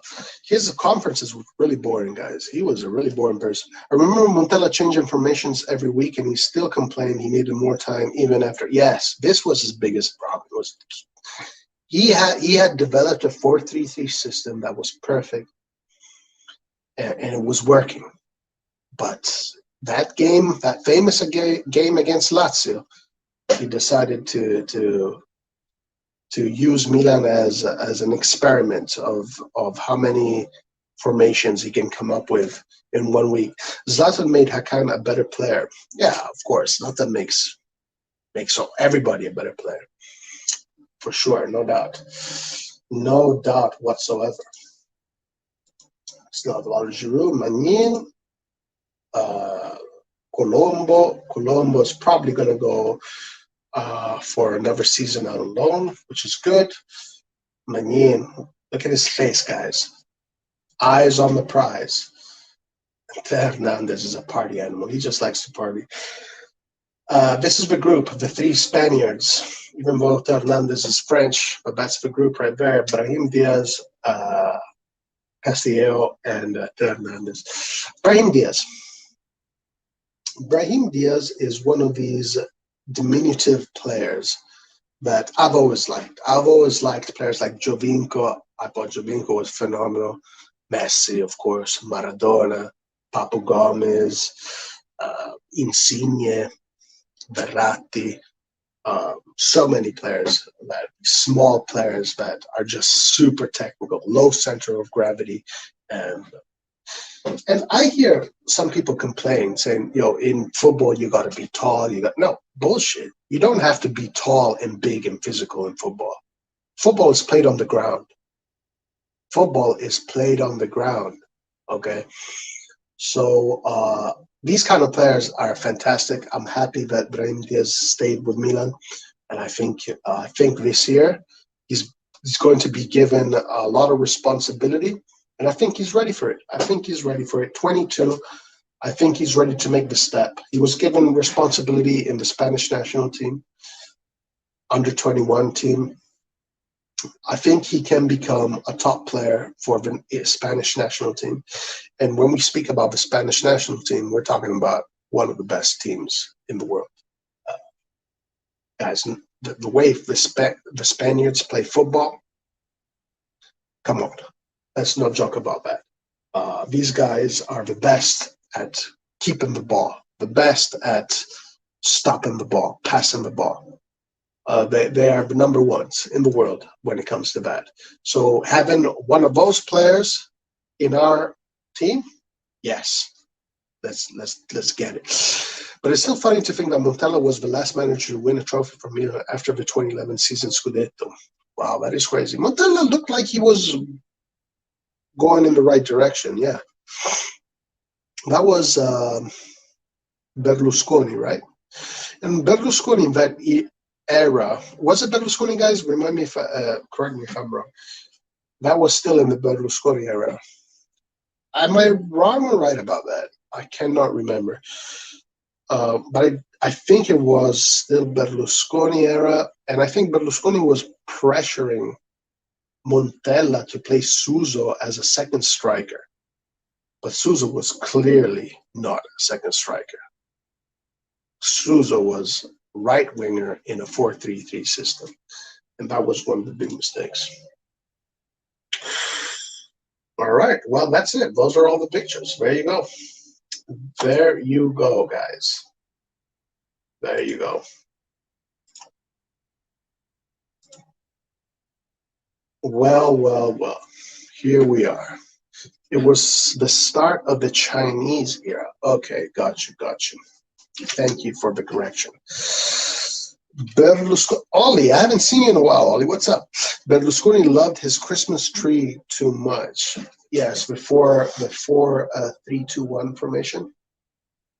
It served us well. It served us well in the Champions League, and I remember that formation. Kaká and Seedorf in as the two creative midfielders. In front of them, you had Inzaghi, right? This was even with Sheva, they did it. But that midfield, you had Gattuso, Pirlo, and Ambrosini, and Seedorf, Kaká, Inzaghi. In the back, you had Cafu, Nesta, Maldini, and Kaladze? Something like that. Yeah, that 4-3-2-1 was a good formation. We don't see it much. Not many teams use that formation anymore. Ollie says, I've been prepping for a move overseas. Been busy packing. Nice, man. Nice. Where are you going, if you don't mind me asking? Guys, can you think of any teams that play a 4-3-2-1 today? I cannot think of one single team that plays 4-3-2-1. Not one single team. Let's see what else we can see. Let's see if there's some interesting Milan news. Ollie is moving to Milan to replace Sambo for the right wing.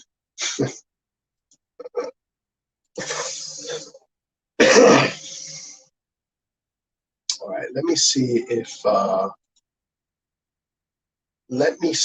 I can get some interesting Milan news. Let's up the likes, guys. Up the likes. Let me see if I can get some Milan news and share some Milan news.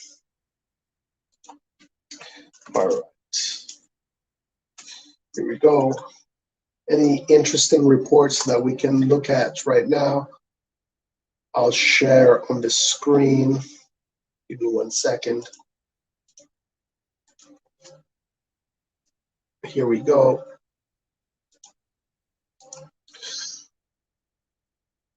This was a fun stream, guys. I like this stream. We're 4 hours in. We had a stream earlier. A lot of Milan. I like Milan. Big middle finger to the Tottenham fans for trashing Gattuso. Nobody wants to coach that dumpster fire anyway. Yes, Marshall. Yes. Fuck those guys. PSG may opt to play a 4-3. They accuse Gattuso of being a racist too. Where the hell did that come from?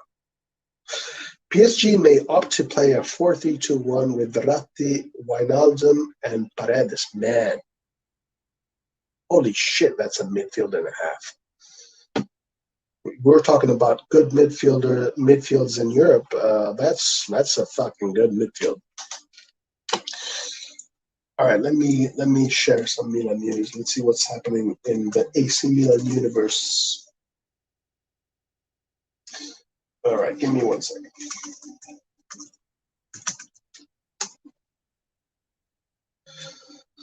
The Spurs fan drank too much social justice Kool-Aid.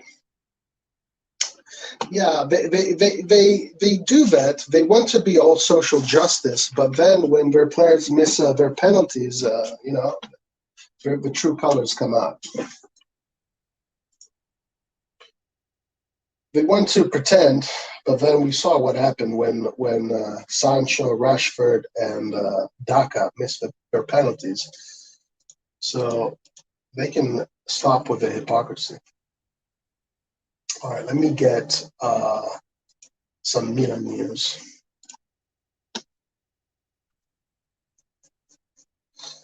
Ricky says, keep kneeling off the football pitch. Look, honestly, I don't mind.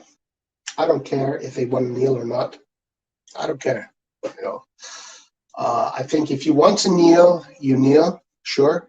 But if you don't want to kneel, don't. And people shouldn't be telling you that, shouldn't be shoving it in your face. That's what I think. I think that you should have the freedom to do what you want, and that's what it is. But I'm not against the whole kneeling on the pitch. I think, guys, look, I think it's a good message to send out, you know, discrimination, racism, and all that stuff. It's a good message to send out, but you shouldn't be forced to do it. You shouldn't be forced to do it. Eastbourne says, "Cheers, mate." They even wanted. They even wanted Pioli to coach Tottenham. What a joke! And after that, they disrespect me. Yeah, right. They wanted Pioli to coach Tottenham. I feel like Son, man. Yes, let's bring Son into the system. I'm no white guy, but I resent it. It's virtue signal. I don't disagree with you. I think there is a lot of virtue signaling going on, and but at the same time, again, Ricky, I think if people want to do it because they believe in it, they should, but they just shouldn't force it onto others. But I think sending out a message, to end discrimination and racism is a good thing. It's positive. Unfortunately, I think that the whole thing about kneeling is associated to maybe some political movements that that are very partisan, right? They're associated to political movements that are very partisan, therefore divisive. And that's the problem. It shouldn't be a partisan issue. But because it is, it makes it divisive. Therefore, it creates all this problem. I think if kneeling wouldn't be associated to certain political movements and would just be a general idea, it would make more sense. But because it is associated to a group, which is a partisan group here in America, it is partisan, whether you like it or not, it creates a divisive nature. And that's a problem. That is a problem. It's a slippery slope, Roy. I don't want a football soccer version of Kaepernick out there. Yeah, I don't think that is going to happen because at the end of the day, I don't think that is where football is. And I don't think that's where Europe is either. I know what you're saying. I understand what you're saying. But I'm not against the kneeling thing. But I also think that it shouldn't be forced. You shouldn't force people to do it. I disagree with that completely. If someone wants to kneel, I shouldn't tell him, no, you can't kneel. But if I say I don't want to kneel, you have absolutely no right in calling me a racist because I don't want to kneel. That's just messed up. That's just fucked up. So I believe in liberty. If you want to kneel, kneel. If you don't want to kneel, don't. But unfortunately, the kneeling is associated to a group that is saying if you don't kneel, you're a racist. That's a problem. That's a problem. That's not liberty. That's authoritarianism, and that's not good. I agree with that. But I don't disagree with the whole concept of kneeling in general. I don't think it's a terrible thing. I watch football to take my mind off my problems. I don't want to be reminded of everything bad going on. I watch football to take my mind off of my problems. I don't want to be reminded of everything bad going on in the world. There's other platforms for it. I agree with that too. I think actually sports is one of the platforms that is a unifier, right? Is a platform that you do not need to involve politics. You really don't. But at the same time, I don't want to be an authoritarian. I don't want to tell people what they should do, and I don't want people to tell me what I should do. So I'm kind of stuck in the middle here. Exactly, but the other side ain't that charitable. I mean, yes, right now that's what it looks like. That's what it looks like. Even Zaha himself, being black, is not in favor of a kneeling down, and he doesn't do it. Zaha, who is Zaha? I'm not familiar who Zaha is. So the kneeling thing is tied to Black Lives Matters. and it's tied to the whole Kaepernick thing. In Italy, they don't. In Italy, they see it as an American issue, right? And some people are trying to push it, but it is an American issue. I don't understand why it's being pushed overseas.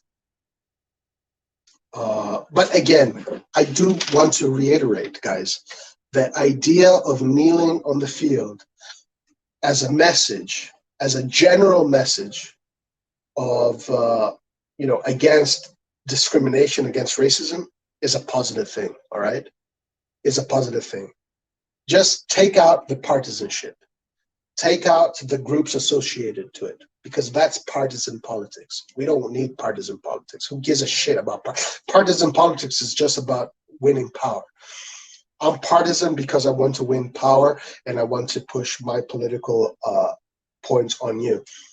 We don't need that in football. I agree 100%. We do not need that in football. We don't need partisan politics in football.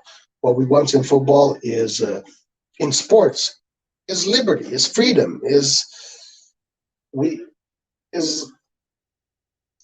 politics is business. Politics is a business. It's not real. Politics is not church. It's not moral. It's got nothing to do with moralism.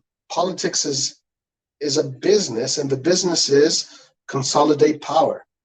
So we don't need politics in sports. I agree with that sentiment.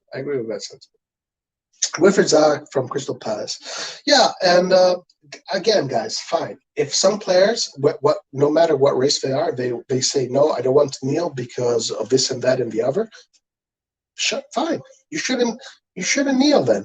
And people shouldn't throw stones at them. But the same thing goes the other way around, though.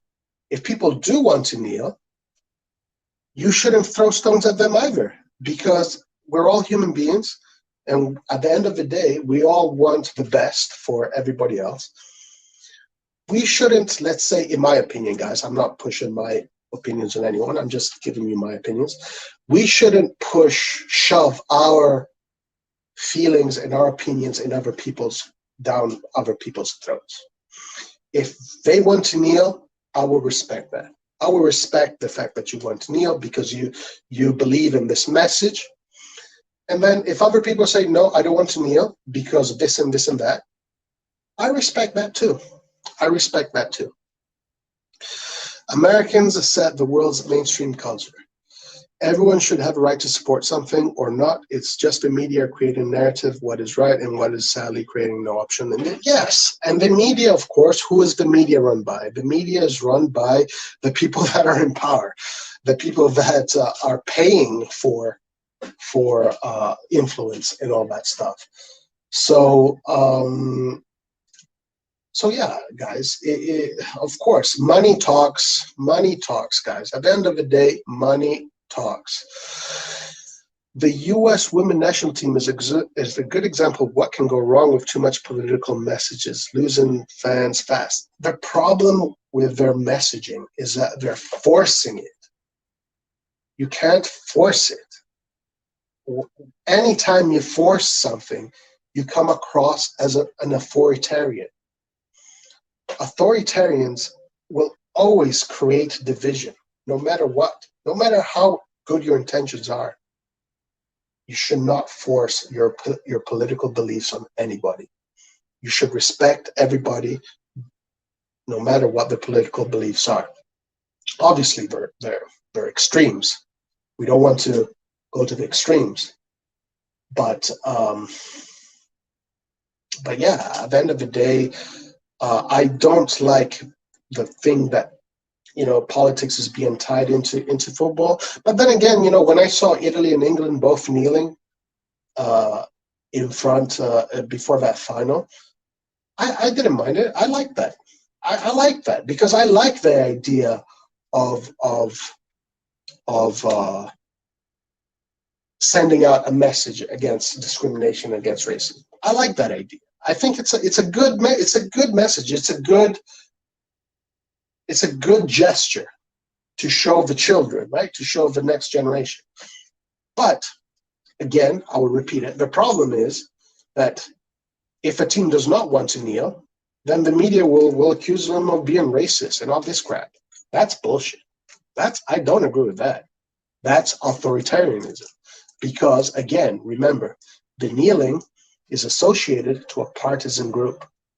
A partisan group. That is the key. That is the key factor in all of this. A partisan group. All right, let's keep on going. Gentile DeMello, hi guys. Even after the kneeling down, the incidents like racial discrimination against the English black players still take place, or the German players against Honduras. German players against Honduras, I did not see that. And honestly, I didn't, I don't know too much about this too, Marshall. After the kneeling down, the incidents, yeah, I mean, look, the whole thing about that was just crazy. But I also do want to say this because I think a lot of the English were a little. There was a little bit of an exaggeration when it came to um, putting, generalizing the English population, because I saw that in the media there was a lot of messages coming about all this racial discrimination against these three players. But I went on their social media to see, and I got to say, guys, 99% of the messages that I was reading were English people saying, don't worry, you'll come back stronger than ever. We love you, blah, blah, blah. It was all positive messages. And then you have some people, you have a very tiny minority of people that go on social media and write, stupid things that they shouldn't be writing. And, what's the saying? The squeaky wheel is the wheel that gets the oil. So, and then that makes the whole country look bad. So I think there's also unfairness in generalizing England as this racist country because a few trolls on the internet were writing all this crap. Because most of the message I saw, the vast majority of messages I saw when I went to Rashford's Instagram, when I went to Saka, what's his name, Saka's Instagram, and the other guy, was all positive reinforcement messages. So a lot of it is media. A lot of it is just political media bias. It's the media pushing narratives. A lot of it is media pushing narratives. Okay, it's this whole dichotomy: left against right, left against right. The left has a lot more power when it comes to the media, so the left is always going to push the whole political, racial thing against the right. Right, the right doesn't have a lot of power when it comes to the media, so they can't respond. But it's all politics, guys. It's all people trying to consolidate power. It's got nothing to do with the general scope of the human race. It's a small group of people that have a lot of money and are trying to consolidate power, and they use any kind of narratives in order to consolidate that power. And that's the business of politics, guys. That's the business of politics. Okay, I read that. 99.98, Roy, to be exact. Very stupid fans in very stupid fans and minority in every country. Yeah, of course. And one of them was a football coach who was going a football coach? Really? That's funny. Why people too scared to be perceived as racist but ended up being racist for doing so? Yes, that is true. That is true. There is a big problem there. That is definitely true. Being a 30-year Milan fan living in South Carolina sucks. Someone asked me if I was wearing an Atlanta United jersey. Fuck my. Yeah. Yeah. But guys, this is the nature of the beast. This is the world we live in. We have to face all the political strife that we're faced with, but we have to. At the end of the day, we have to be positive, and we have to understand that politics is not real life. Politics is a bunch of people trying to consolidate power, and they use the media to push narratives. Real life is different. Of course, there's wars, there's a lot of terrible things that happen in the world, but the majority of human beings want peace. The majority of human beings want to live with each other in harmony.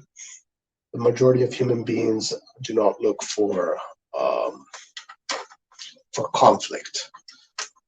So that is that. So my suggestion to the suggestion I can give, the advice maybe I can give, and who am I to give it? I'm nobody. I'm nobody. I'm just saying what I think.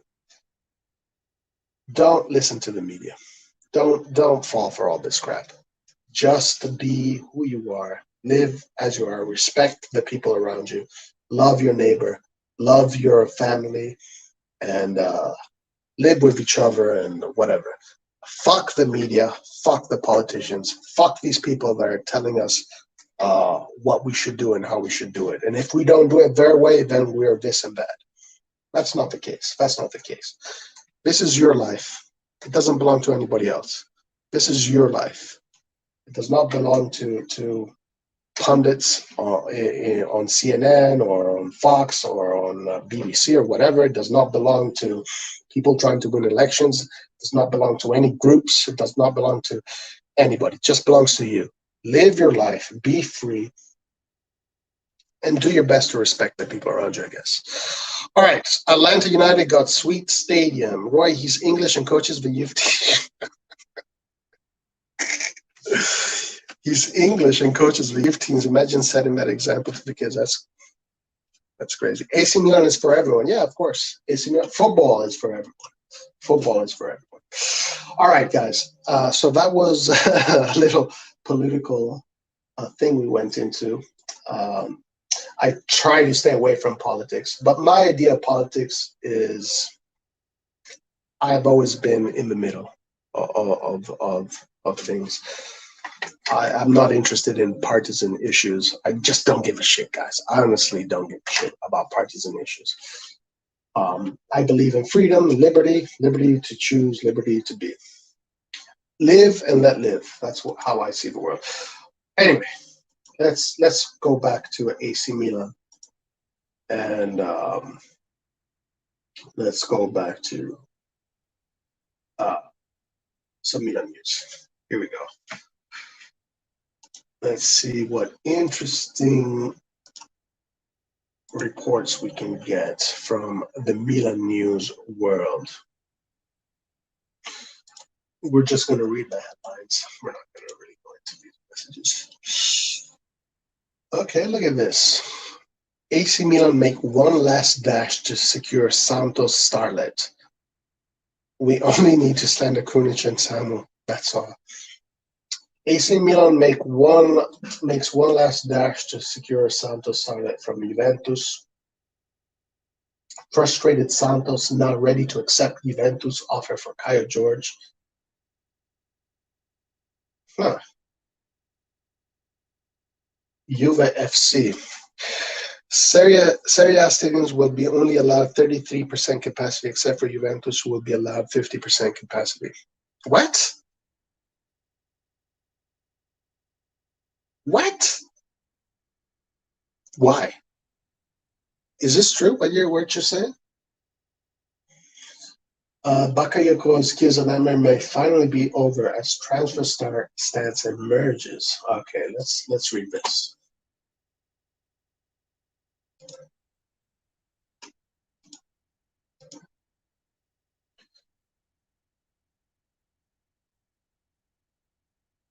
Let's see what it's saying. Okay.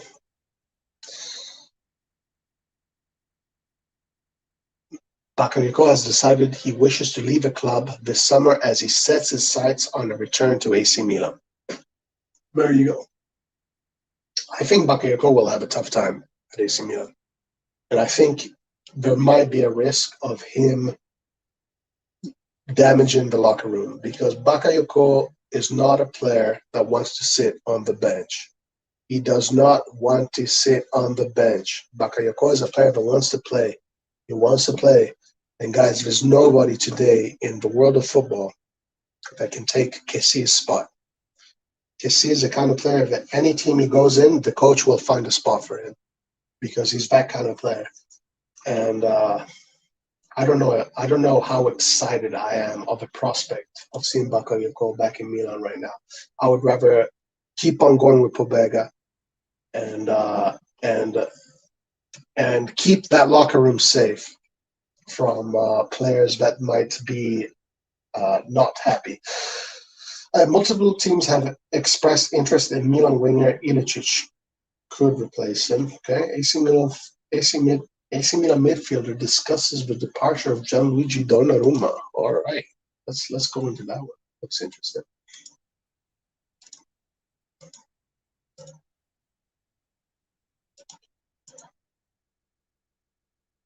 Let's see. Oh wow, what?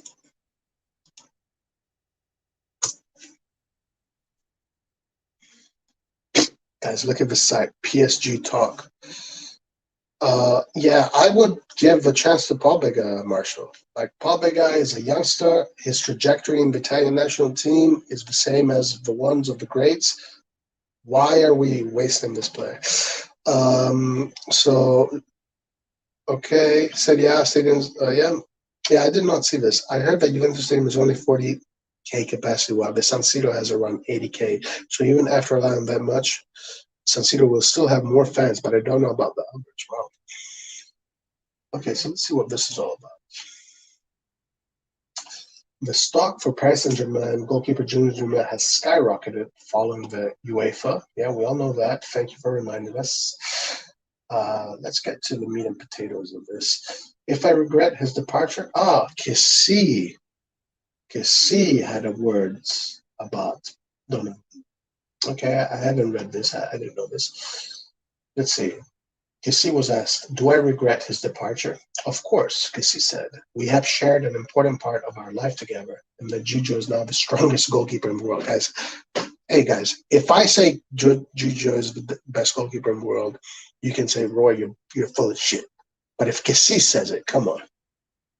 Despite his emotions towards seeing Donnarumma depart, Kessie understands that the goalkeeper made this decision, and it's one of that he respects.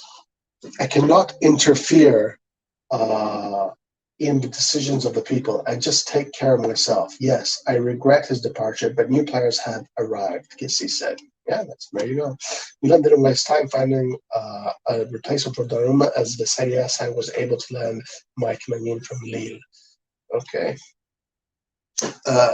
Viagra ads. That's right. VGR 100, VGR 25. No, I don't take Viagra, if you're wondering.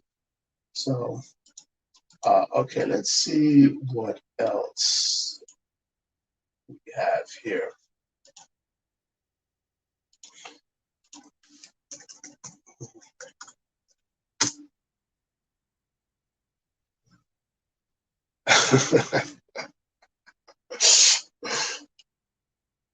Let's see what else. Juventus. Always Juventus, man. Man, Juventus is always in the way. Guys, why do you think I always talk shit about Juventus? I mean, I don't talk shit about the Juventus. Okay, season action right now. They're playing right now. Really? Gentile, where are you seeing this game?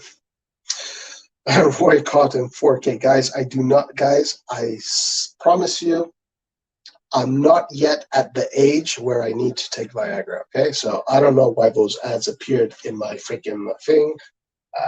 It is what it is. All right, let's keep on going. You see, yeah, we let her. So they're calling Leao the Portuguese Mbappe.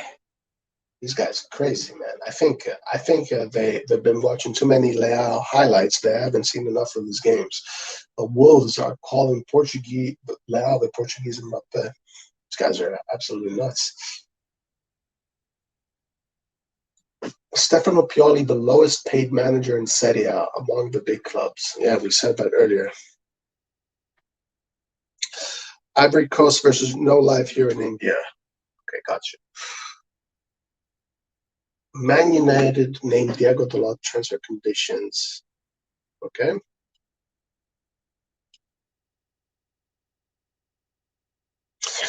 Let's see. I think the Italian media usually has a little bit more juicy, um, juicy news pieces that maybe I can translate. If PSG took Viagra, they could win the Champions League. Let's see.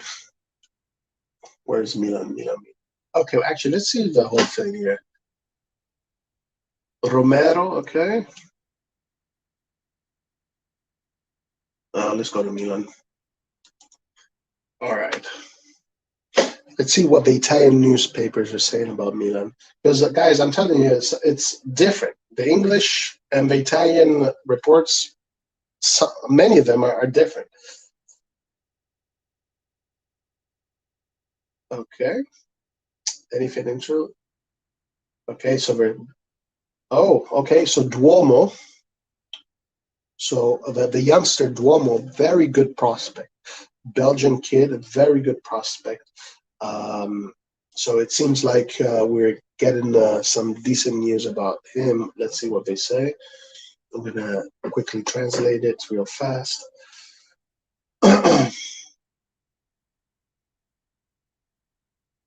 Okay, so the player is pushing for a move to Milan.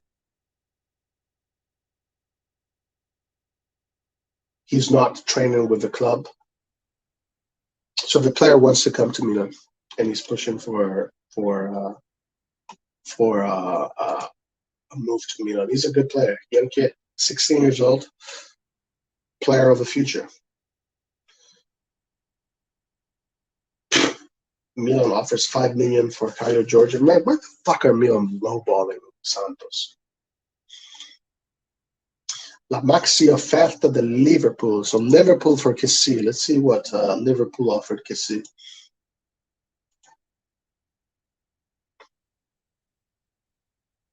What happened with the Warren Bondo kid? I thought it's a done deal already. I haven't seen any news about him. So let's see what Liverpool offered Kessie.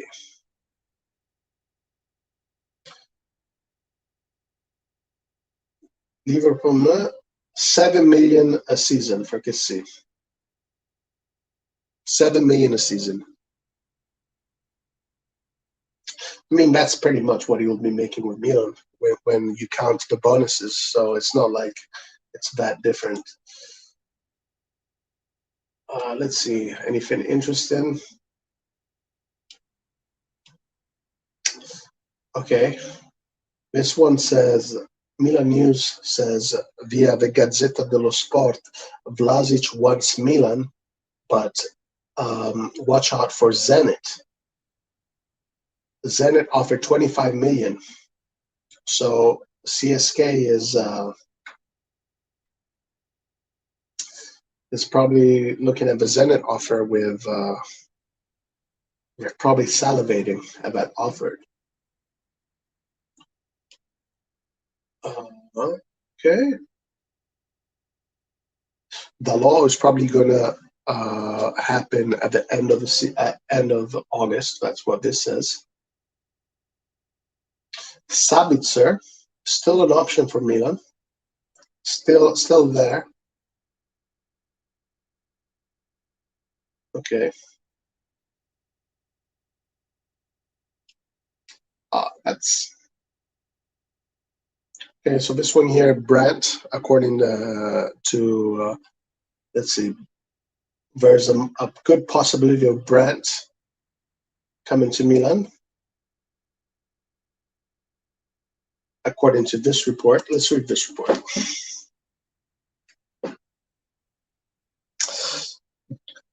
Liverpool are screwed with Salah and Mane. Wow, really? Yeah, that's definitely true. And they want to buy Kessie. Yeah. I don't think CSK will sell their best player to one of their rivals. Good point. Yeah. Let's see. So what does it say about Brent? Let's see. I'm going to. If George is such a big deal, why not offer more to keep him away from Juve? We're not talking about 20 million to get the job. Yeah, I know. It is a weird operation. First of all, he's very cheap, which is strange because we're talking about apparently what is supposed to be one of the big next Brazilian talents. For Juventus, 10 million doesn't seem like a problem. I don't know why it's a problem for us. Why is 10 million a problem for us? Fuck. Eastbourne the other day said Manchester United spent 140 million for two. Yeah, guys. This whole Caio George thing to me is kind of fishy. Like, if we're offering 5 million for this player, it means that it's not a player that we are really that crazy about. Okay, let's see. So according to German reports, they already opened some negotiations. Option to buy, loan with option to buy.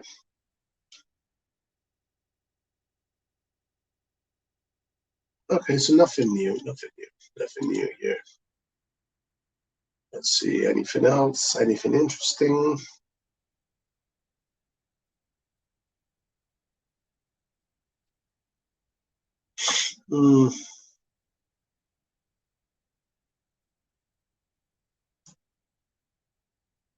Okay. Yeah, nothing interesting, guys. It's all the news. The Milan news is kind of dead today. Ah, okay. Finally, guys, look at that beautiful name. I'm going to. This is my favorite name. This is my favorite name. Where is it? Where is it? Okay. This is my favorite name, guys. Look at this beautiful name. Look at that beautiful name, guys. Look at that. This is the player we need to bring to AC Milan, guys. No doubt about it. No doubt about it. This is the player that needs to come to AC Milan. Baraskelia. Vicha Baraskelia. The new genius, Savicevic 2.0. For some news, again, that Raiola is suggesting a swap deal between Romagnoli and Bernardeschi. Yeah, I read that. I don't mind that because I like Bernardeschi. I think Bernardeschi is an excellent player. One of the scouts in Italy said Colombo has the traits of Vieri. Yeah, I can see that a little bit. A powerful player that relies on his explosiveness. Yeah, I can see that. Paul says, I think the reports are BS. Santos just want more money compared to what we are offering. Yeah, I mean, why wouldn't they? 5 million is so cheap. Why would they want to give away one of their best players for 5 million? Georgia's stats with Santos doesn't look promising. While his Brazil U15, U17 stats look pretty good. Plus, he won the bronze boot in the U17 World Cup in 2019. Okay, you see now, we're talking about players like Paul Bega who have a trajectory with the national team. If this is a player that has this same kind of trajectory, U15, U17, etc., then guys, we're talking about a player that is going to be in the national team for Brazil. And if you're in the national team of Brazil, you're a really good player. Let's put it that way. So that's an interesting point you bring. Okay, so let's see what this report says about my favorite player, Vicha Baraskia. Let me see. Let me get to the meat and potatoes of this article. So the father of this player said that he's definitely 100% going to wear a different shirt from the one he's wearing today. The Russian The Russian media says that there is an advanced negotiation between the entourage of the striker and of Milan. Okay, so this is things that were already being told. I mean, and yeah, Kaladze, who's guys, look at this. Kaladze is the sindaco. What is sindaco in English? Sindaco is mayor, mayor of Tbilisi. That's crazy. Is that it? Guys, I love that we're all in. Some guys, I love the fact that you guys think the same way about Varaskelia. When I saw this guy play, he he's perfect. He's perfect for the Serie A, perfect for AC Milan. This guy will win a Ballon d'Or. If he comes to Milan, he will win a Ballon d'Or. I'm calling it right now. If he comes to Milan, this guy will win a Ballon d'Or. Varaskelia is one of those hidden diamonds type of players. We must get him. I agree with Agent Kaladze. Okay, so let me see what the Italian newspapers say here. Varaskelia is from some time been in the eyes of the scouts of Milan, but Maldini and Massara, they like him, but they don't consider him a priority. They don't consider him a priority. According to this report, calciomercato.com, questione di costi. So Ruben Kazan values the player at 18 to 20 million, a price that Milan considers exaggerated. And after the Tomori purchase, Milan have only one slot left for non-EU players. And that is one of the reasons why the negotiation with Caio George is becoming a little bit more difficult, etc. I don't believe this, guys. I honestly don't believe this. I don't believe this. I'm willing to bet anything. I'm willing to bet anything that this article says that Varaskelia is not a priority. I'm willing to bet anything that Varaskelia is their number one priority. I'm willing to bet that. I'm literally willing to bet that. And honestly, there's no way to know. But I'm willing to bet that Varaskelia is one of their number one priorities. No club will want to do business with Milan right now because they already know it's on loan by option. He's born. Don't worry, my friend. The time will come when things will be different. Would you let go of Pobega for Tamin? If not, how much? I wouldn't let go of Pobega. I wouldn't let go of Pobega at all. I would keep Pobega.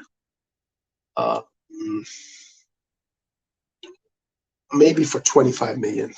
I think he's worth 25 million because I know already what kind of player he's going to become. Giving him away for 12 million is like giving someone a gift.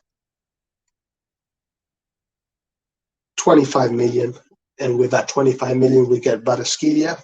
Okay, fine, whatever. I'll do that. Once Milan sell Hague or Leao, Vicha will arrive next day at Casa Milan. Gentile, I'm with you, my man. I'm with you. In my FM, save Caras. In my, what does FM mean? In my Football Manager, is that what it is? Varaskelia bought by Ryback Leipzig for 27.5 million. Milan priority is to get Ilicic for 3 million, Brandt on loan plus around 20 million by option, George for 3 point, Taglione loan again, and another midfielder if Popega leaves. That's the end of Mercato, I feel. Oof. Well, if that were to be the end of the Mercato, it wouldn't be bad. It wouldn't be terrible. I mean, it's not that bad, he's going, to be honest with you. Ilicic is a fantastic player, guys. I mean, let's not underestimate Ilicic. Brandt, apparently, according to many people, he's a great player. I haven't seen that, but if he is, he is. Having a young striker coming from Brazil with that experience in the national team, it's a good sign. Dalot on loan, that's a very solid defense. I mean, it's not bad. Okay, he's born. It's not bad. It's not terrible. But Varashilia is a whole different story, guys. Varashilia is the keystone, is the diamond. Eyes on the prize, Varashilia, guys. This guy is going. If he comes to Milan, guys, he is going to win a Ballon d'Or, 100%. Maybe Ilicic needs a fresh start to find again. Yeah, guys, and also Ilicic is not a long-term player. He's a short-term player. You bring him in for 1 year, 2 years. That's it. Then you use him to win games, to unlock tough teams that close down. In Milan, he's going to fit in perfectly because Milan plays possession football. He's perfect for possession football. Technically, he looks like a AC Milan player. I mean, Ilicic is not that bad, okay? Let's give him a little bit of credit. But Barashia, guys, that's a whole different story. Youngster, we spoke about the look in some of these players' eyes when they play, that warrior spirit. And it shines, it comes through. With Barashia, you see it. You see trophies in the reflection of his eyes. You see a great future in the reflection of his eyes. Now, Roy, from Ziyech, Vlasic, or Chiva to Ilicic and Brandt, that is not exciting news. Yeah, it's not exciting news, but it's not even that bad. It's not even that bad. And honestly, guys, to me, my dream right winger would be Berardi. That would be what would make me the happiest. Okay, what I would want is Berardi on the right, Vicha on the left, Vlasic in the middle, Ibrahimovic up top, Kessie, Benacer, Calabria, Kjaer, Tomori, De Hernandez, and then Magnin. It went from we will get Sabic and Ziyech to Ilicic. No, guys, Ilicic is a really good player. Like he really is a good player. Let's be honest. Come on. He's actually his highlight reel looks better than most people's highlights reels, most players, because technically the guy's insane.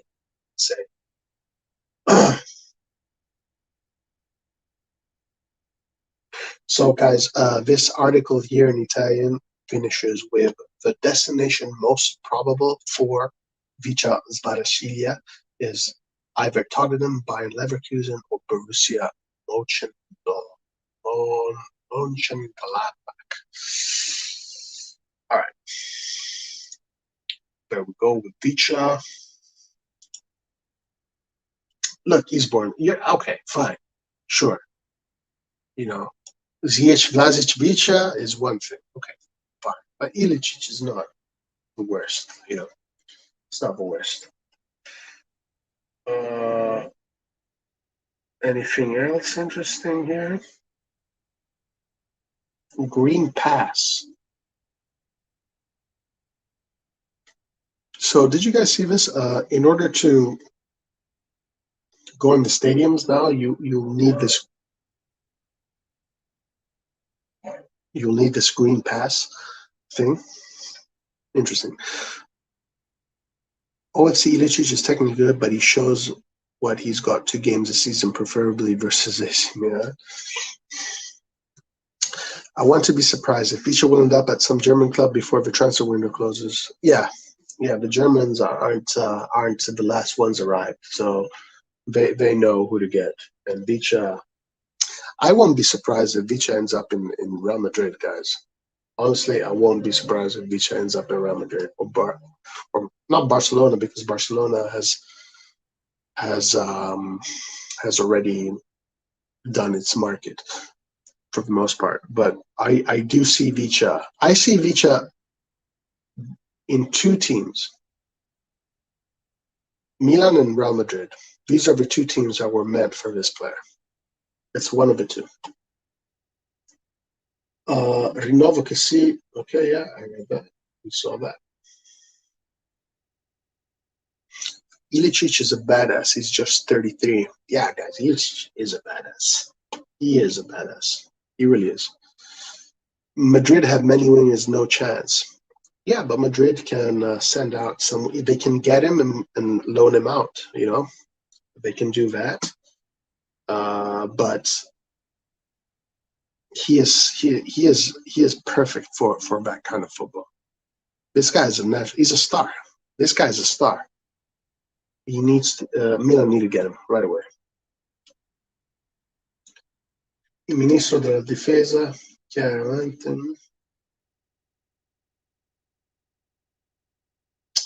Okay. Man, what a dry day for news. Ilicic looks more older than Ibra. He does kind of have a old look to him. Nothing interesting, guys. Absolutely nothing interesting coming from AC Milan news today. Nothing interesting. See what the Gazzetta says. Okay, nobody gives a shit about basketball.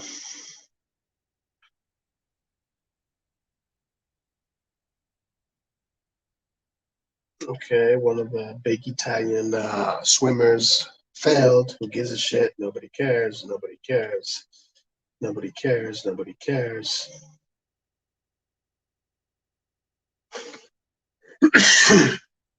Interesting. Any AC Milan news? Milan news? Anything new from Milan?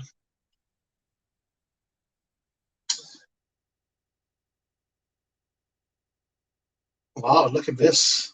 So 175 million for Haaland. Him, Haaland says, I hope not. Too much money for one person. That's a lot of responsibility, right? If someone pays that kind of money, and then you have to produce. Chiellini keeps on going. It's Zlatan who looks younger than Ilicic. Did you hear the press conference of the lady? I heard about it. I heard about the things he said. Allegri has personality. Allegri has a lot of personality.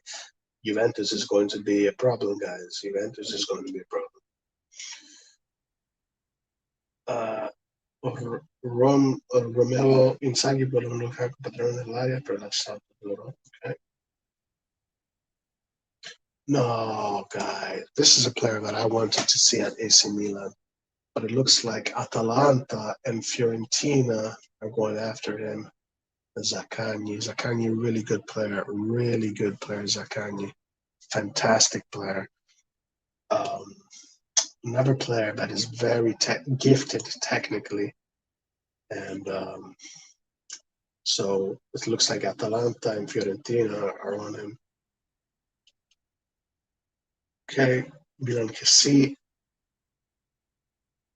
Okay, so this says that Milan che sì is going to be, it's not going to be after the Olympics, it's going to be sooner. Allegri said Bonucci is last in pecking order to become captain of Juve. Yeah, Allegri is probably messing around with him.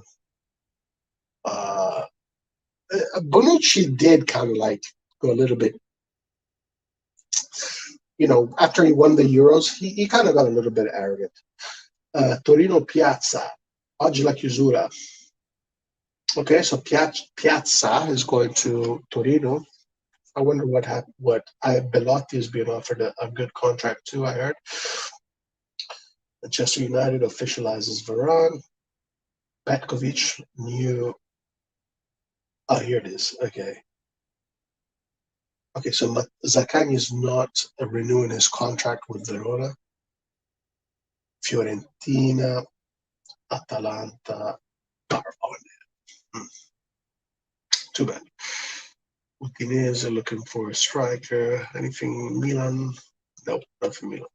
Guys, it's dead. Milan news is dead. Nothing is there. Nothing. Absolutely. Imagine. Incredible. Incredibile. As just a reminder of what Il Perrusca did for us.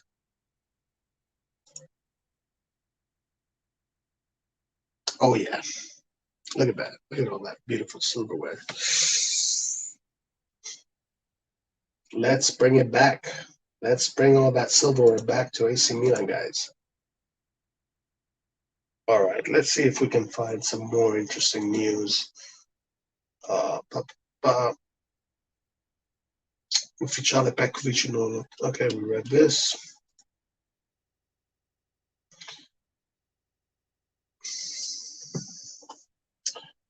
Let's see, let's see. Okay, Blasic, so Gazzetta dello Sport. Can he make Monza a decent team? I think so. I think he can. Because the guy is very ambitious and he's a winner. Obviously, we saw how much of a winner he is.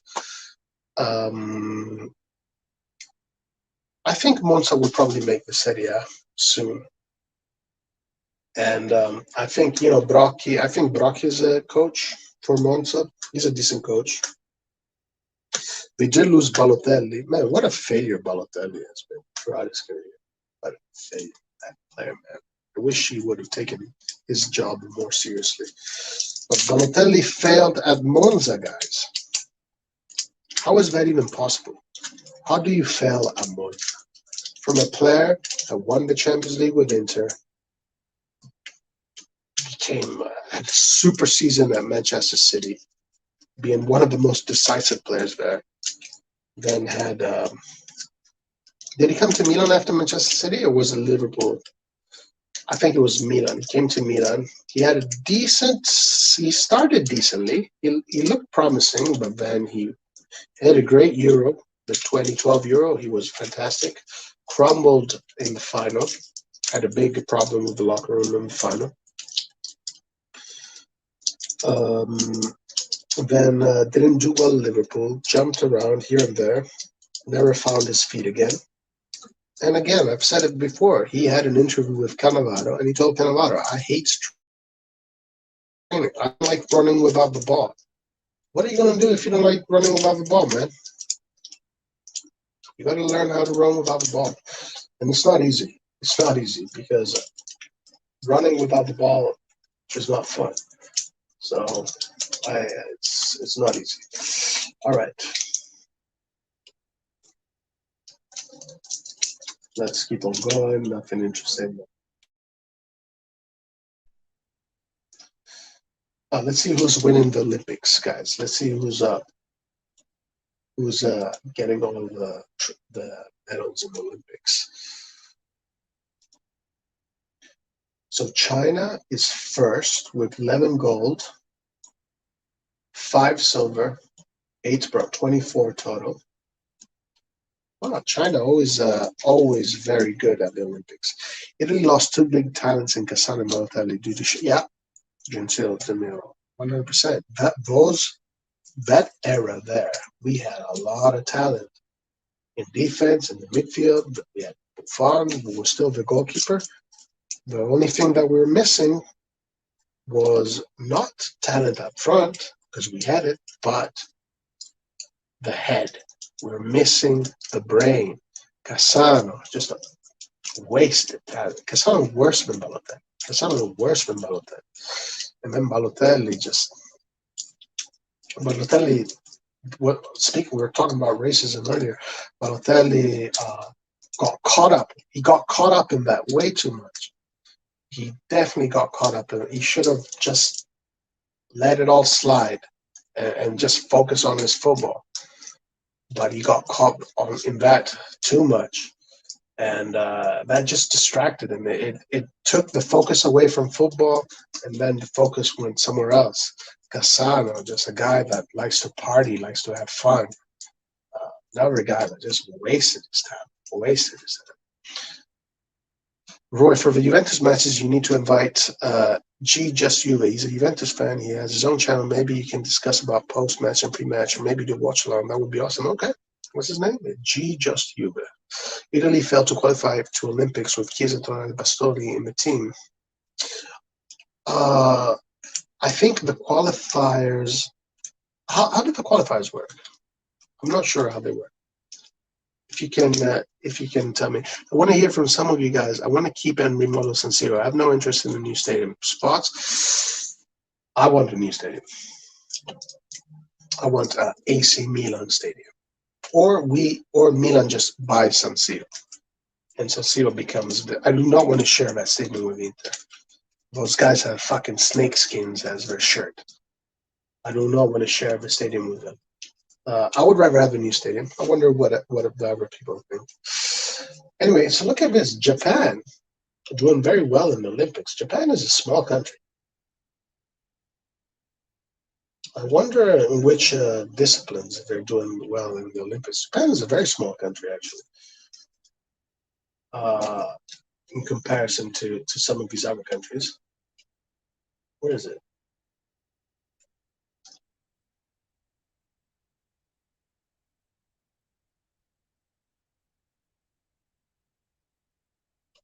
Wait a minute. Where did it disappear? What the?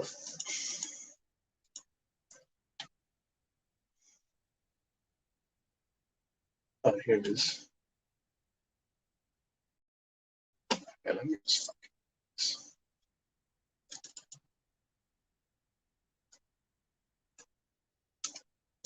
fucking. Yeah, I would get a new stadium. I would love to have a Milan stadium. That would be nice. See Milan playing their own stadium. I wouldn't mind that at all.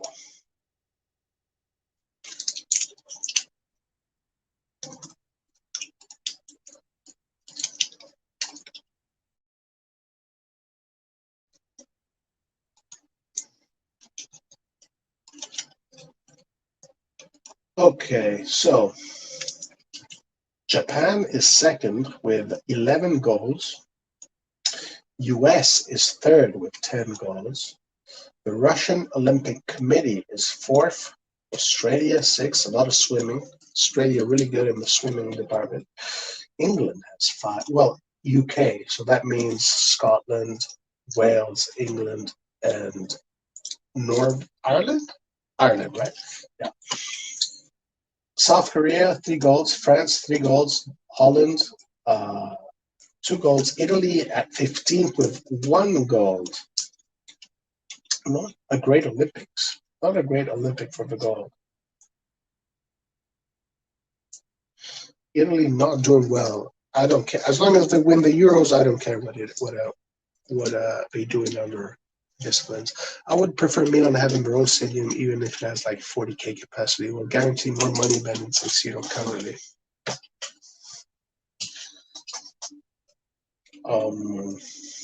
Yeah, Milan needs to get their own stadium. It's about time.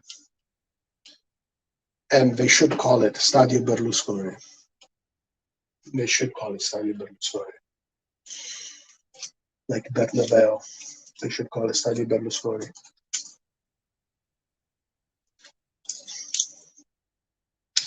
U21 Euros in 2019 was the qualification. Yeah, gotcha. Yeah.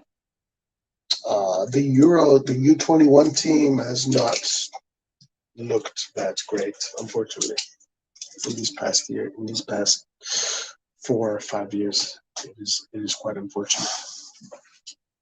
It will cost much more, I guess, by remodeling the San Siro, and I feel building the modern type stadium would be easy by building it in a new site. Why would you want to keep the San? I mean, San Siro is an iconic stadium, right? It is a stadium that it's a very intimidating stadium. So that plays in our favor, I would say. It is known to be in one of the most intimidating stadiums in Europe. It is a stadium that puts fear in the opponents of the owner of the stadium, wherever it's Inter or Milan, mostly Milan. It was pretty apparent that nobody was afraid of Inter in this last Champions League. Uh, okay, any new things to look at? No.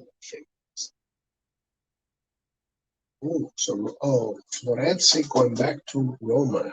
Florenzi going back to Roma.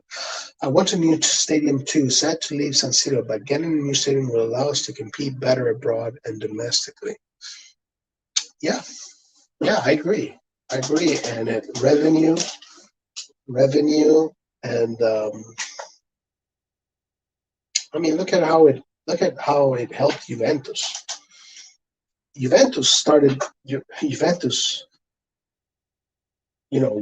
had all that success, and there was with the stadium, right? If Milan has its own stadium, it will be a fort. It will be a fort for many years. That's it becomes your home. It becomes your church kind of thing, because it's their stadium. It's the AC Milan stadium. But San Siro is iconic, Marshall. It is an iconic stadium. I know the sentiment tied to the San Siro.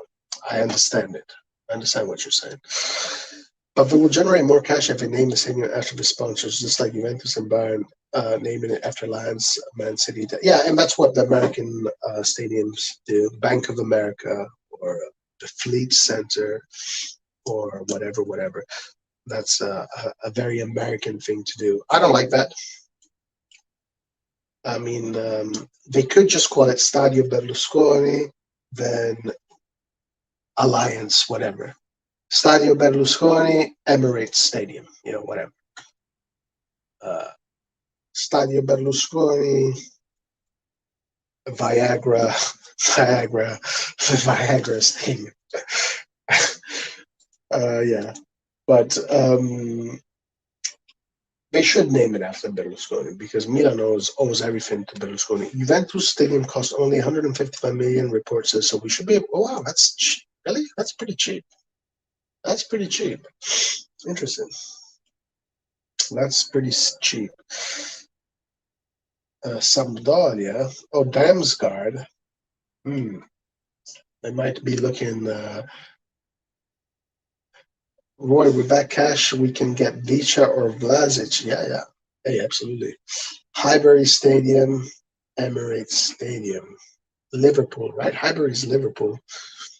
Emirates is freaking what you call? Oh man, look at that pizza. It looks good. Italian pizza looks good. Emirates Stadium. Let's see what our buddy Cassie is doing. Yeah, Emirates Stadium is.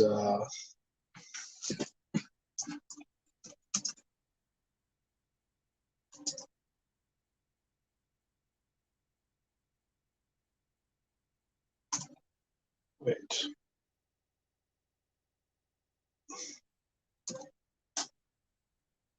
See what the score is. Is there a.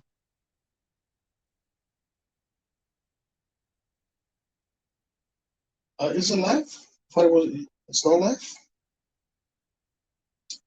Here we go. Let's see what our buddy Cassie is doing. 0-0.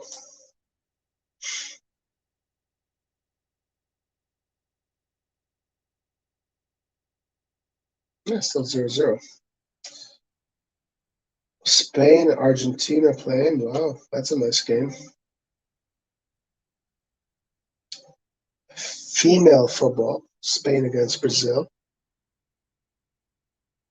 Brazil, Spain.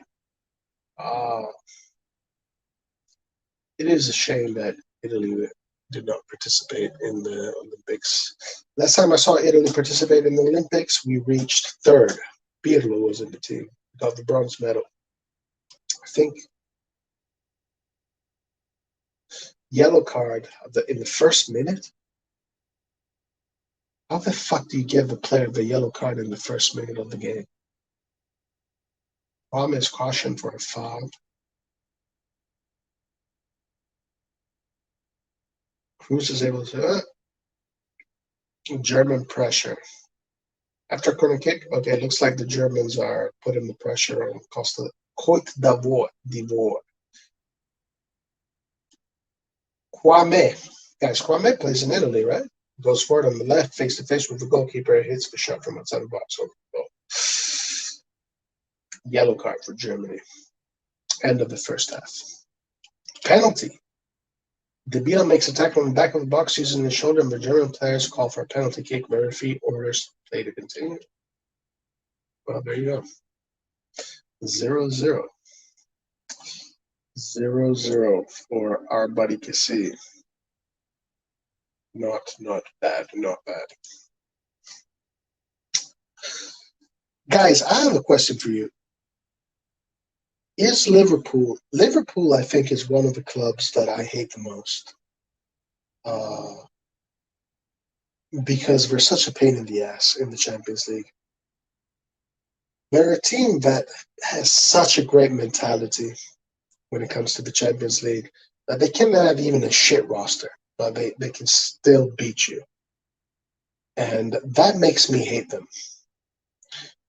And I think the 2005 Champions League has got anything to do with that. When I was younger, people would ask me, what is the team you hate the most? I would always say Liverpool. But I do respect them. I respect Liverpool because they have 6 Champions Leagues. They're catching up.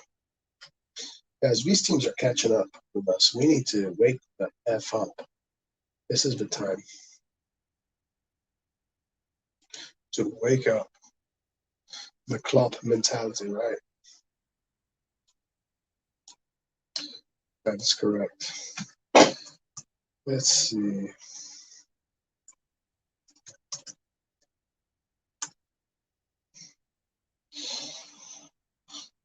All right, guys. I think the time has arrived. We did 5 hours tonight. I just wanted to do a short live. And see what it was like at this time. But these lives are always interesting. They're always fun. Even though there's not much going on in the world of Milan right now, there's always so much to talk about. So many ideas, so many things to ponder. And I remember sometimes when I'm driving around, going from A to B, I sometimes think about Milan. I'm thinking about Milan. And I'm talking to myself about Milan. Blah, blah, blah. So you know what? Why not do it on stream? Why not? By the way, guys,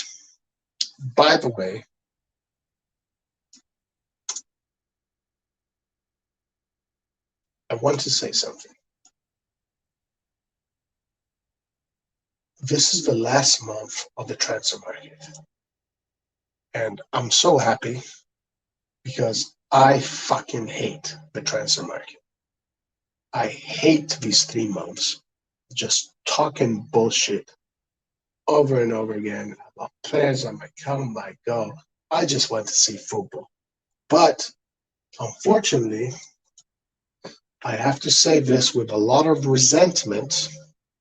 Right now, I am stuck with handling the channel right now in this period of shitness. In September, when the Serie A starts, I'll be absent most of the time. And the other guys get to have more fun because they will comment the team, they will do the watch-alongs, they will be able to do all that good shit. Unfortunately, in September and October, I'm going to be mostly traveling around.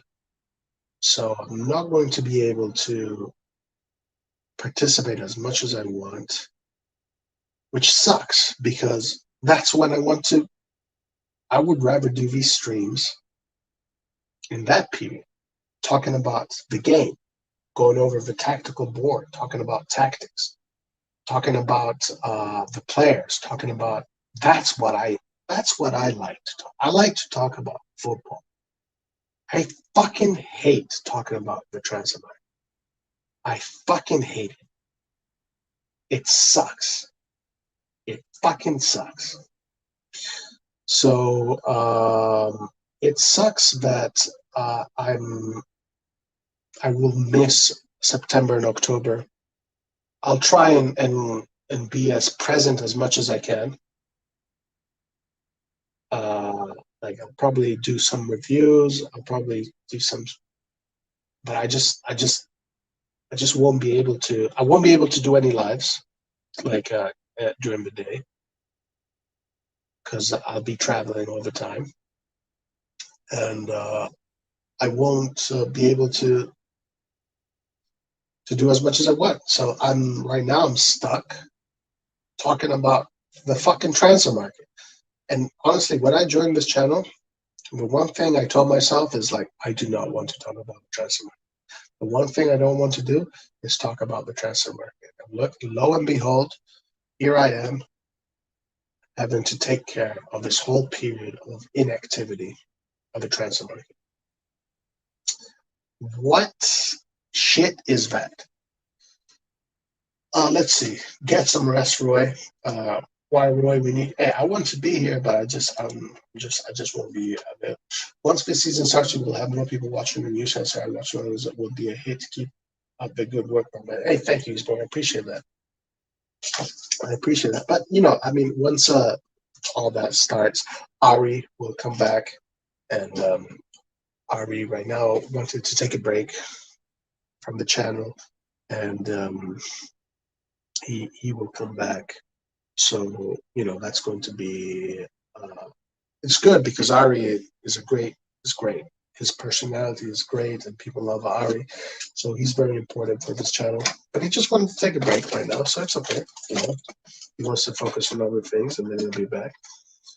But the only thing that for me sucks is that I have to take care of this transfer market shit, which I hate.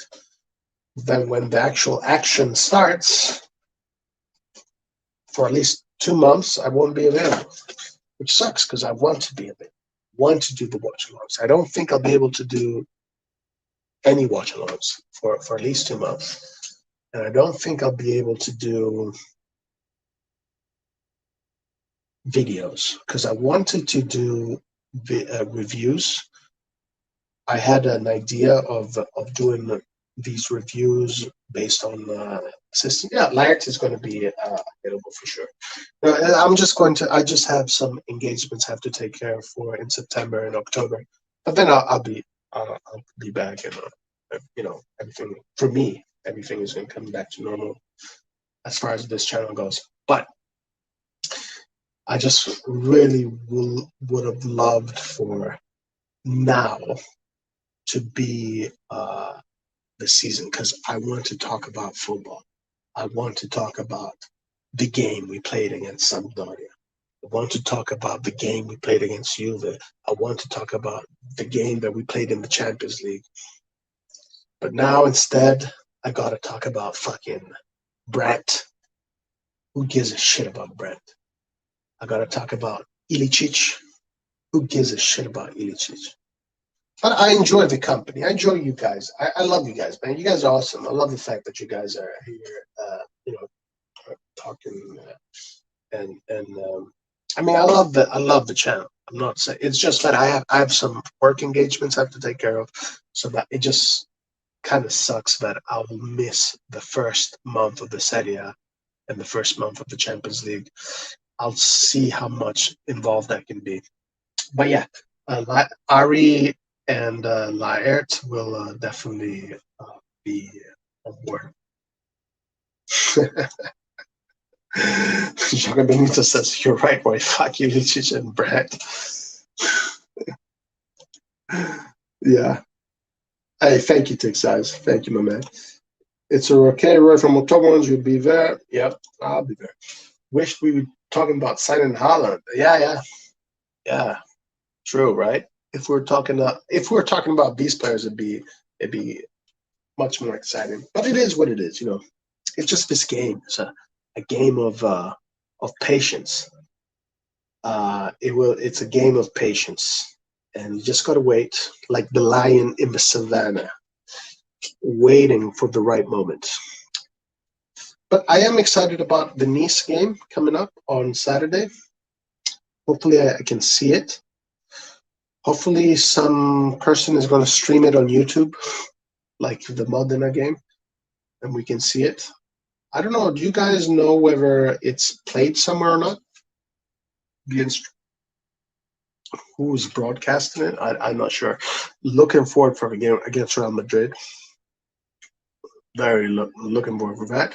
Looking forward to the. We're definitely going to do a watch along for the Champions League. The Champions League, what you call it, draws. We're definitely going to do that. If one of these games is on a Sunday, one of these friendlies. Actually, let me see what days these friendlies are. Because if it's, let me check the schedule of the friendlies.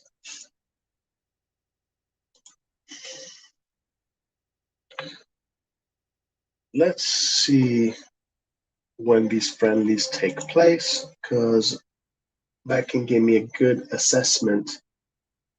That will be a good assessment to know whether or not we can do some watch alongs. All right.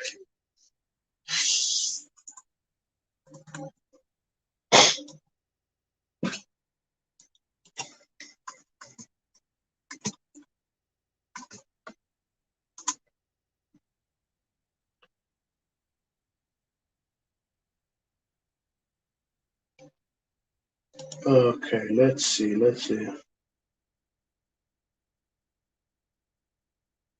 I guess it will be streamed live on the Nice YouTube channel if they have one. Huh. Okay. Well, since it's on a Saturday, I know for sure I can't do that watch along. But let me see what the other game when the other games take place, because we might be able to do some watch alongs. Let's see. Schedule.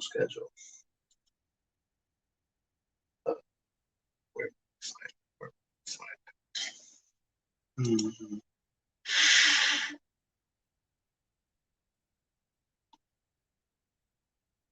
hmm. Schedules. Okay.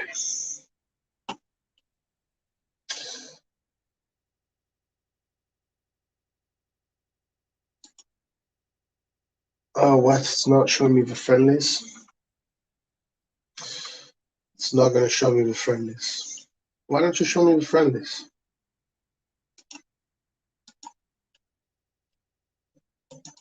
It doesn't even have an option to see anything else. Hey, we have Skillard. What is up, my buddy Skillard? Nice. Skillard, what's going on? Giacinti. Who's Giacinti? I know that name. Is this a 24-hour channel? I want to make it the killer 24-hour channel, Skillard. That is the. I think that is one of my goals for this channel, to have an ongoing 24-hour stream with AC Milan, just AC Milan, talk AC Milan, and just have different people come in at different times. I think that is one of my future goals, to create that. That would be nice. 24-hour channel. That would be awesome. That would be awesome. Let me see. Come on, man. Why don't you show me?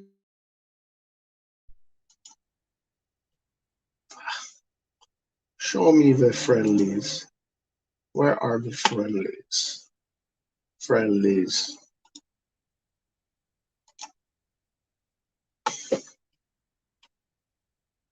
Serie A, our latest. See, AC Milan. Giuntis Primavera. Official stamp. Valentina Giacinti. Oh, Giacinti, the player, the female football player. I don't follow the female team, but I think eventually we will. Eventually, it'd be nice to have females be part of the channel, to follow the female team. Maybe we'll see. Fitness to start the week, official statement, reaction second work. Let's see if I can find a schedule for friendlies. Schedule for friendlies. Official Alessandro Sala.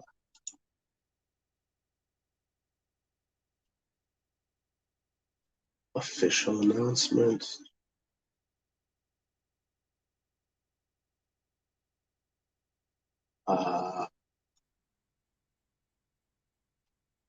Official statement. Oh, come on, man. This should be much easier to find. This should be way easier to find. Way easier to find.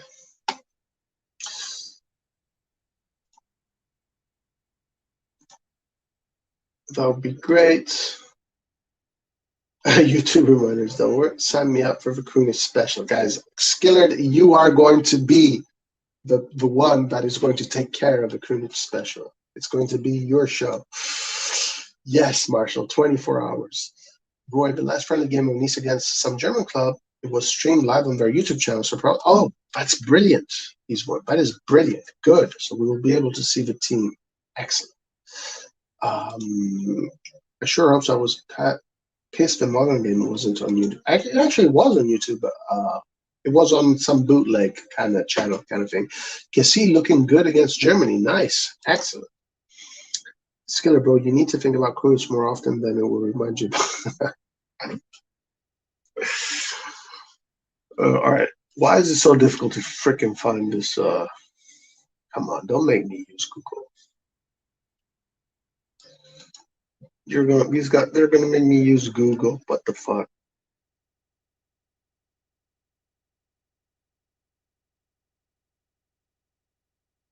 All right, whatever. I'm gonna have to go with Google. Incredible. The AC Milan YouTube a website does not give me quick access to see the schedule of the friendlies.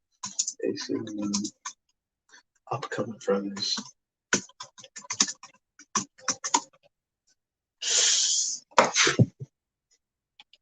How easy was that? It shouldn't be. It should be much. Whatever. All right.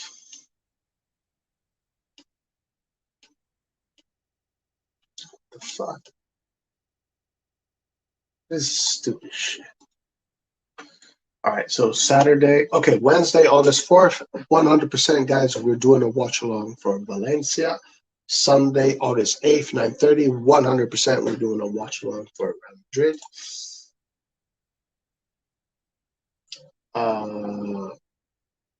What about Panathinaikos? I thought we were playing against Panathinaikos. Has that game been canceled?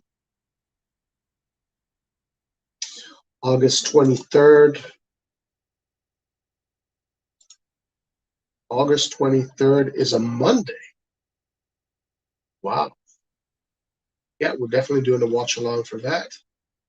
August 29 is a Sunday, definitely doing a watch along for that. Well, I mean, yeah, I would be able to do a watch along for those. But then the ones in September, I will be absent for those, but I will be able to do the watch. I will be able to do, aside from the Nice game, we're going to do a watch along for all of these games. So that's excellent news. Great news. If Krunic ever reads my comments, I think I need police protection. Damn, Vascular Special will have record viewers than other streams. Sorry, I mean Krunic Special. I'm expecting the whole Bosnia to watch. Kessie gives zero fucks who's facing him when he has the ball, man against boys. Yeah, that's the thing, man. That's the thing about Kessie. Doesn't matter who's playing against. Does not matter. Nothing phases him. Nothing phases him. He doesn't need the police. Just worry about some mafia buzzing name gangs. Well, guys, at least the good news is that we're definitely doing watch-alongs for all of these games aside for the Nice game. So that is excellent news. Very, very, very good news. I don't see the Panathinaikos game. I was under the impression Milan was playing against Panathinaikos. I guess not. I guess not.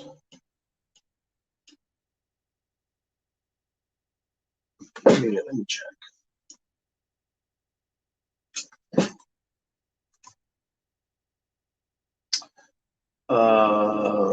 Milan, I don't. There it goes.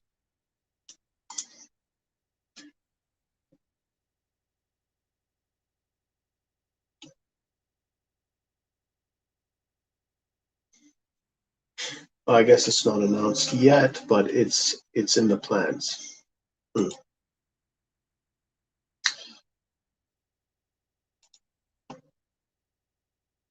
Yeah, I'm all about it. We can do it this Sunday. I just need Lyric to we can do it on Red and Black Sundays, our Sunday stream. We can pick a game. It's just the issue that I have is that my freaking my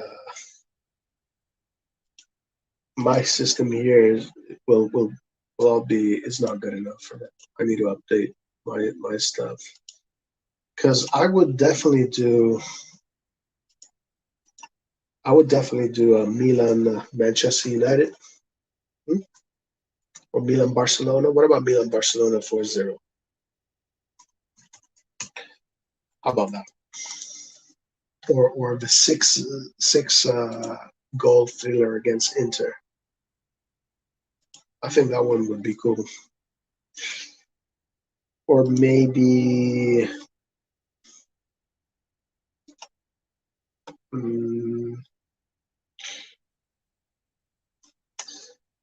let's see, Milan Roma, the final of the Coppa Italia. It's a good game. Milan Real Madrid, the game that Rui Costa just killed the Galacticos. Or how about Milan Real Madrid 5-1 with what was it? 4 goals from Van Basten, something like that.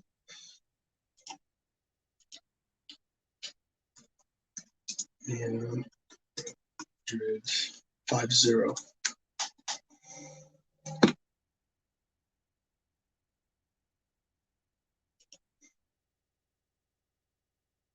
That was back in the day.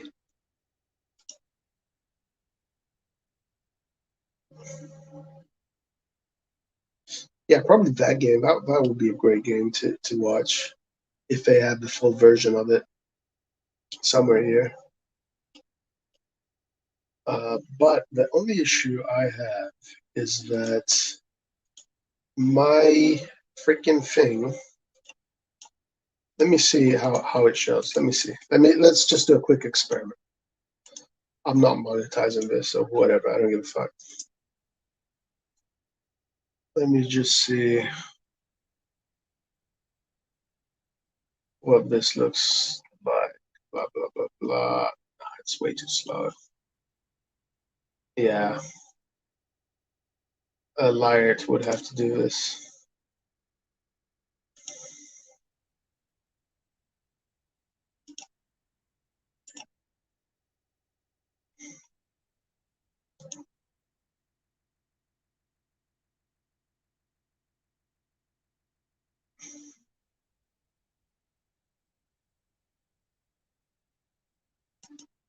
Yeah, definitely Larry would have to do it on his computer. Because otherwise, on my computer, it's gonna look like this. I have to update my shit.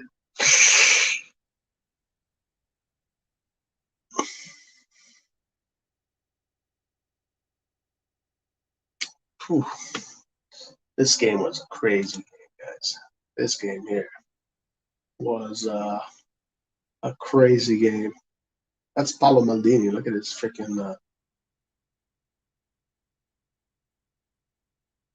This was a goal right here, right? Oh no. I think a lot of headers were scored in this game. Gullit. I think that's Carletto. Oh, this is the goal right here. Look at it. Boom. Thank you, Carlo. Bye, Real Madrid. Thank you, Carlito. Thank you for that. Man, what a goal. Legendary.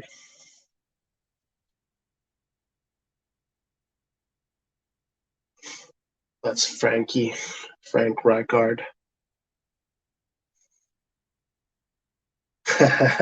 Right, Skillet. That was a whole different story back then. Huh? Who was the right winger? I can't remember. I think that's Donadoni right there. Gullit. No, that was Bambasa. Was that Bambasa?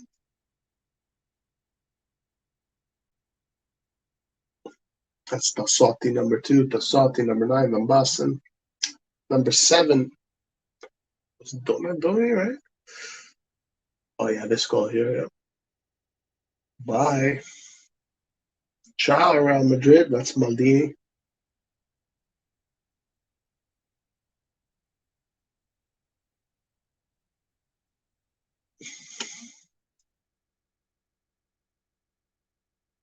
Damn.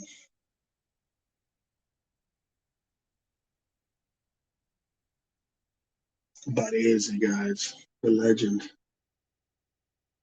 Yeah, it was Donadoni. Number 7 was Donadoni. This is when we showed Real Madrid what's up. Good times, good times. Good times. Man, look at how they celebrated. Wow. The celebrations back then were definitely much more crazy. Huh? Okay. All right. I mean, it's not bad. The stream is not bad. Oh, yeah. Let's watch this.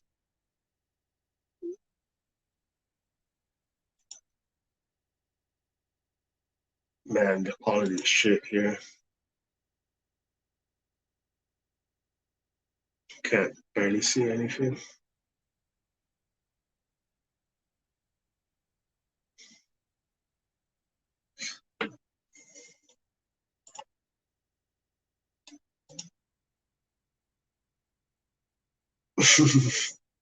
I enjoy watching the opposition defenders after we score if they look lost. Wow, Roy, I just woke up and you're live. I respect the commitment. Hey, what's up, Lucas? Guys, Lucas is here. Does anyone remember when we played Real Madrid in a friendly for our centenary year and they beat us 6-0? Oh my God. I think there's a reason why I don't remember that. Let's see. Milan Barcelona 4-0.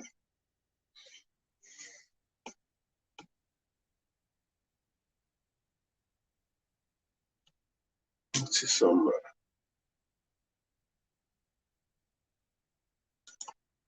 Okay, let's see if this stream. No, good thing I don't remember that.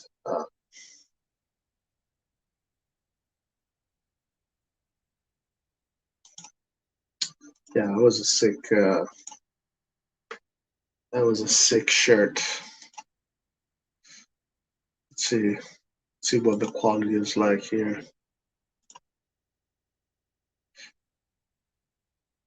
I mean, that's still a good team, guys. You know, people want to say that was not a great team. That's still a great team. Wow, look at the style back then.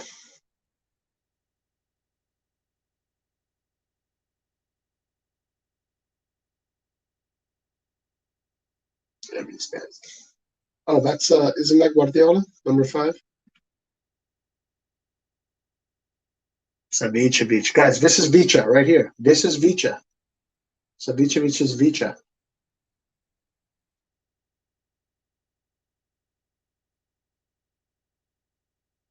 Oh man, we should have hey, guys, that should have been a goal. It should have been 5-0. I forgot that. That was Paolo Maldini. He could have scored.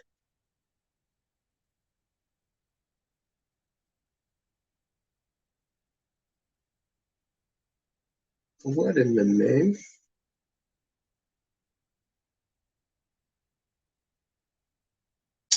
It's really grainy. Whatever.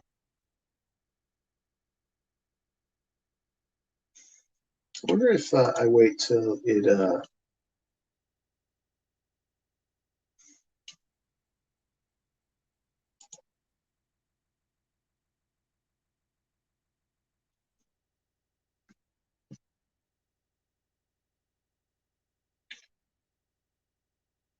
Nice.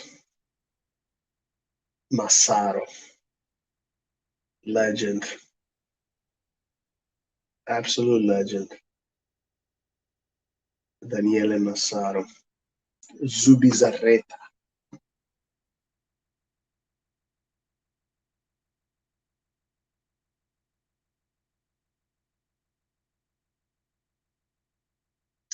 I remember exactly where I was. I remember exactly what I felt when I saw this game.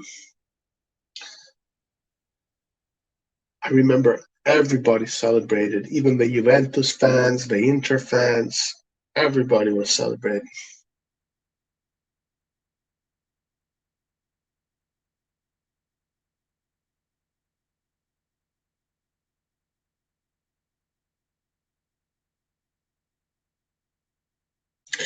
But yeah, if I can get Laird to stream maybe like one of these games, Skiller, which game do you want to see? Since it's your idea, you choose. Which game do you want to see?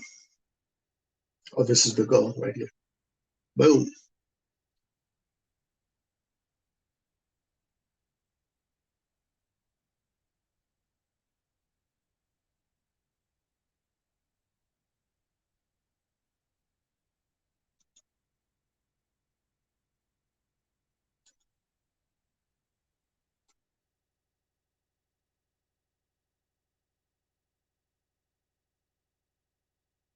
That was awesome. Awesome stuff. Awesome stuff.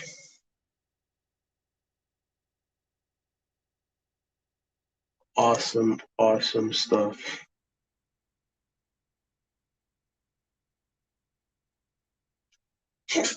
Look at these comments. Milan is a boring 1-0 team, but football is highly unattractive. Johan Cruyff before the final. When AC Milan was a monster of football soccer, Savicevic's best player, goal assist, very close to a 5-0. Savicevic, the magician. Savicevic was Il Genio, the genius. Milan needs to make the likes of Krunic and Salmon to sit down and watch these kind of matches. Yeah. All right, guys, we're going to go for 8 more minutes. It's going to be 6 hours, and we will stop at 6 hours. Franco Baresi, the legend number 6.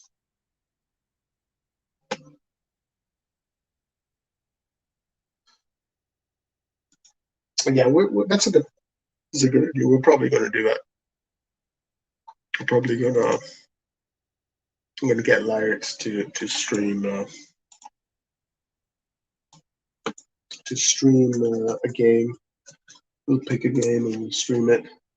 See if any news has come out regarding AC Milan.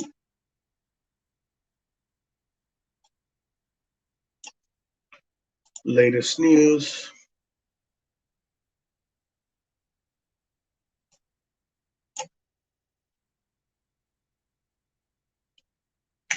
Milan resignation to Luis Strikers Brazilian years Juventus move.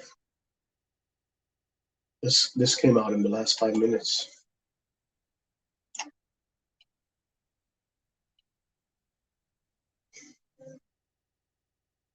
AC Milan launches Tales of AC Milan. This is AC Milan risky Caio George strategy backfires as Juventus swoop to secure agreement. Mamma mia, ragazzi. What are we doing? What are we doing?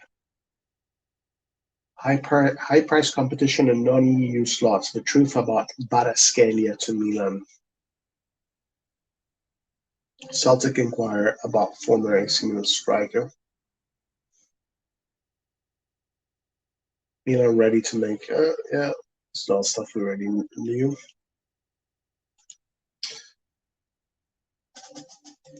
Oh my god. What a crazy, crazy, crazy, crazy stream. That was a freaking crazy stream, guys.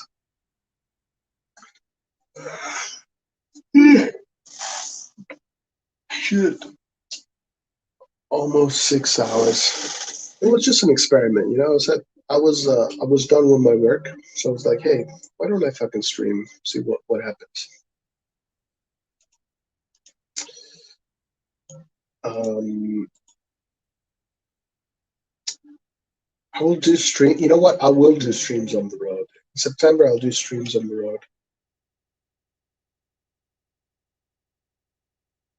Fuck it. Fuck yeah.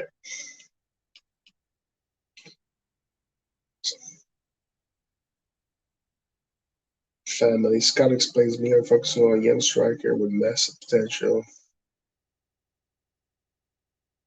Huh. Giroud could be called up for Milan's friendly clash. Why wouldn't he be?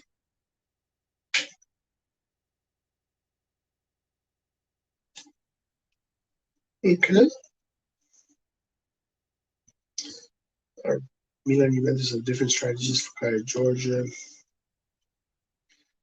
Club to make offer for Manchester United player. This is Bello.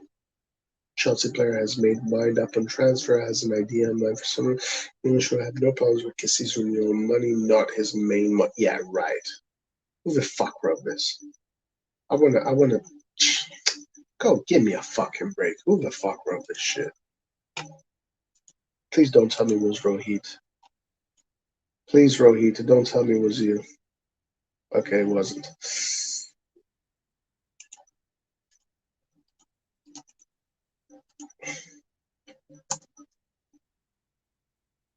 Oliver Fisher. Is Ollie Oxy Oliver Fisher?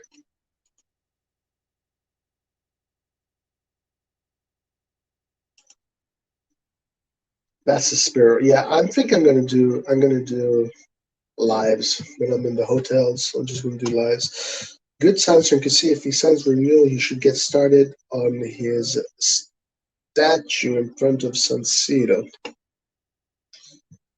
Lucas. Uh what do you mean, Lucas? What? He's not. I've asked Ollie. Wow, you remember his name? Ollie. I like. I like. Honestly, for me, like just reading that is difficult. Olio Oxenfree or Ollie Oxenfree. Ollie Oxenfree. He's not. Hey, how do you know he's not? He could be. He could be Oliver Fisher.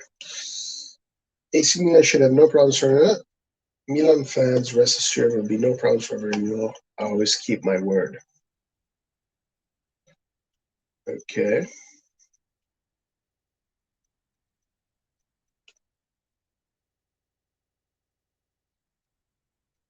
Let's see what Sempre Milan has to offer today. Sempre Milan. Oh, look at this.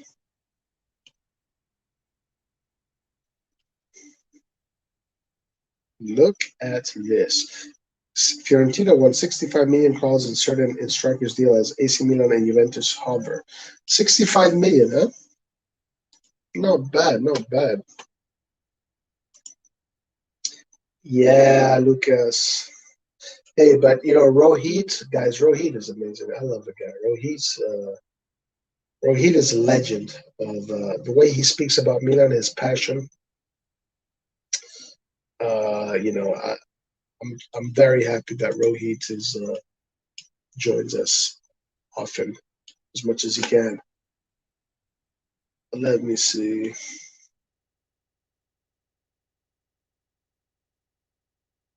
Toluis striker. Is this the admin whatever guy? What is this?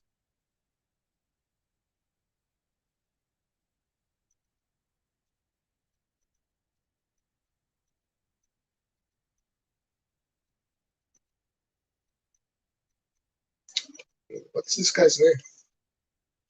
Why isn't his name here? Doesn't this player have a name? No respect for this player? First responding check, Nigeria managed to get verbal in person. In the latest, George is moving further and further away as rejected. Here it is. Janis Antiste. Never heard of him. Never heard of Skillard, but I defend Krunic. Skillard Krunic is one of the legends, man. Lucas says, I have watched this Jonas guy, and Colombo is a better player than him. Well, if Colombo is a better player than him, this Jonas guy is shit. Not to say that Colombo is shit, but Colombo is not fucking Maradona either. Yeah, let's keep Colombo. Let's keep Colombo, Colombino.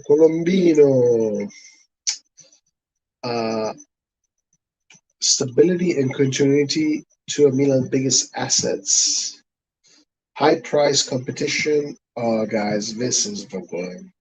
This is Milan patient and pursue a new playmaker. Lucas, I think I'm pretty sure that Milan will get Brett and sell Leao. Are you still going to be a Milan fan if that happens? Roy and Rohit both getting paid by Pion. Guys, Krunic is a great player, guys. Come on. He's a great player. He's a fantastic player. Fantastic player. Maldini and Co need to use their good standings to land Colombo minutes in a first league team, even if it's not top 5. Yeah, but Colombo has to earn his minutes too. Because I think he went to Cremonese and he barely played. Primavera striker set to leave Milan and join Serie C side. What the fuck? Brandt in, Leao out.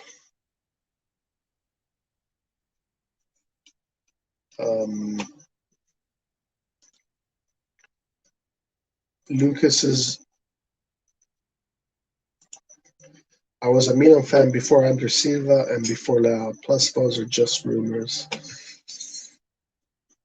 Lucas, it might happen. It might happen. Milan's. He kind of has Çalhanoğlu's ears, huh? This guy, Shiva. Man, he's a kid though. Look at his face. He's a child. But he has the eye of a tiger. He has the eye of a tiger. Look at his eyes. This guy's a fucking sniper. This guy will kill you in your sleep, and he won't even think about it twice. This guy looks like he fucking smokes weed all day. He looks like a hothead. He kind of has the eye of a tiger.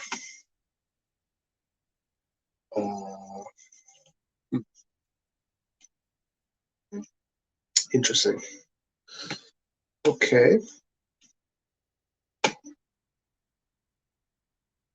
Anything else here of interest?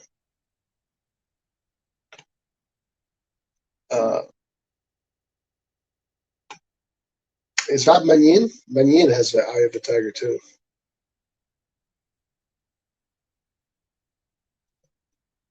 Milan are interested in Chelsea midfielder. Yeah, we saw that earlier.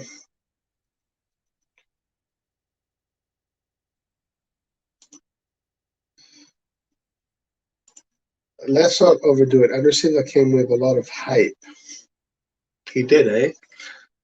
Andre Silva was expensive, man. He was supposed to be the greatest. He was supposed to be the next big Portuguese striker. I think he is the next big Portuguese striker. Brandt looks like an introvert. Yeah, he kind of does, actually. Imagine selling Leao and getting Brandt. There's some mental issues within the management. Yep. Hey, what's up, Saif? Guys, Saif is here too. I hope Brett doesn't go. Leverkusen deserves the keys to San Siro. Bosnian Player of the Year. Yes. We can love Sabitzer. We can have Sabitzer for cheaper. What the hell? Agreed.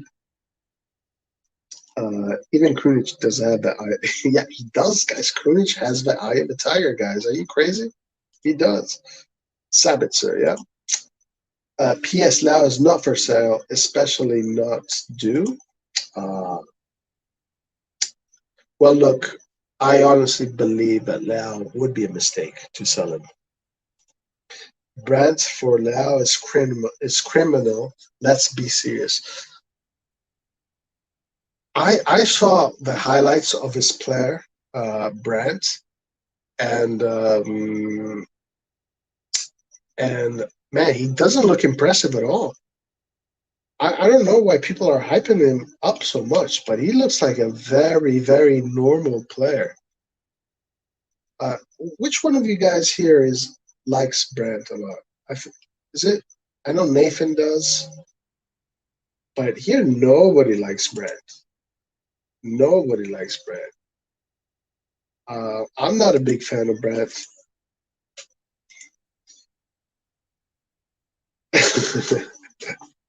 Skiller, man, you hate Krunic, huh? You really hate Krunic. Come on, man, Skiller. Krunic is a great person, great human being too. He looks like a really good human being. Krunic is going to lift up a Champions League trophy, guys. Forget about it. Forget about it. Roy, you need to get channel points for this channel. Yeah, it's all good, Lucas. It's all good, my friend. Without offending anyone, some Milan fans are idiots. They don't want Lau because he's lazy. Yeah, Brand is even more freaking lazy. Guys, I would never even think about this exchange, Leao Brand. Never. Not in a million years. He actually doesn't look interested in football anymore. Well, guys, look, I trust what you guys saying. I don't follow the Bundesliga, so I don't have a strong opinion about it, but I did see his highlights, and he doesn't look like anything special. He honestly doesn't look like anything special. Do you know what channel points are? No, I don't know of it. Roy Son Roy Sonari TV. That's funny. We need to get Liart's name in there too. Roy Solartnari TV somewhere. We need to get Aaron back. Well, Aaron also, man, he's been lost. He has been lost. The kid has been lost. Do you know what channel? No, what are channel points? What are channel points? There you go. Roy Sonari Large TV. That's perfect. What happened? Whatever happened to Damsgaard? Loved him at the Euros. Yeah, that's a good question. Damsgaard kind of got lost in the mix. He was in the headlines, and then after the big loss against England, people forgot about him the next day. The next day, they forgot about him. In a few years, Dortmund will probably sell out. Yes, Israel, you are so right.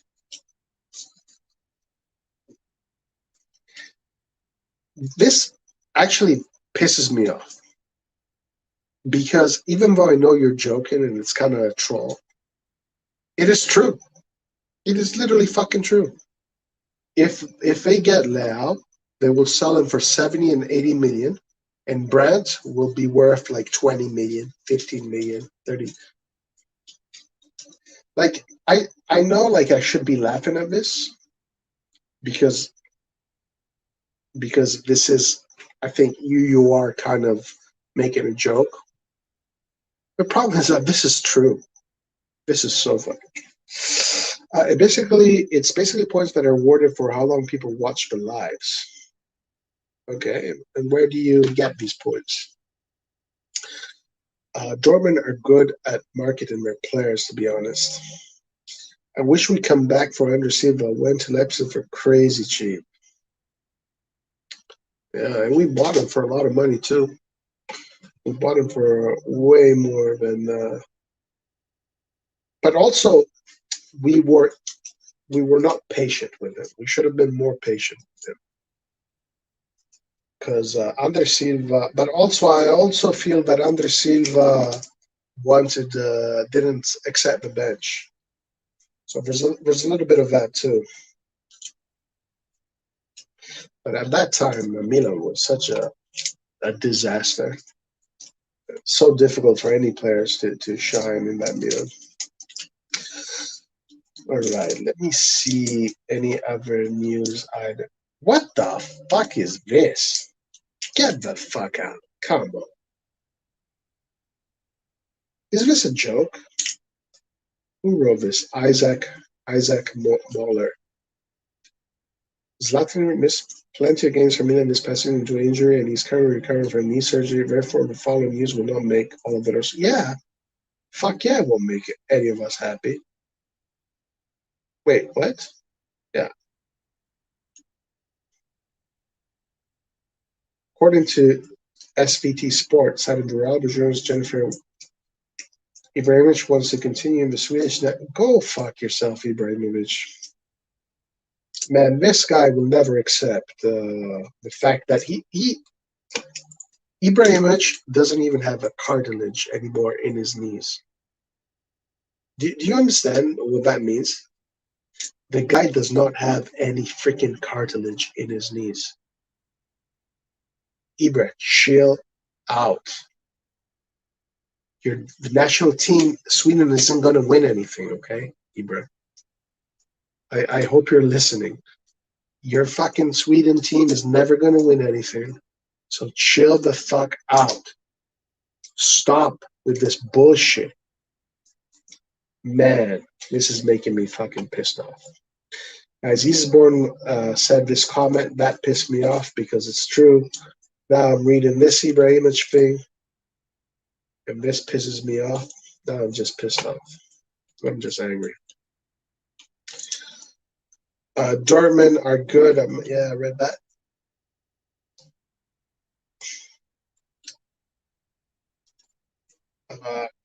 Not only not patient, when he was in bad form, we shit on him. Yeah, true. People say he's a flop when he didn't play. When he did, he kicked ass in the Europa. Yeah, true. He did very well in Europa League, right? You'd also plan more activities for Milan forward so that more people join. Give me some ideas, Lucas. Give me some ideas. Come on, Ibra. We need you next season for fuck's sake.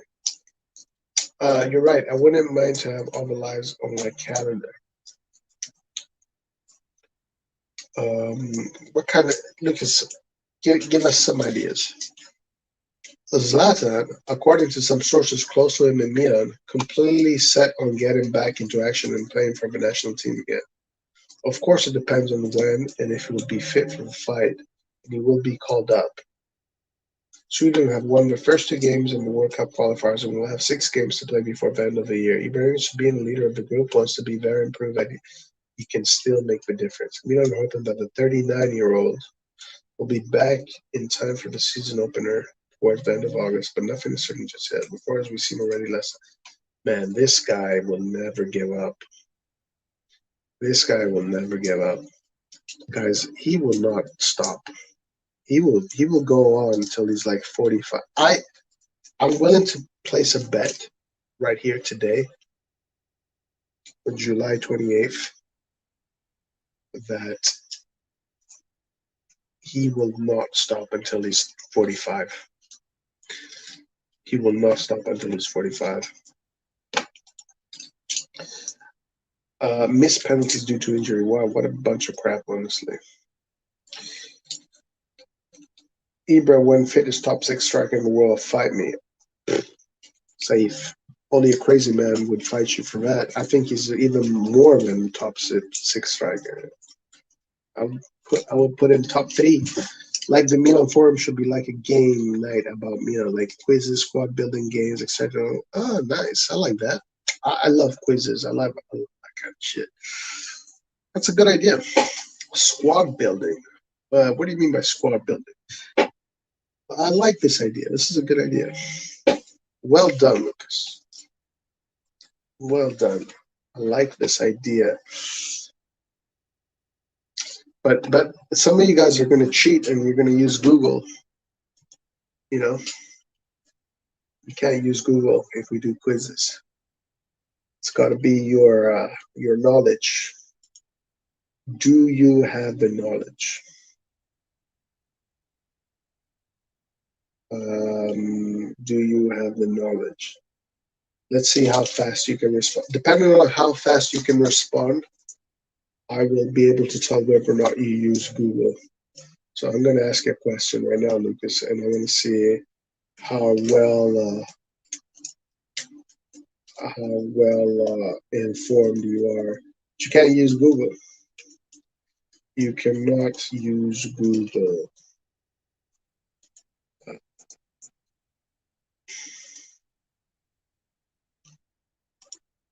Now there are softwares that can make quizzes with time limits. Okay, okay. Gotcha.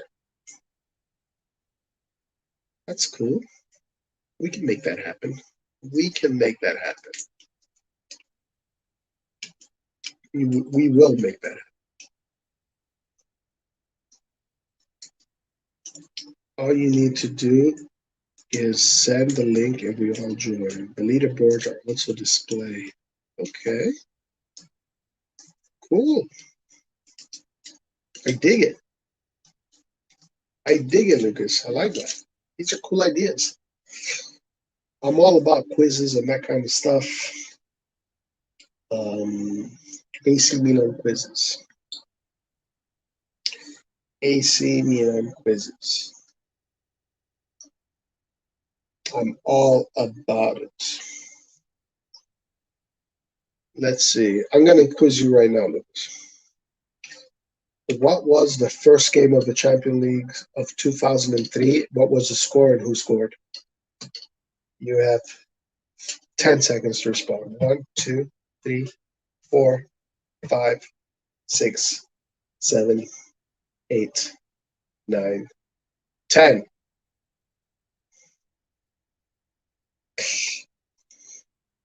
Come on, man. You can also be creative, like predict the FIFA ratings of our players. Okay. That's a good idea. It is a good idea. Bro, I wasn't watching football then. Yeah, but you should still know. You should still know, Lucas. So the quiz is, yeah, let me know if there's a software that creates these quizzes. I'll find it out. But it's a good idea. Great idea. I like that. I like that kind of, those kind of activities.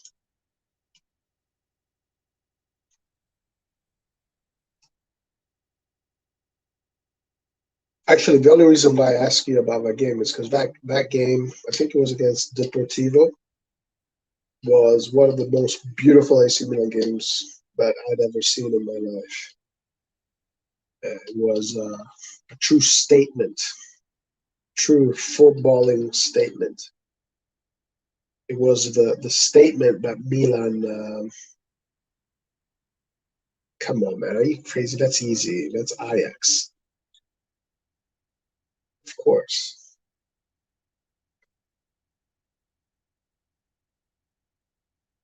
And it was 69. It wasn't 68.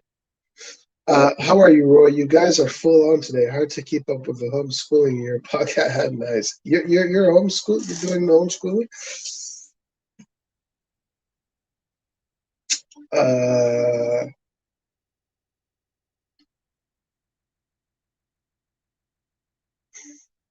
We did.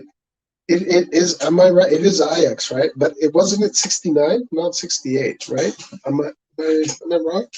Was Milan in the 68 final too? I don't think so. Was Milan in the 68 final as well? I know we were in the 69 final, but were we in this? I mean, we had a super team. What was the scoreline of Milan Cagliari 16-17 at home? Don't Google it. And who scored? Shit, that's a tough one. I don't know, man. Fucking Suso. Okay, Milan Cagliari 1-1. Suso and Sal. There you go.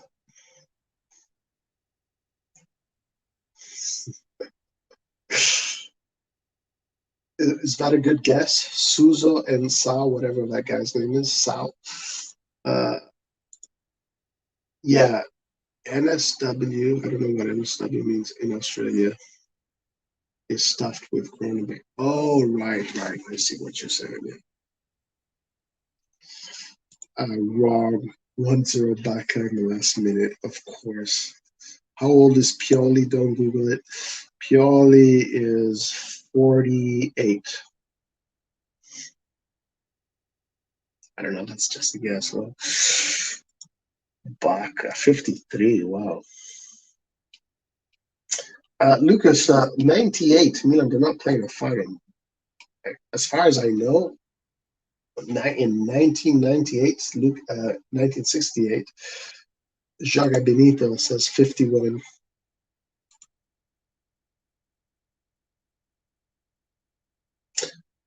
Do you mean 50?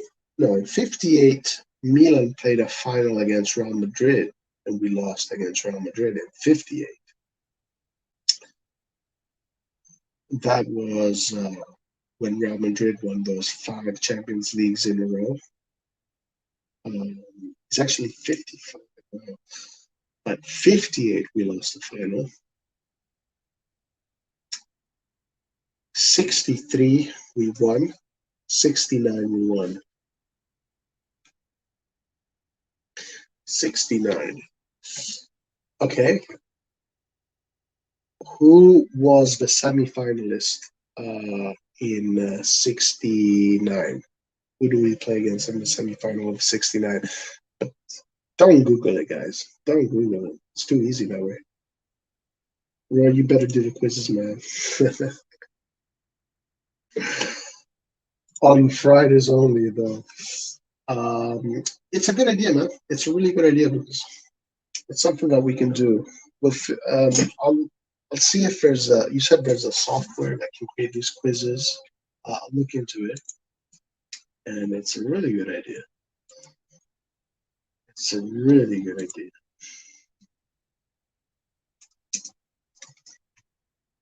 Let's see if there's one right here.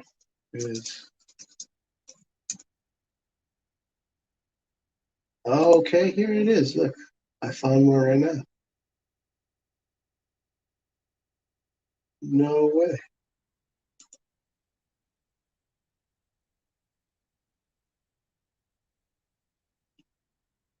No way.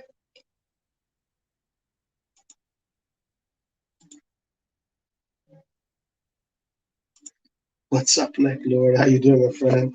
Everyone can't you sleep? Soon. Shit, we're going almost into 7 hours. Guys, you don't know who played in the semifinal? We beat in the semifinals of 69?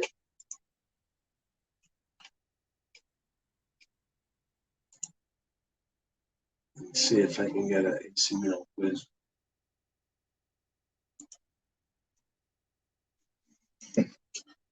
AC Milan. Wow. Guys.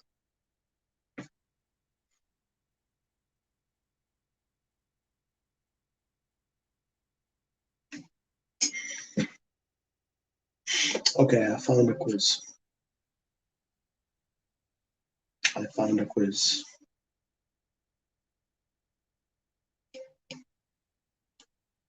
All right, got it. We need Telegram group guys. I don't know how Telegram works. I think the Milan fan can pop up and get more Milan fans to join the call. It would be great. Yeah, I mean it's open. It's open for anybody who wants to join. Yeah, I think it will pop off. I mean, it's this season when the games start, the Champions League start. We're still going to be doing. We're still going to be doing that. But I love the ideas, Lucas. Keep them coming. Keep them coming, Lucas. Eastbourne says Barcelona. No, it was not Barcelona. Roy, have you thought about starting a Discord Uh, no, I have not, but it has been proposed, and I think it is a good idea. Discord's I like Discord. It's a really cool platform. Okay, 15, 16, Frosinone Milan at Frosinone. I have no idea. Frosinone Milan was Frosinone in the Serie A in 15, 16. I don't even remember. No, no. Say, are you saying Frosinone was in the Serie A? They scored fucking 2 goals on us? Frosinone?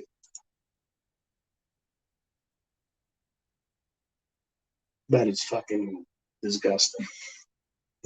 Frosinone scored 2. No, this had to be Coppa Italia, right?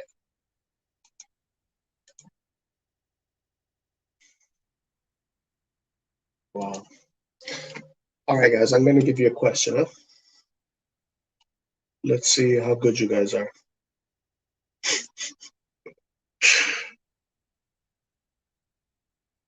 Let's see how good you guys are. But hey, if you don't answer me in 5 seconds, I know you Googled it. So let's see.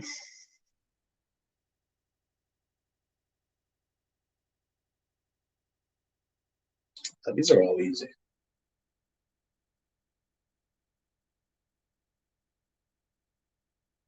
These are all easy.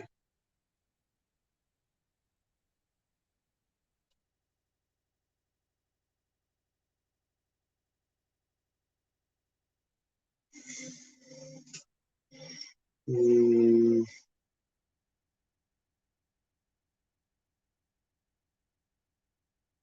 okay. So let me ask you this question. Let's see how fast you guys can answer this question.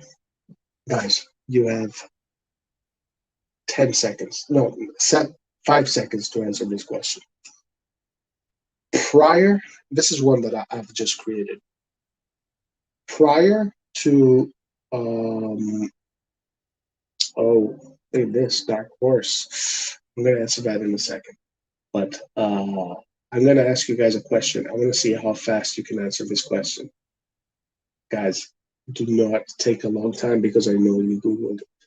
But prior to the Dutch trio, what did Milan had another trio from another country that won a lot of trophies for Milan. What country was that trio from? Let's see how long it takes you to answer this question. It's taking too long. I would have answered it already. Come on. Come on, guys. Let's go. Milan history, guys. Croatia. What? Ricky, yeah, Sweden. Correct. Correct. The Swedish trio. Well done, but you took a little bit too long. Took a little bit too long. A little bit faster. A little bit faster. Lucas, why did you say Croatia? Uh, Dark Horse, are you the favorites for the title? Pjanic is linked to return. No, I don't think you are favorites for the title, but I do think that Allegri is the best coach in Italy. So, delay, Roy. Okay, okay. I trust you. I trust you, Ricky. I trust you. Croatia. Um, no, I don't think they are favorites for the title, but I do think they have the best coach in Italy. So they're going to be a difficult team to face. They're going to be a problem for sure. But if Milan can land the players they need, this right wing, attacking mid, and whatever pieces they're looking for, then I think we are one of the teams that are favored for the title. Prior to the 3-1 win at the Stadio Diego Armando Maradona, when was the last time Milan won at Napoli? Oh man, this was a long time. In the 90s? No, not in the 90s. decades ago. It had to be more than a decade ago. It had to be.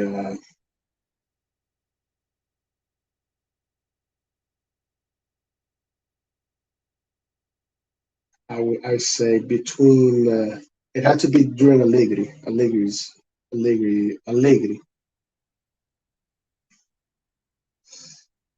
Yeah, it was three. It was three players. The cap was three players. Um, the cap was three players, and it was Nordahl, Liedholm. Those were the two more famous ones, and then there was Gren, who was not as famous. I say during the Allegri, when Allegri was a coach, safe. That's my guess. That's my educated guess.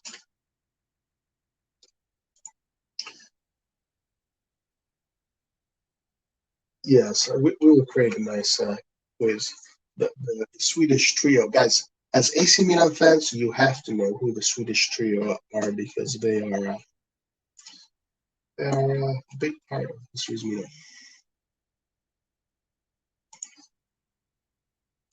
Uh, what was the embarrassing square of the San Siro versus Napoli in 15-16? But fuck, that season was a whole different. Oh, but you didn't. Hey, what was the answer for the question that you asked here? What was the answer for this question?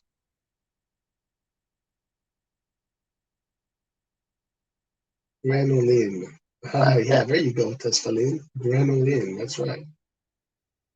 Yeah, the question should be multiple choice. Nice, nice. It was during the Larry, guys. You see, that was an educated guess.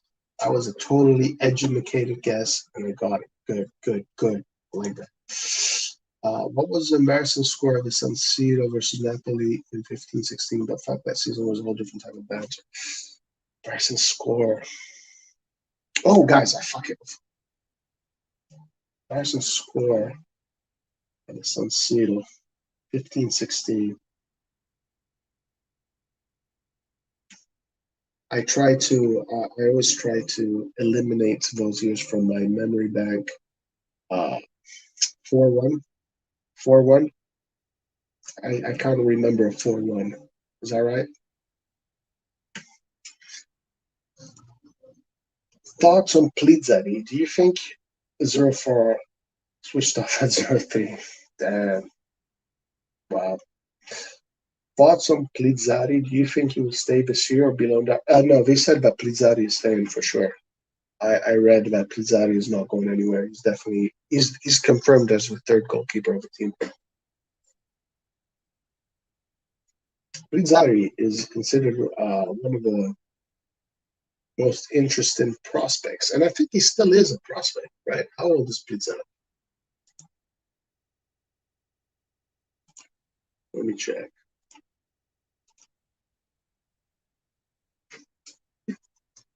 Plizzari.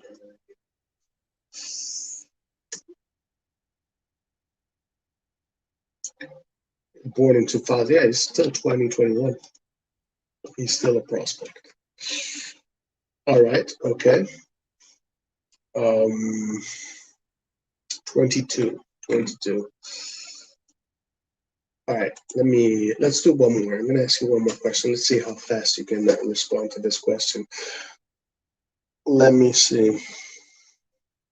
Let me see.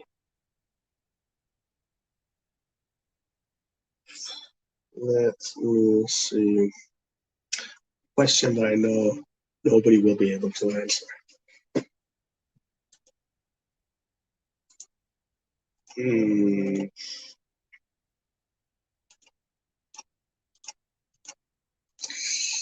Let me see. Let me see.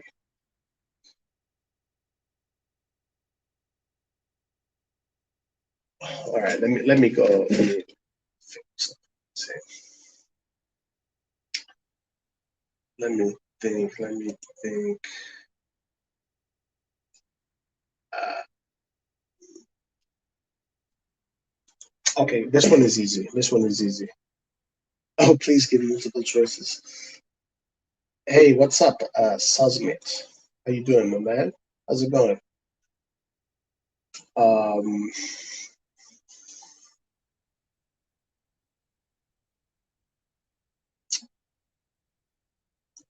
when did Milan win its first Scudetto? Uh, in 1931, in 1920, in 1911, in 19 in what about in 1899, in 1900, or 1901? When did Milan win its first Scudetto?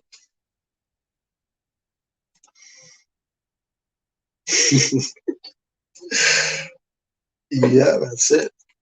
Lucas, man, you went right away with, you asked me to give you multiple choices, and you went right away with the first one, with the first answer, or the first multiple choice answer I gave.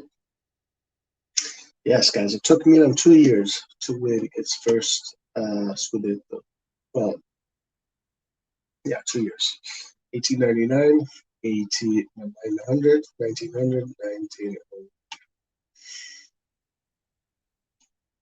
Okay, okay, all right, okay. We'll save these questions for the Milan forum, because there's only so many that you can ask, really. Um,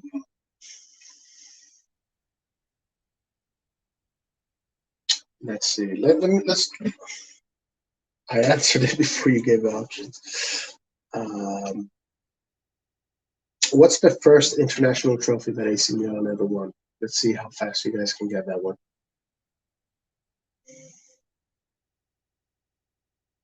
The first international trophy AC Milan ever won. What is it? Guys, come on, come on. It's taking too long. It's taking too long. What is the first? What is it? What is it called?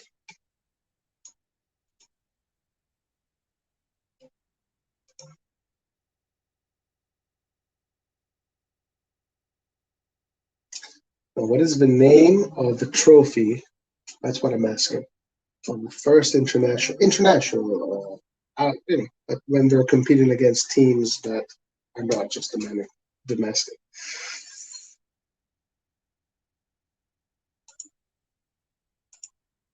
Cesare Maldini won a CL, but I don't know the year. 1958. What's the name of the trophy? What is the name of the trophy, guys? What was it called?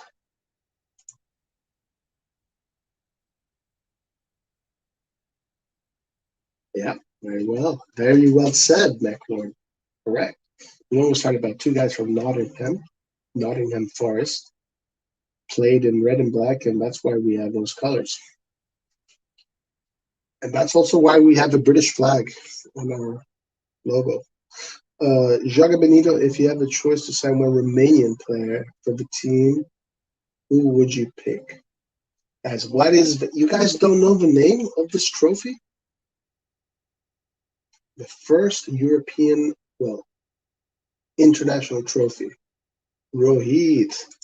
Let's see if Rohit knows. Rohit, what is the first international trophy? Am I wrong about that? So why do we have the English flag on the logo? What's up, Rohit? What is the name of the first international trophy that AC Milan won? What is it called? What is it?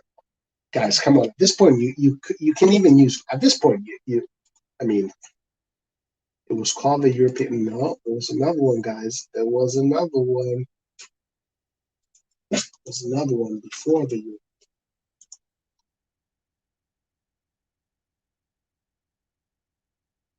There was another. It's the Cross of Saint George, right? Actually, you can say that the English took the flag from the cross of Saint George. That is actually. Some people say that Genoa is where the English flag comes from. The cross of Saint George.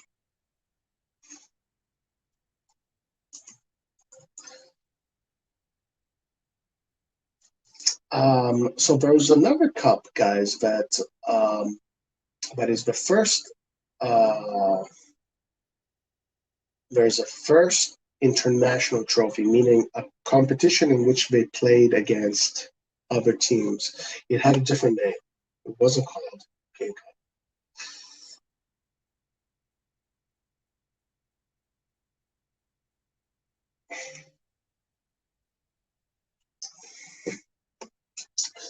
It is the Laissez Faire Cup. Is it the I've never even heard of that. I never even heard of that cup. Maybe it is the same cup that I'm thinking.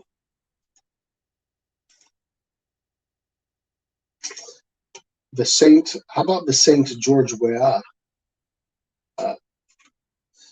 The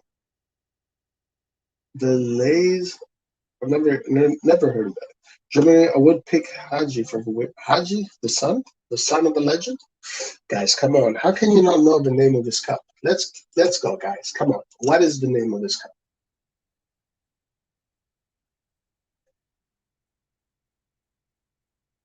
What is the name of this cup? What is it called? Maybe it is the same cup, but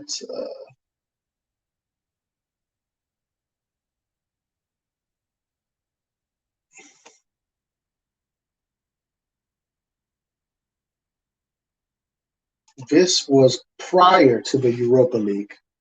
Prior to the Europa League.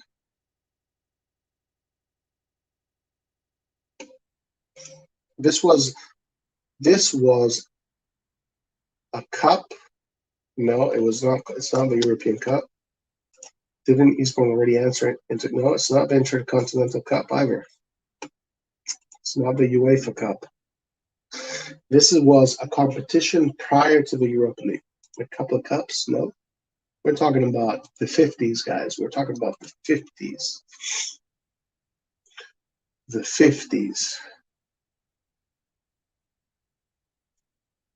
Actually, Milan, the Champions Cup? No.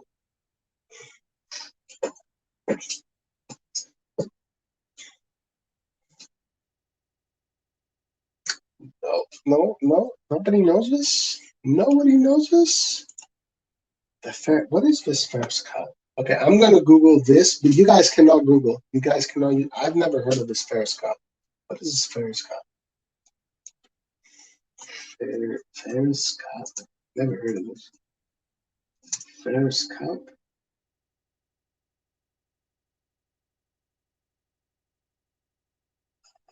What the fuck is this?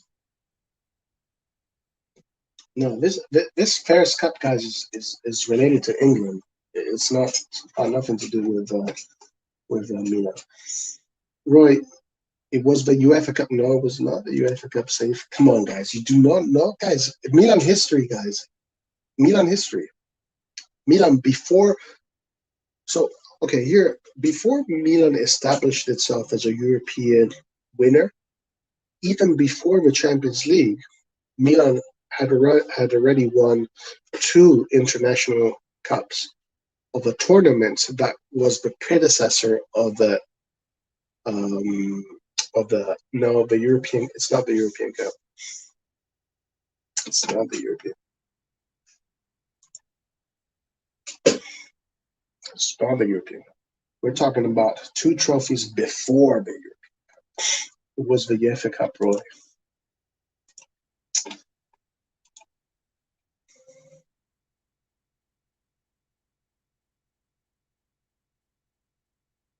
Wow, guys, we gotta get those books, guys. We gotta get those books. We gotta get those books. Let's see. You're that old? No, I'm not that old. But the predecessor to the Champions League, not of the UEFA Cup, the Benito Mussolini Cup. That is good. That is funny. But close to that era, Necklor, close to that era. Would like to get your thoughts on the mass exodus of legends in 2012. Was it unavoidable given their age, or could it have been handled differently?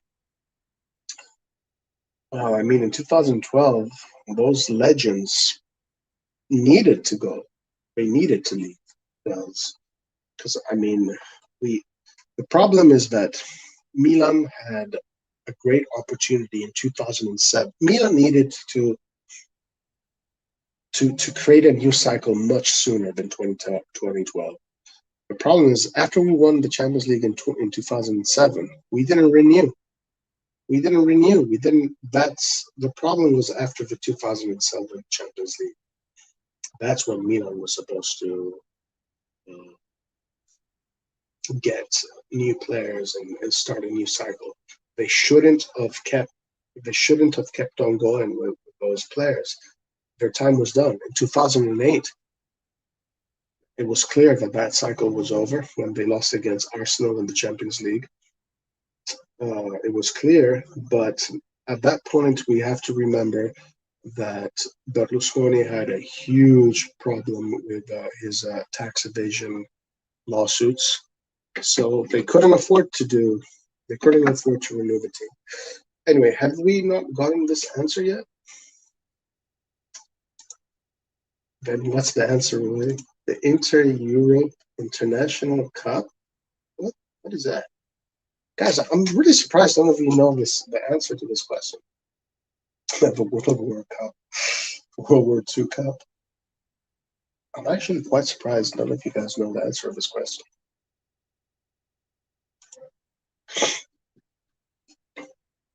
So, just to reiterate, before the introduction of the Europa Cup, Champions League, etc., there was already a tournament in which European countries, the champions of the European countries, would face each other. And Milan, already back then, was winning those trophies. They won 2 of those trophies. What is the name of that trophy? If you go in the Milan Museum right now, you will see 2 trophies from a bygone era in which the internet did not exist. The International Cup, the Milan Cup, the European Union Cup. No. I'm very surprised you guys don't know the answer to this question.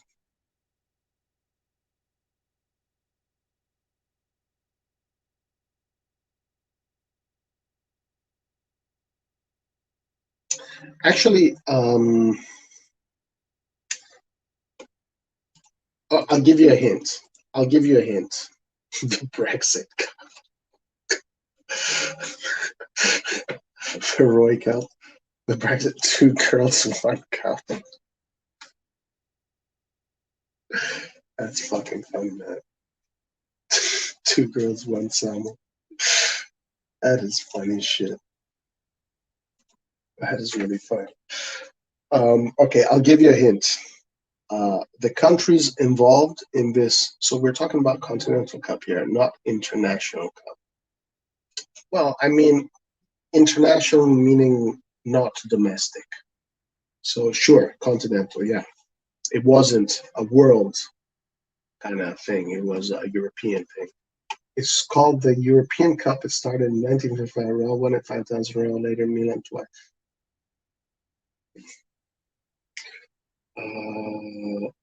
Red John. I don't think so. That was you're talking about the Champions League. This was before the Champions League. Come on, guys. D Cup, C Cup, two two Pioli, one Krunic, two guys, one goes. It's suspended ice cream. Fucking sus. Right, the Winners' Cup. Is that chocolate safe? It's called the European. No, 19. That's the European Cup. Is the beginning of the Champions League. This is before the Champions League, guys. The predecessor of the Champions League. You guys don't know what the predecessor of the Champions League, guys. Milan has two of them. Two. What Milan won this? Okay, I'll give you a hint. I'll give you a hint. The competition was against the winner, the champions of France, the champions of Portugal, the champions of Italy, and the champions of Spain. What do those four countries have in common? That is my hint. Spain, France, Portugal, Spain. These four countries have one thing in common. What is it?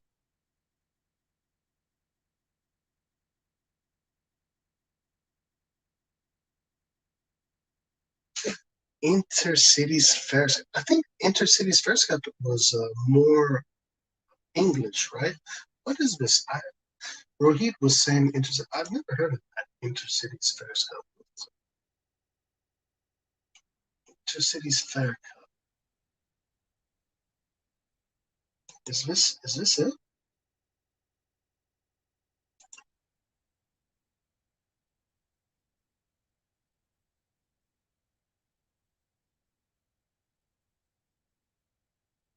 Is that it? I've never heard of this Intercities Fair. Is this what I'm talking about? No, no, it's not this. It's not the Intercities Fairs Cup. I've actually never heard of this competition. Founded. No, this is before. This is before. We're talking about before.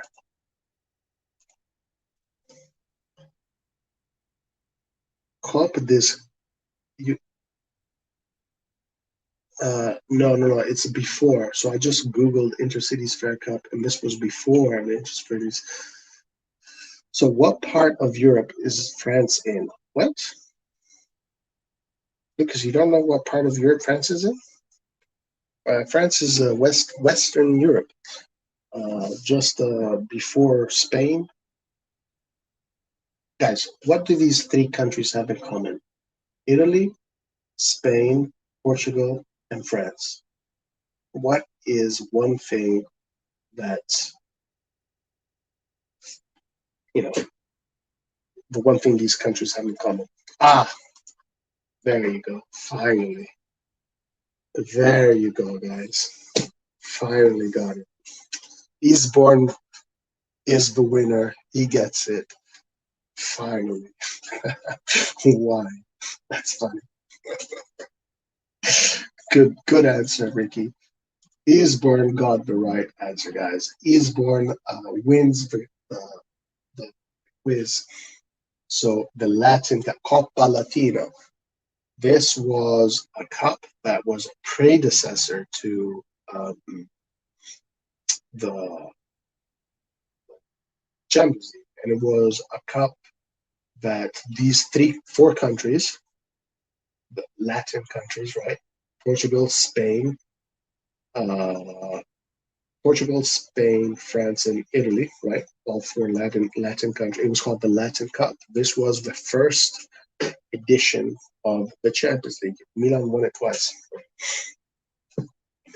This was not a predecessor to the UEFA Cup. No, this was a predecessor to the European Cup, right? We're talking about the 50s. The UEFA Cup didn't even exist up until I don't know even when. Roy, I need some cup now. Yeah, Eastbourne definitely got it. Guys, I'm surprised that you guys didn't know this. You should know the trophies that Milan won. All of them. You should know every trophy that Milan has won. because that is our history. That is why we are such a great club. So good job. The Coppa Latina correctly. Correct.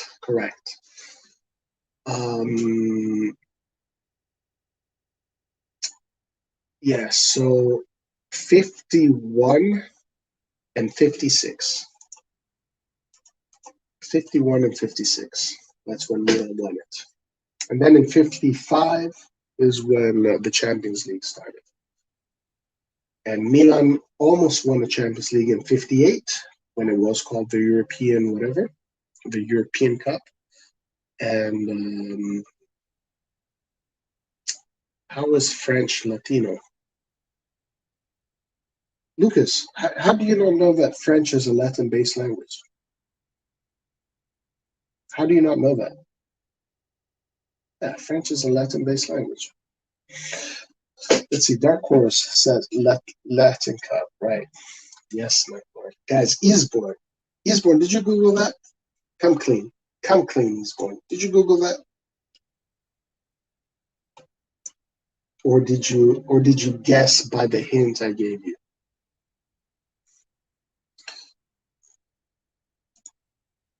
A strength of the current team is their sense of brotherhood, family. With this type of culture, Nathan, what's up? How you doing, my man, Nathan? A strength of the current team is their sense of brotherhood, family. With this type of culture, magical things can happen, just like the Milan of old. The players are invested. Nice, I like that. Nathan, man, you just missed a quiz. Nobody was able to get it. For Eastbourne, got it. Took him a while, but he got it. Bro, I don't do geography or history. Come on, Lucas. I do math and physics. Really, Eastbourne? You guessed by the languages? Well, that's a good guess. That's a good guess. Nathan, we are 7 hours in. We are 7 hours in. This was supposed to be a quick experimental stream, but now we are 7 hours in. Lucas, don't tell me you can speak French, but you don't know that French is a Latin-based language. Come on, man. How do you not know that?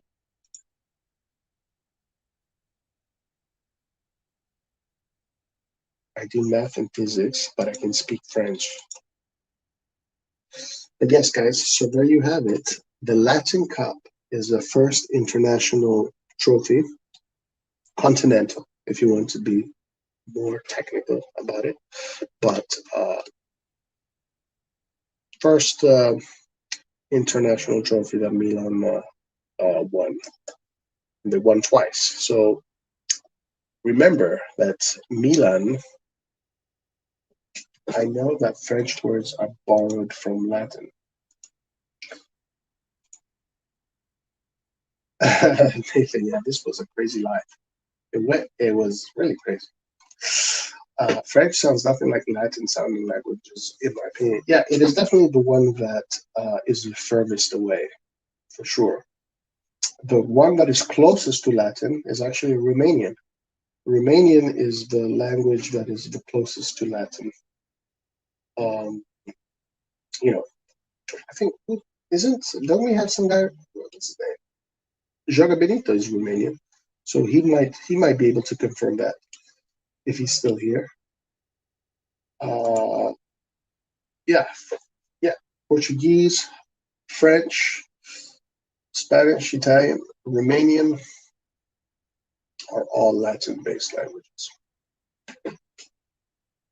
As a matter of fact, I think that Romania was the last land which was part of the Roman Empire. That's why it's called Romanian, if I'm not mistaken. All right, guys, let's do one more. Let's do one more quiz. I was shocked that you guys didn't know the answer to that one. Italian is the closest to Latin, by the way. Actually, read John. According to my studies, Romanian is the closest. but I at least that's what I remember studying. That was a good question, Roy. Thank you, Iswan. Let's ask another one. Let's see. Let's do another one. A difficult one. English steals words from every language. Italian is the closest national language to Latin, followed by Spanish, Romanian, Portuguese, and most of the version being French. Is that the official? Is that the official? So is that what? Where are you getting that from, John? I remember because I was forced in school to study Latin, and um, and I remember that Romanian was that. Let me see.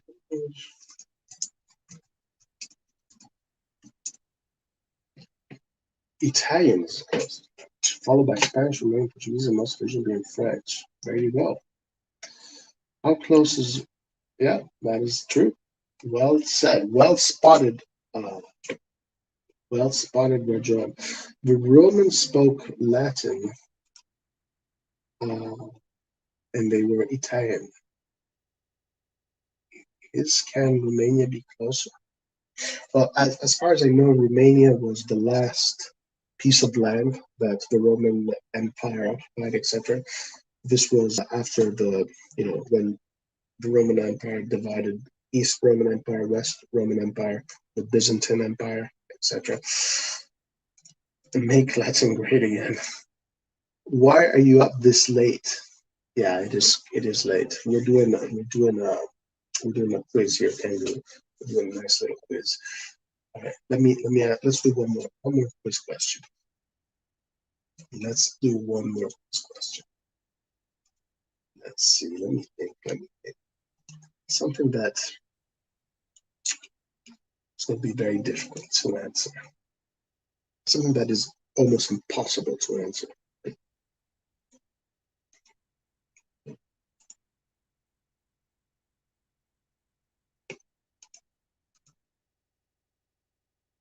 Um,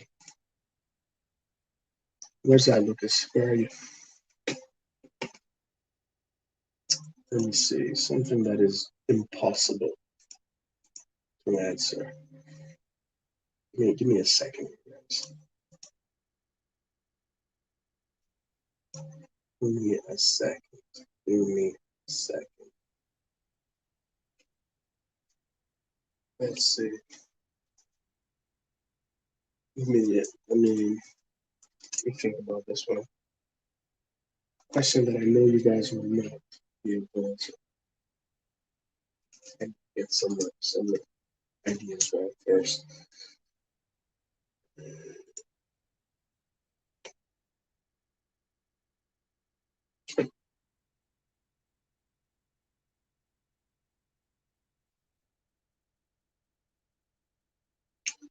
Okay.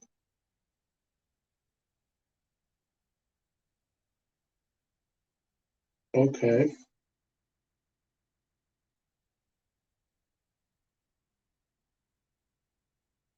Mm, all right. Okay. This one should be an easy question. Let's see if you get it. 8:53 p.m. here, Dark Horse. Where you at? Lucas is in Ghana, so 10 a.m. in Ghana. There, noon, 1:50, almost 2 p.m. Skinner, Malaysia. Rohit, 4:23 p.m. Coming up to noon here in the UK. 4:23 in India, right? Nice, nice.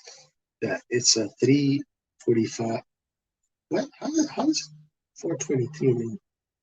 That makes no sense. What? How is that possible, guys? Rohit and Eastbourne, how is it possible that it's 4:23 in India? The rest of the world, it's the minutes is 55 now. Wow. Please explain that. Dark Horse, Australia. All right, okay, so let's get this question. Guys, how is it 4:23? Here in California, it's 3:55 a.m. Skillard is. How are you guys in a? How are your guys' minutes in, different from the rest of the world?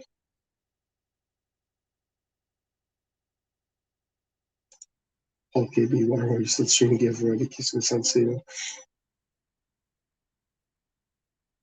I need hold on. I need to Google the time in the because this makes no sense.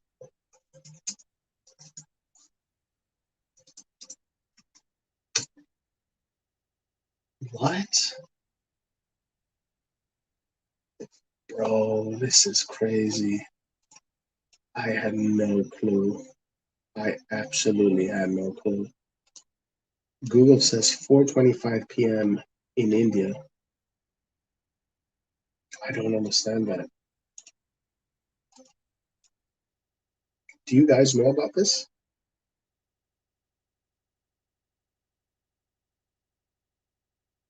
The minutes are different in India.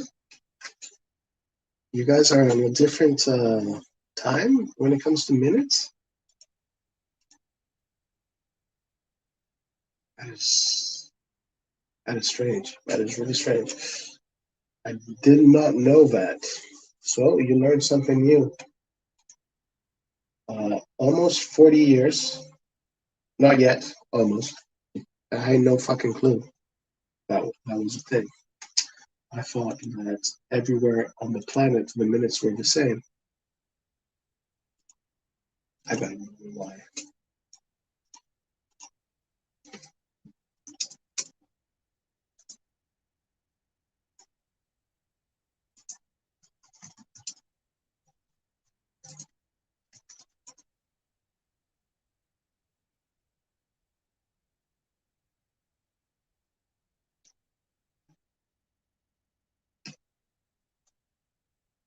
Oh, so in India,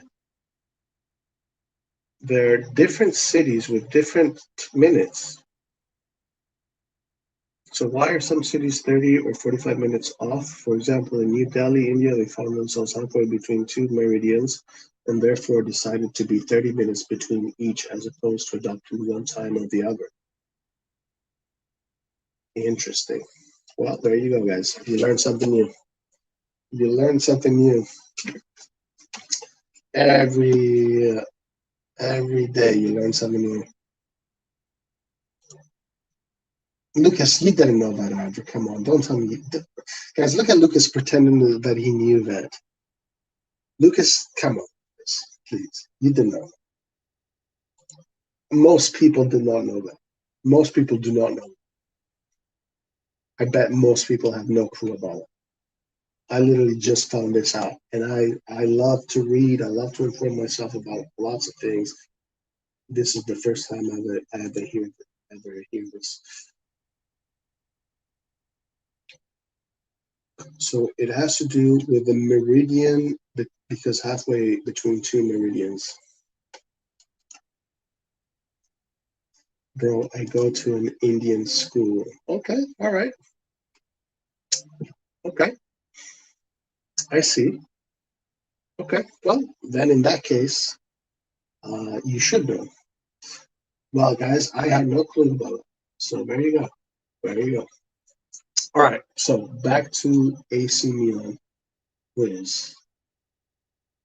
All right.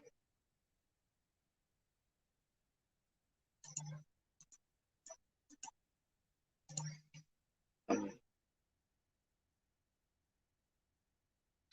Let me see. Let me see.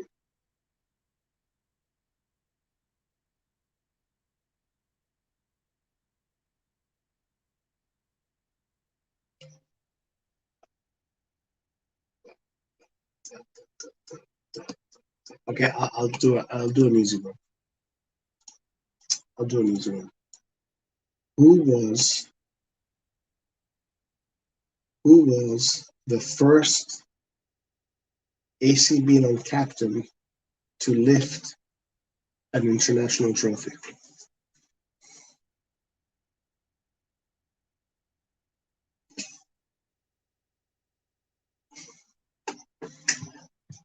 Let's see if you guys can get it.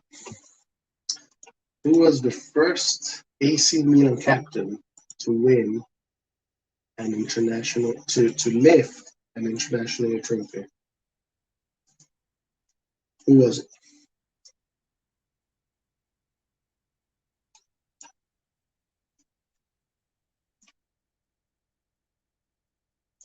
Who was it, guys? You will never get this. I asked you this question because I know you'll never get it. You will never get it.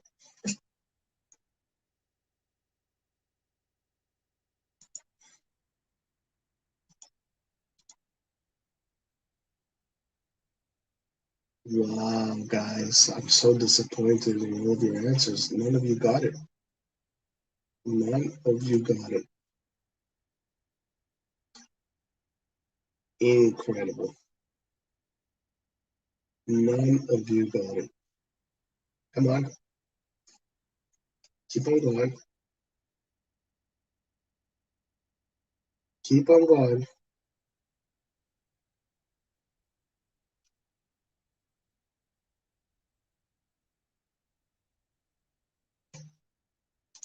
Guys, you see, this is very important. You see, this is important because my great granddad.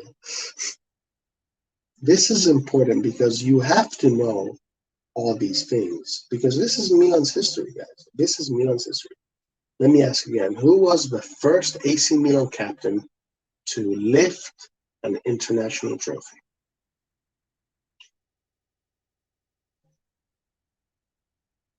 I can't believe you guys said Cesare Maldini.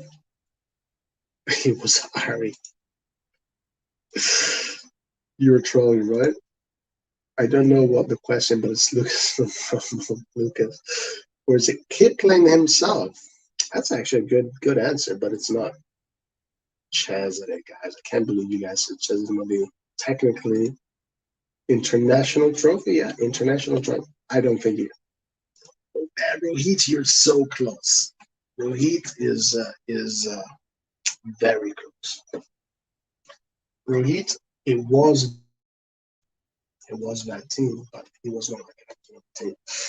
Guys, Rohit is very close. But if you don't know, I mean, these are things that I've you gotta study these things. But Rohit is very close. It is that team. It is during the trio, the Swedish trio.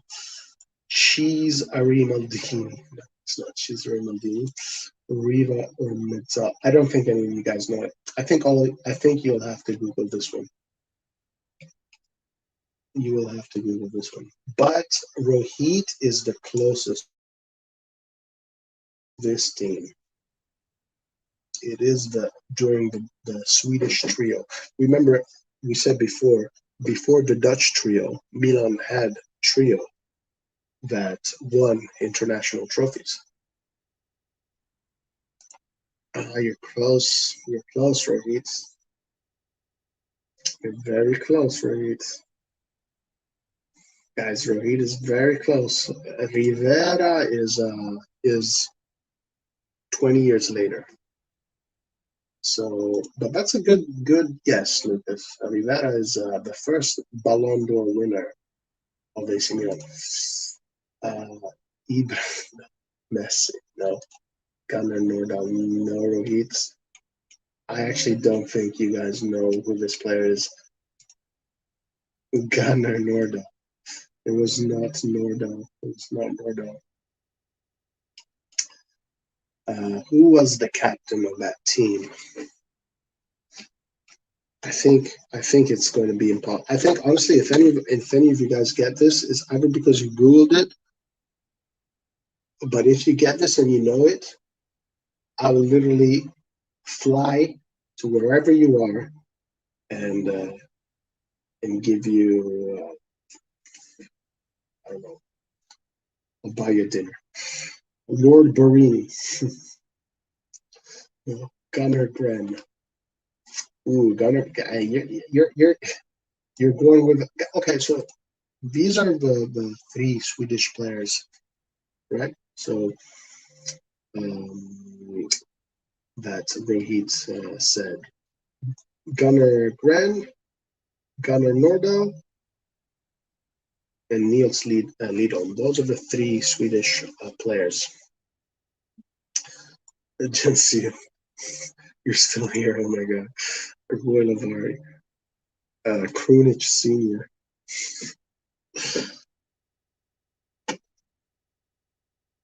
Guys, come on. All right, okay.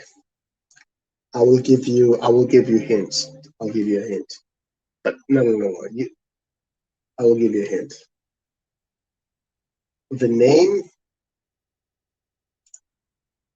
the famous trio, Grenolin, Leonardo, and Gunnar Gren. Yes, it was that team.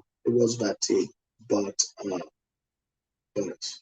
none of these three were the captains when Milan won its first international trophy.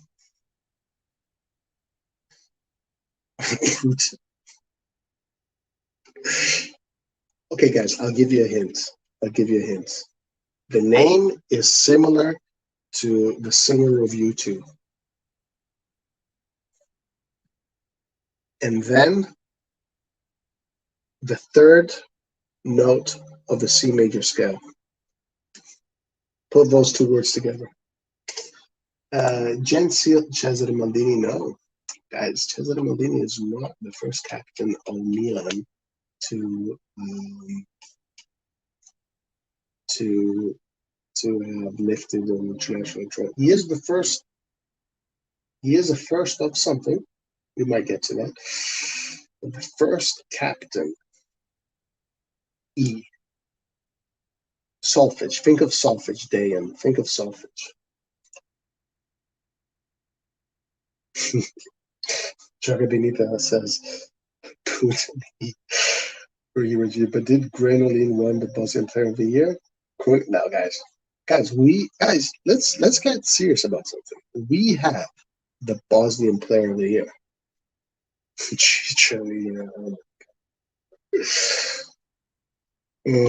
Giuseppe Meazza. That's a good answer. That's a really good answer. Giuseppe Meazza could be an answer of many other different quizzes. All right, guys, I'll give you another hint. What is the name of the singer of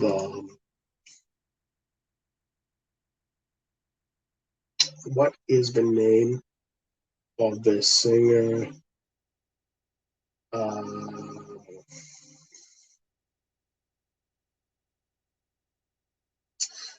of U2? What's the name of the singer of U2? What's the name of the singer of U2? Yes.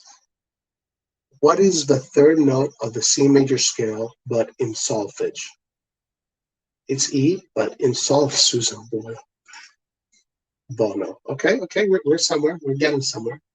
And what is the third name in solfege? When you solfege, you don't say E. Right? There's another word.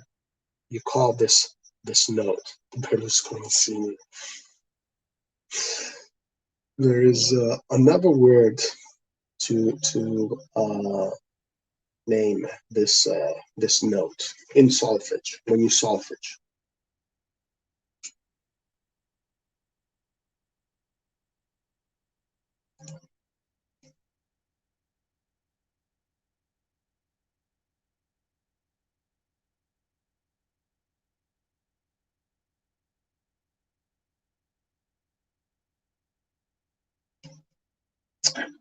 I gotta give it to Rohit though, because me.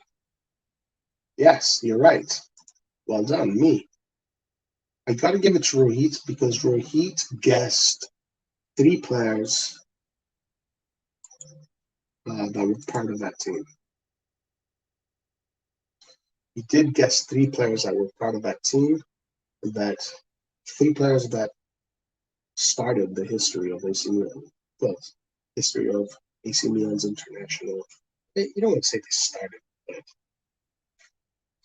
but they had a big part in it.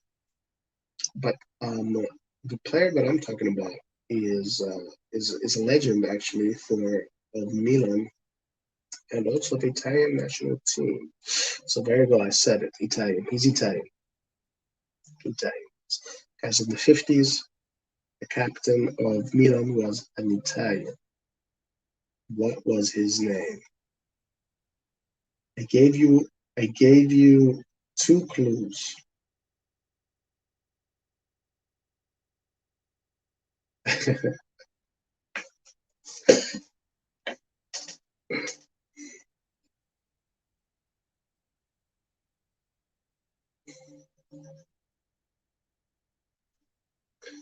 Two clues, guys. I literally actually see the word here in the chat. It's literally here. I can see the word here in the chat. It's literally in front of your nose.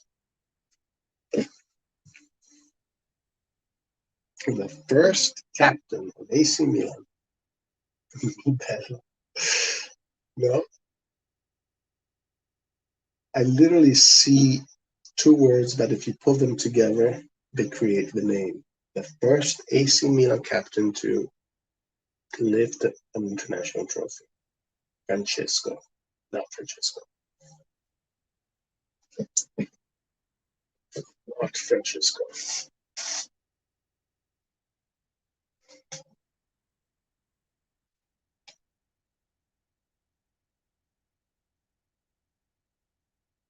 You guys are close. Francesco. Was his name Francesco? Well, if you guess his name, no, it wasn't Francesco. It wasn't Francesco.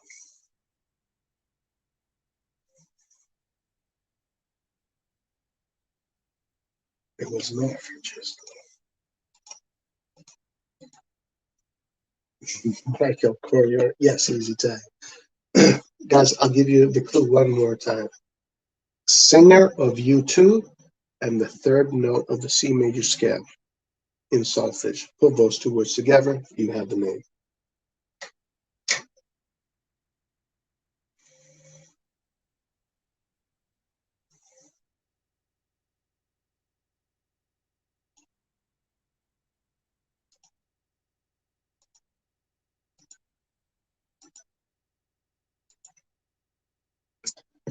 Oh man, you're close. Finally, we have a winner. We have a winner, guys. We have a winner. There you go, guys. Andrea Bonomi. That's the one. You got it. That is the one. There you go, guys. A nice piece of history. We learned two new things today. Coppa Latina and the captain of the team that won the first Coppa Latina, Andrea Bonomi. But Gensel Danilo said it first, so I guess he gets it. Well done. Well done. Omero Tognon. I was never getting that. You two, damn, congrats, you got 10. No, Gensel won. Gensel won. Oh, Gensel, you use Google? Oh my God. Can't believe you. I can't believe you just used Google. You admitted it. You admitted it. You just admitted you used Google. Okay, Rohit, you have a quiz question for us. What is it?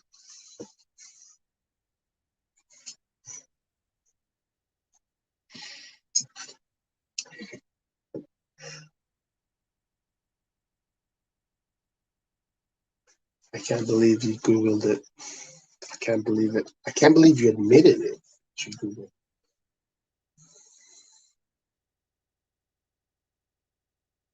I know. Obviously, Dan Googled it because he guessed. I mean, he got the name too.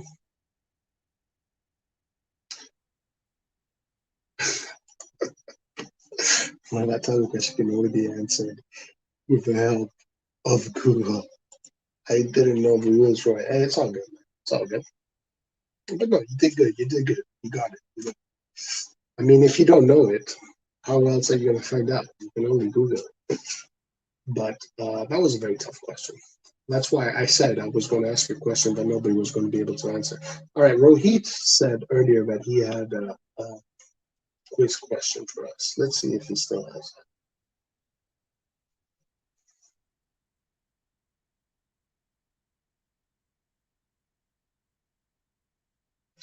We are sorry, Wes. I know, man. It's all good. It's all, guys. That was an impossible question. Impossible question to answer. Don't know me. So, what is the difference between Cesare and Bonami? Lucas, you tell me. Lucas, if Bonami was the first captain to lift an international trophy, Cesare Maldini was the first AC Milan captain to do what?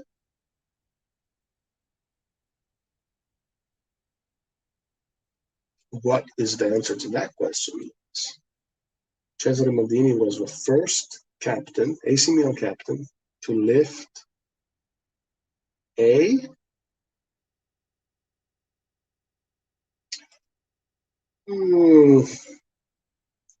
gotta be more specific. CL, CL, a UCL, correct. So Donami won the Coppa Latina in 1951 as the captain in that team with the Dutch, with the Swedish trio. Cesare Maldini was the first AC Milan captain to win the European Cup. That's what it was called, the European Champions League.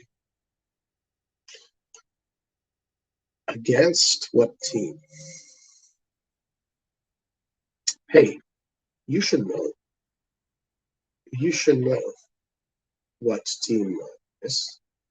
You should know what team Milan won its first game, first European Champions League.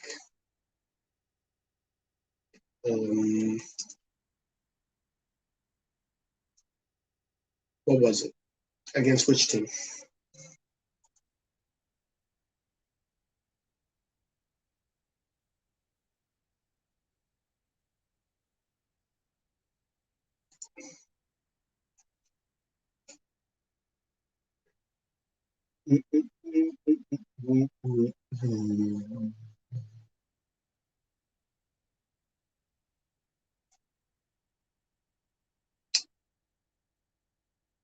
Omero Tonyon.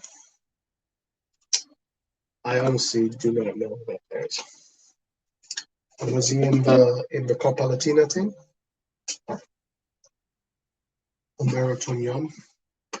Sounds familiar, but I do not know.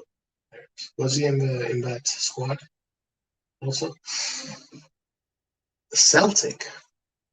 Hold on, guys. Hold on. Honestly, without googling it, you guys don't know what the first who Milan played in his first Champions League victory?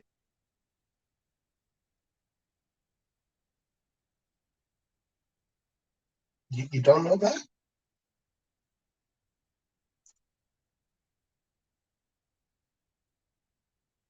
Wow.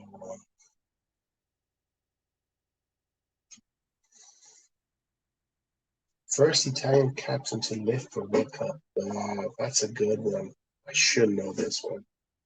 I don't know it, Lord. So I'm going to give you. I'm going to have to.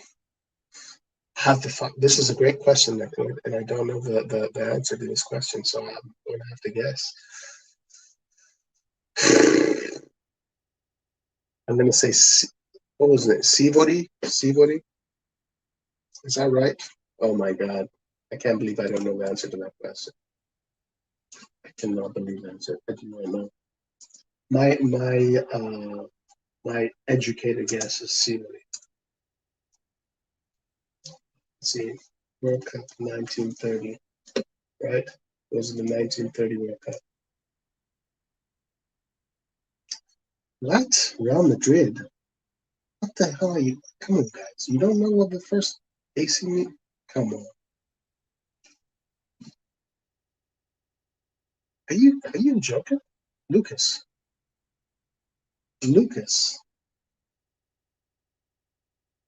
Which striker was shipped out by Neri Rocco even after scoring 9 goals out of 10, and who was his replacement? Neri Rocco.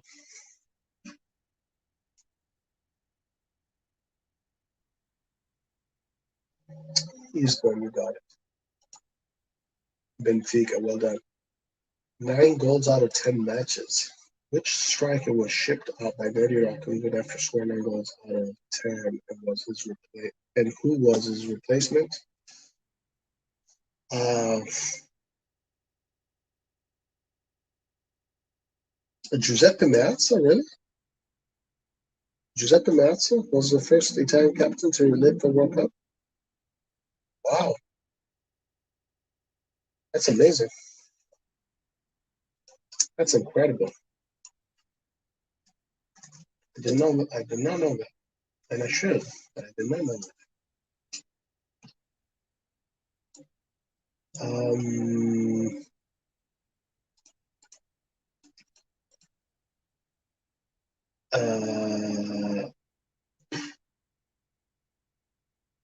34 and 38. So Giuseppe Meazza was the captain of those teams. Was he the captain of the second team too?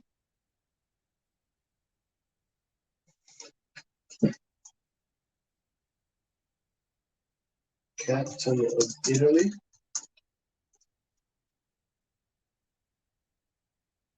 Wow, he was a captain of both the 34 and 38. Incredible.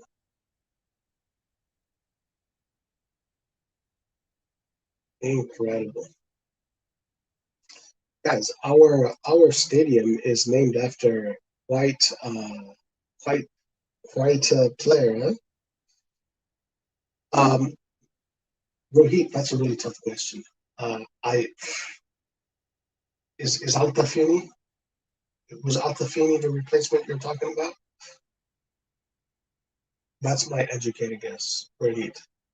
Altafini is one of the strikers you're talking about.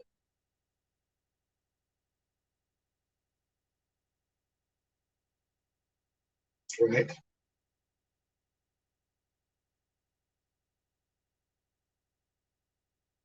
Damn, big disappointment.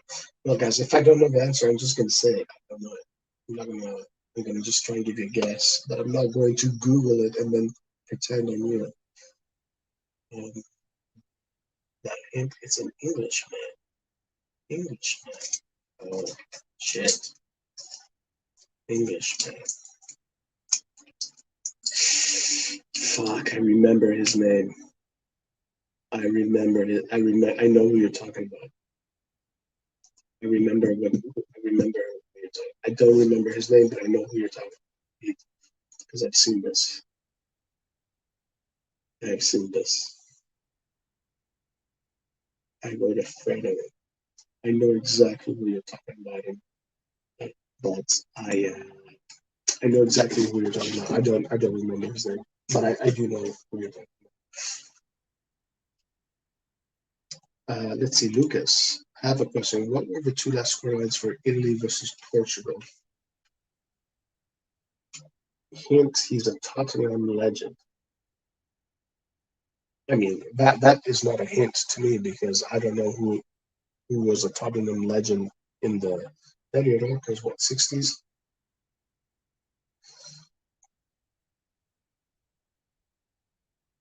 Jimmy Gray. That sounds familiar. Is that correct? Jimmy Graves? That sounds like a familiar name. Lucas. I don't remember. Honestly, I don't remember.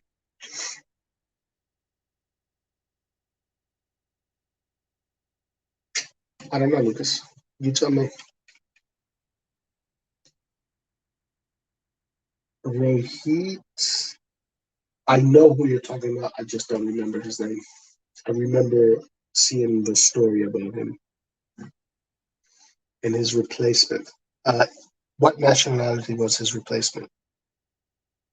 What year was this? What year was it? Give me the year.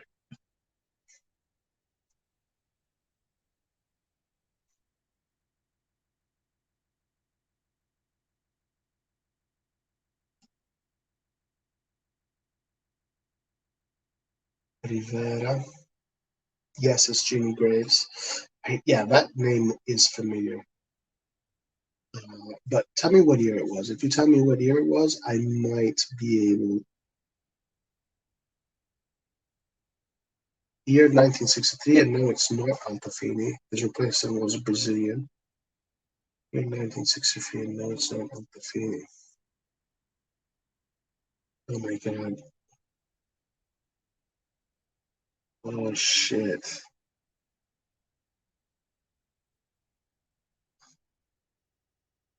Fuck. What in the striker? A striker that played in 1963. Falcao. No, Falcao never played for Milan. Striker, a Brazilian striker that played with Milan in 1963.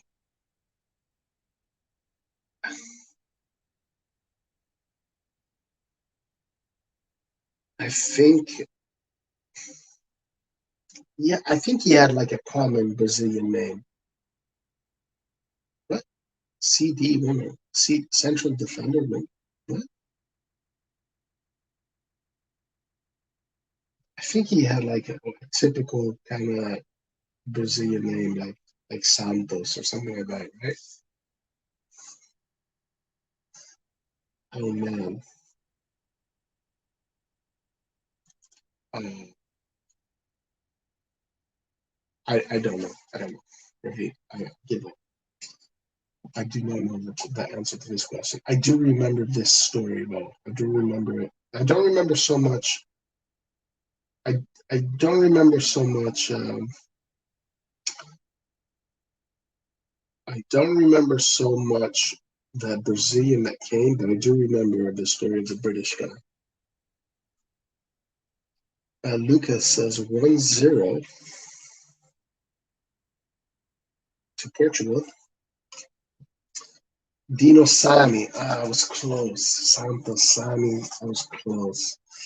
Man, I was close. I remember some kind of name like that. Like Santos.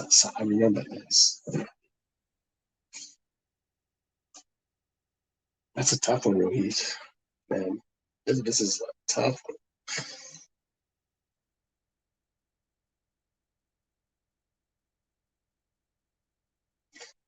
Nice. So you did a lot of research on the 1963 team?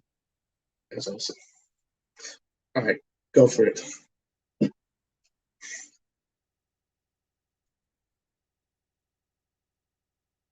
Go for it.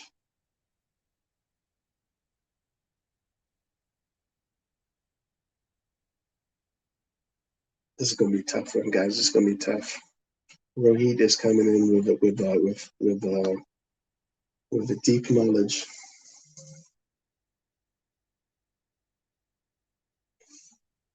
This one says, "Man, these questions need to come with options, or else it's impossible to give the answer." I mean, it's a lot of players that came in and out of AC Milan. A lot of players to remember.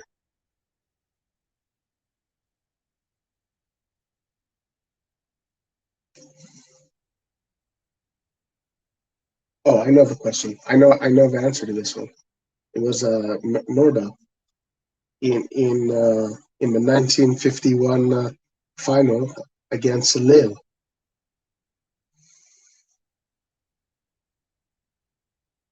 Right? Nordal against Lille, 1951.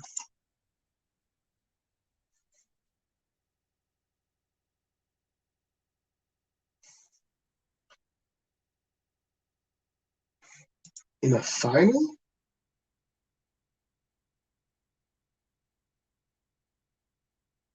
Well, I know Nordal scored a. Which final? Final of what? Coppa Italia? Oh, in a UCL final. Um, okay, so let me think. UCL final. Well, 1963 was 2-1 against Benfica, so nobody scored a hat trick. 1969 could have been because I was 4-1 against Ajax. So it could have been Rivera. Could have been Rivera. Could have been Rivera. Did Rivera score a hat trick in that fight? I don't remember him scoring that. Or maybe Altafini. Maybe Altafini because Altafini was also an Italian. He also played for the Italian national team. Did Altafini score a hat trick? Okay, then in 1988 it was Gulli. It's not Rivera, but you're close. Okay, but you Champions League final.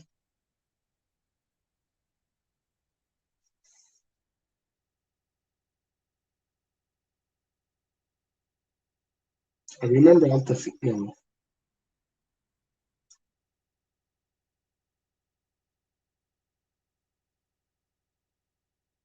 No, yeah, Altafini was in the '63 final. He scored that counter attack goal, famous AC Milan counter attack goal. In 60, it could have only been in '69. It has to be '69 because the score was 4-1. That was the year Rivera won his Ballon d'Or. Italian winger. Italian winger. What was his name? Was it Riva? Is that who I'm thinking of? Riva? His name was similar to Rivera. Was it Riva? Are we talking about the '69 final? Who was in that '69 final? '69 final. '69 final. Okay, is it the 1969 final? Because it's the only one it can be. It can only be that. Because in '89, yes, the '69 final. Okay. Mm. Give me a hint. Give me a hint. Give me a hint. I should know the players that scored it in that final. Why don't I know this? I've seen that game. Like I literally seen that game.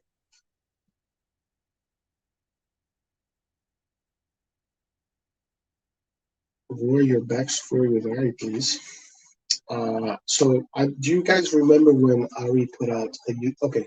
I was following Ari much before I joined them, but if you guys remember, there was a point where Ari put out a YouTube video saying that he was looking for other people to work with. I was like, hey, you know what? I love Milan. I was talking about Milan. I was thinking about Milan. Let me try this. Let me see. So I just sent him an email, and that's how we met. So give me a hint here, Rohit. Give me some kind of hint. Give me some kind of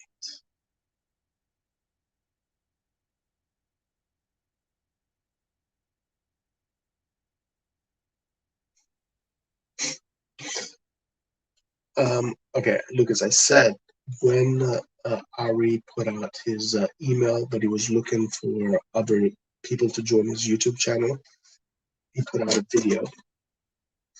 And me, Laert, and other people, I guess, he was a winger. Okay, but give me a hint on his name. On his name, maybe he was a prolific scorer.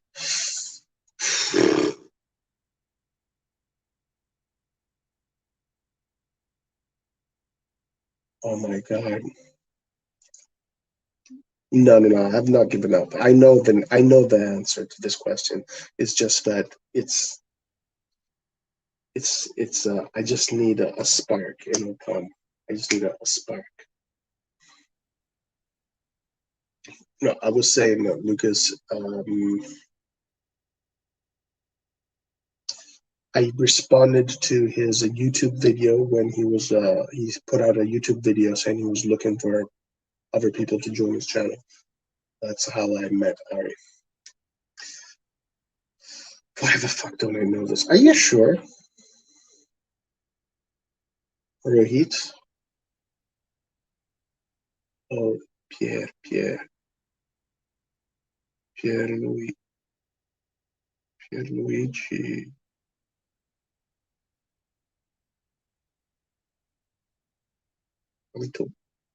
Oh my god.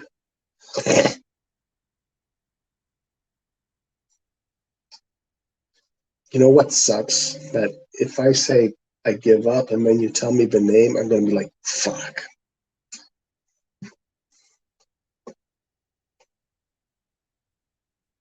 Pierre Morgan. Pierre Morgan. Oh my god. I can't believe it's not coming to me.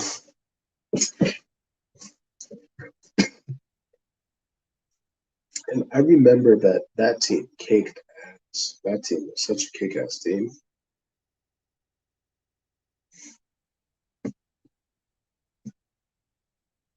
Hmm. Pierre Luigi. Pierre Luigi. Pierre Luigi.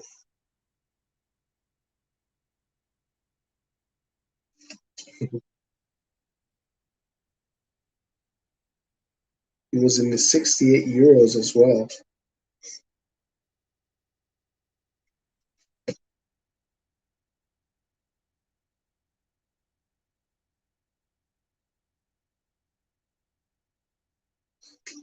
Pierre Luigi something.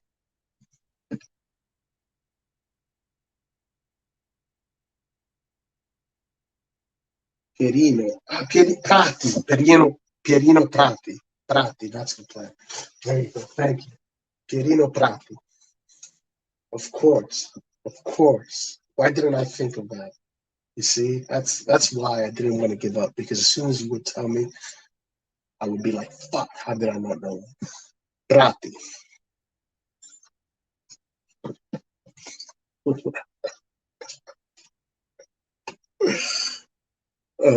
Good one. That was a good one, Rahit. Oh, that was a good one. Man, I knew that one. It just stored in the back of my mind. Pierino Prati. I was thinking Pierluigi Collina. It's like, no, that's a referee. All right, do another one. Let's do another one. Okay, go for it.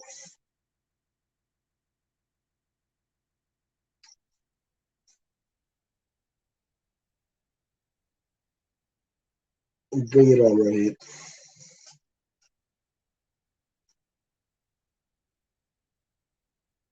Now we should believe where's a time traveler again. That was actually, that should have been an easy answer to that should have been an easy one for me to answer, because I knew it. I just, for some reason, just escaped my mind.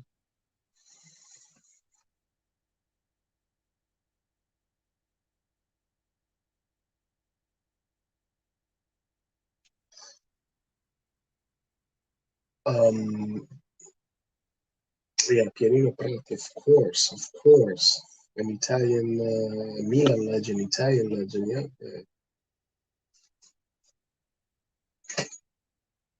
man, that Milan guys. If you watch the highlights of those games, Milan play like fucking Barcelona. Like the 1-2s, one touch football, not Rabonas, sorry, the what you call the sombreros, flicks, back heels. Name one Arsenal legend who was this is easy. This one is very easy. Patrick Vieira.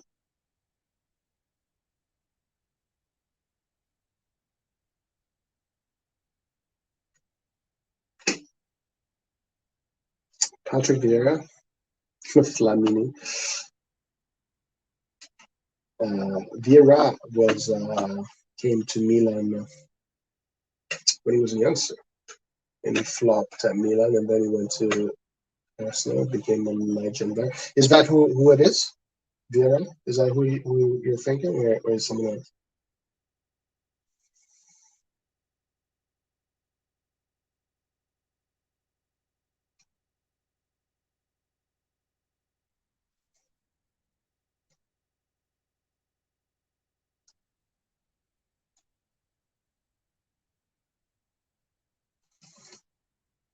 I'll just piss off everyone on the chat just for fun. With the phone where we can see you Google. Genseel, correct. Yeah, they're up. Well, that was an easy one. That was an easy one, right? Give us a hard one. Give us a tougher one. I wanna give us a tough one.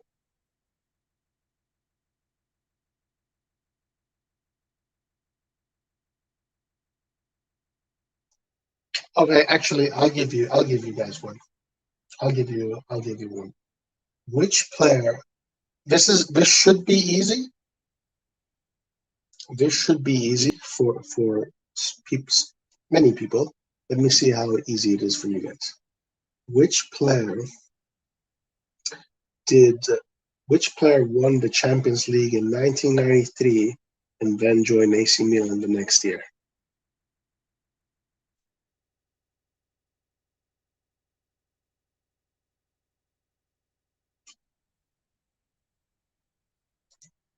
All right, all right.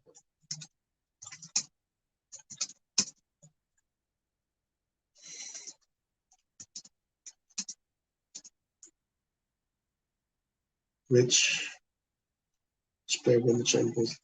Ah, he got it. Neckler got it right away. Lucas Mobile damn bastard. Jacapenita got it. Which player won the Champions? Okay, you guys got it. You guys got it. All right. Let me ask you another one. Which player won the Champions League in 1995 and then joined Milan? Oh, I know this question. I know the answer to this question, Rohit. I want to see if anybody else knows the answer to Rohit's question. I definitely know the answer to this question. Van Basten, Lucas.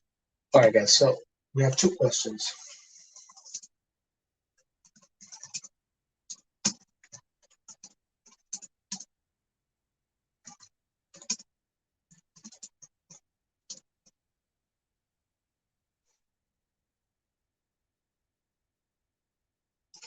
Genseel got it. Seedorf.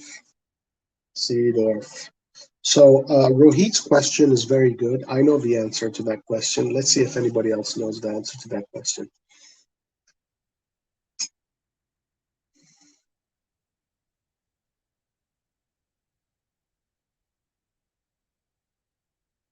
Rohit, very good question. Very good question, Rohit. I know the answer to that question, right? Does anybody know the answer to that question? Marcel Tesai, correct. Marcel Tesai, not Marcus. Seedorf joined Milan in 2002, yeah. What era, please? Chelsea player currently? No. Emerson? Guys, Rohit's question. Oh, no, you guys you guys answered my questions. Marcel Tesai and Seedorf.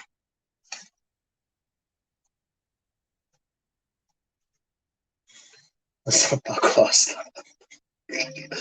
Lucas Zappacosta. Let's see if you guys can get Rohit's question. That's a very good question.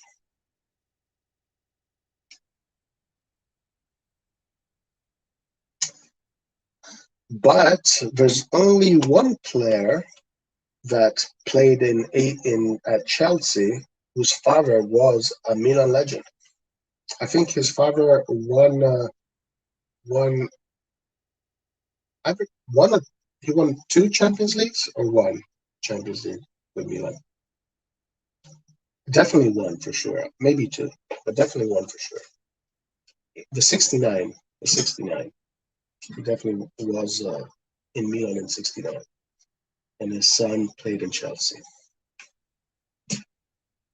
Great question, Rohit. John Terry. Yeah, but I didn't say. Yeah, Seedorf. Correct. Seedorf was right. No, I didn't say he joined Milan after winning the Champions League. I just asked, name a player that won the Champions League in '95, then joined Milan, became a legend for Milan. Seedorf is the correct answer. But Rohit has a very good answer, a very good question. And if I'm not mistaken, that player won the Champions League with Milan in in '69. Van Basten was the correct answer too. No, because Van Basten did not play in the Ajax in 1990. Petr Kluivert did not become a Milan legend though. Kepa.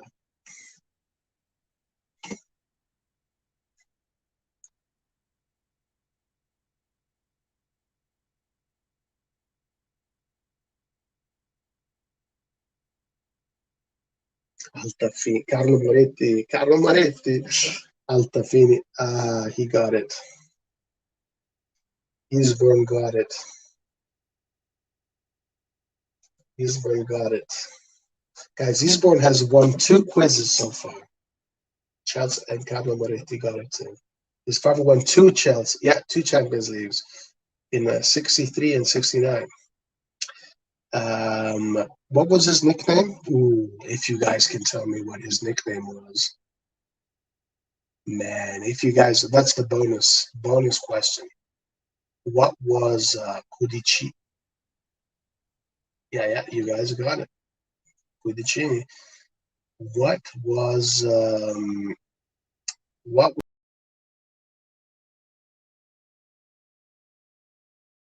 the Milan goalkeeper Cudicini? What was his nickname?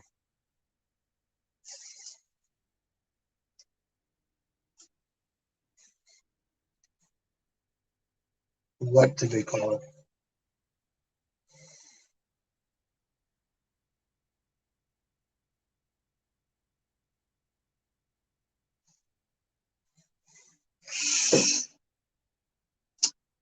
Hey Lucas, I know I try to study Milan history.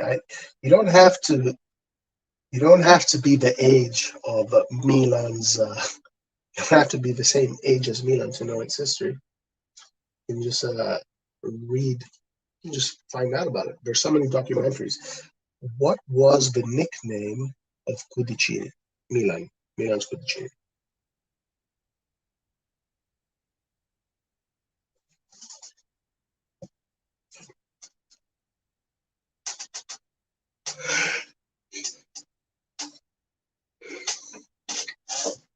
Shit, guys, we're going into 8 hours.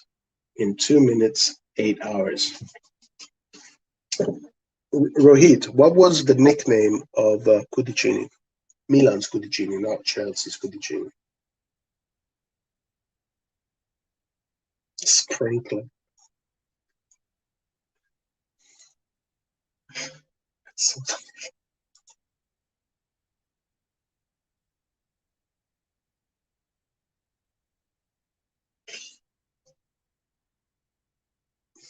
All right, Rohit, go on from the next question. Go for it. Let's do one more.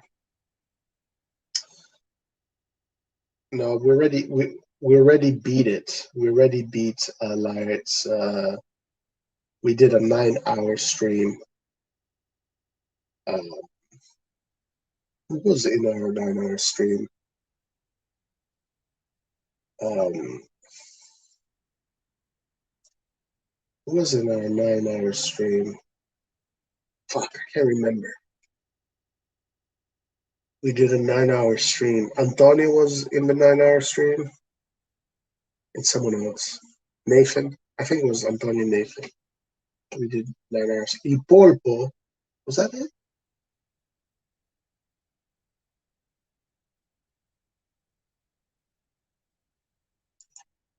I think maybe. Um, I have a question. Who came in as a 90-second substitute in the UCL 2007 final for Milan?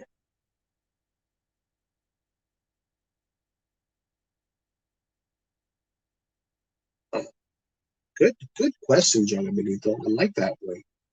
Spider-Man. Spider-Man was Yashin, but yeah, that is similar name.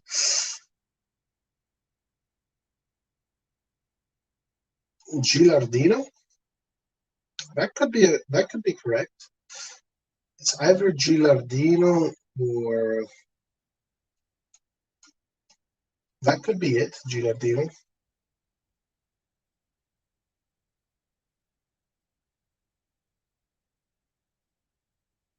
That could be it. Hold on. I gotta see what you're writing, Lucas. Give me 1 second. So you might be onto something. Lucas might be onto something, but it's not showing me emojis.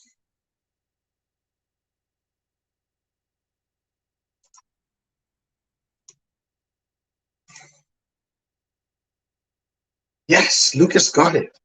Wow, incredible. Lucas got it. Amazing. Incredible. Which uh okay, hold on. I think I know the question to you. Okay, so obviously it could have been only 3 subs. So it's not Gilardino, it's not Bonetta. Aldo was playing. It could have 3 subs. 3 subs, 2007.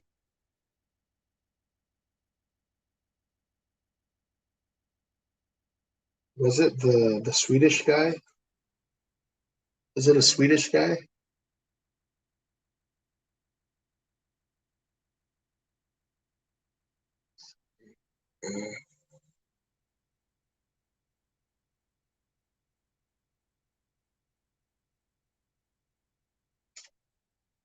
Um,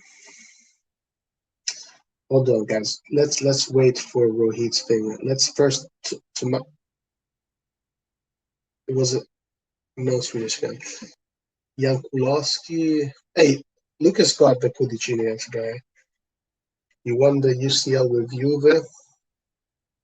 Which Milan player won? But guys, let's do one question at a time. Let's do one question at a time. Let's do the UCL question first. 90-second minute.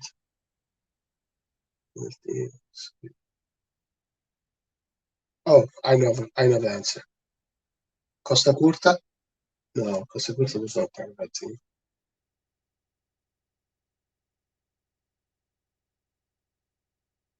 Costa Curta?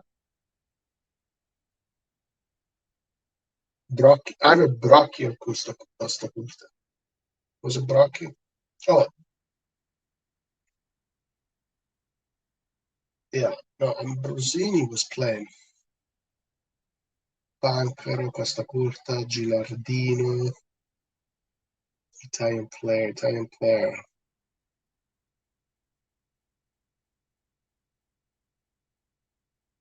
Italian player. Panucci was not in 2000. He wasn't there in 2007. Was Panucci there in 2007? He's a defender. Pancaro? Oh, you mean Pancaro. Pancaro, that's who you mean, not Panucci. Pancaro. Was it Pancaro?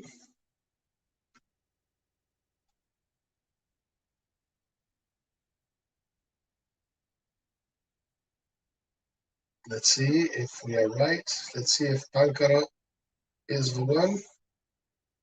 We're about to find out. No, Pancaro played the whole game, I think, actually. No. His name starts with F. His last name or his first name?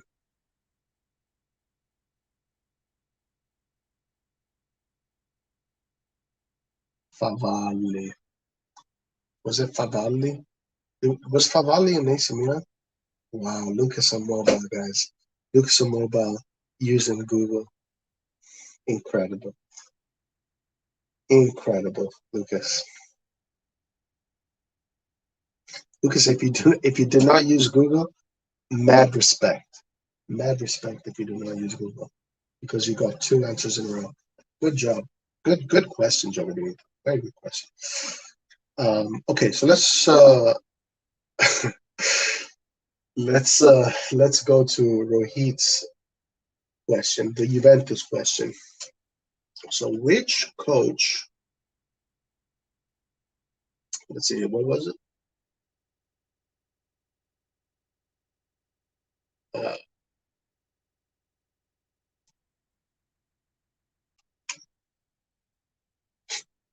Lucas, did you use Google or did you guess? Be honest.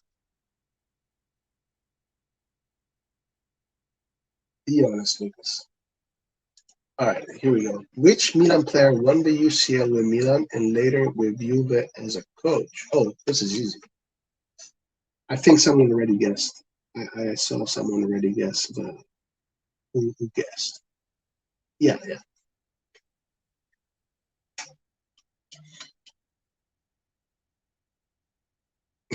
All right, Lucas. Well, guys, Lucas says he did not use Google. No, it was not Capello. It was not Capello. It was Trapattoni. Yeah, Trapattoni, correct. But I think someone guessed Trapattoni already. Good question, both of you guys. Rohit and Jagabinka. Guys, Lucas got two questions in a row. He got the Cuticini question and the Favalli. Wow. Well done, Lucas. Well done. Um, well done. All right, let's see. Let's see.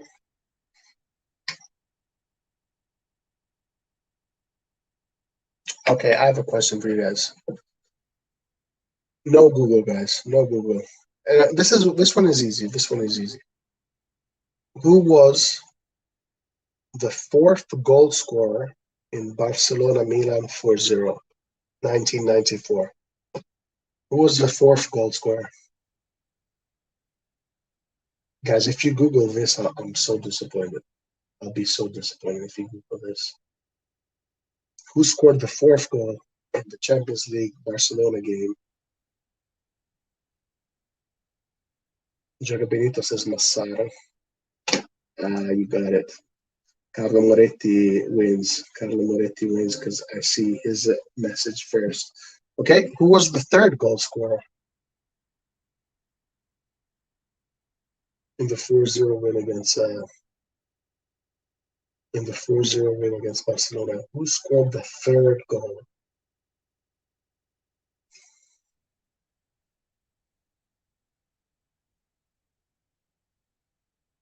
Maldini. Carlo got it. Carlo, guys, Carlo's coming in strong. Carlo's coming in with the fire. All right. And who scored the first two goals? This one is easy.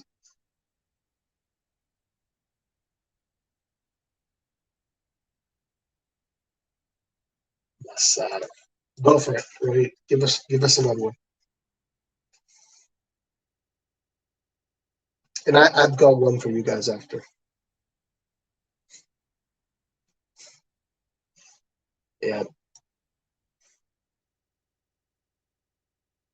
Ooh, this is a good one. This is a good one. Who scored the first penalty goal for Milan in 2003 CL final? I think it was Pirlo. I think it was Pirlo. Nesta? Was it Nesta? If I'm not mistaken, it was Pirlo.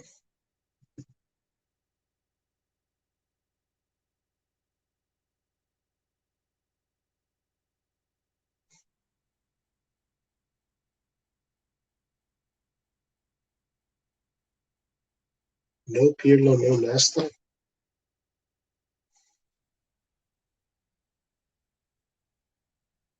Desai. Oh wow, you're behind, bro. You're behind. We are. I think. Rui Costa. Was it Seedorf? Maybe Seedorf?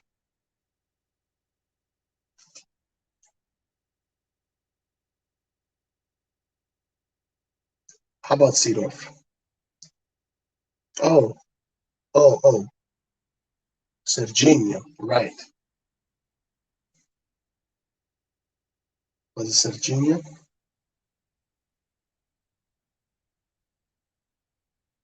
It was Serginho, right. Carlo was there. You can't remember. All right, Rohit. Okay, actually, guys, I have a big question for you guys. Let's see if you can get it. Let's see if you can get it. In 1963, AC Milan played against a superpower of a team, and we were the underdogs. But in that team we played against in 1963, there was a superstar in that team, basically the Ronaldo and the Messi of the era. Who was that player? Let's see if you can get it.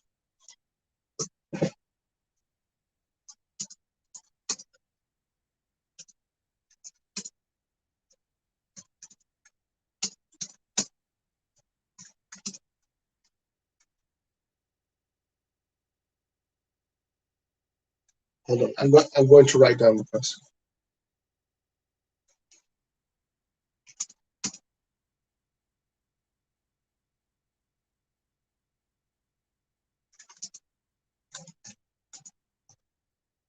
Ah, you got it. Carlo, guys. Carlo's coming in with the fire. Lucas, you should know this. Eusebio is is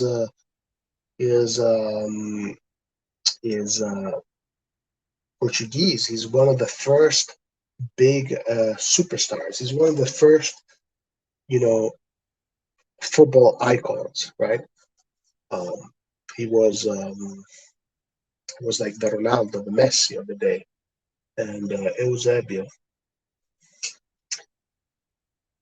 No. The question was, who was the superstar player Milan played against in the 1963 UCL final? Well done, Carlo. All right. Oh, guys, I'm sorry about that. I'll write them down. All right, Rohit, you had a question. Let's do your question.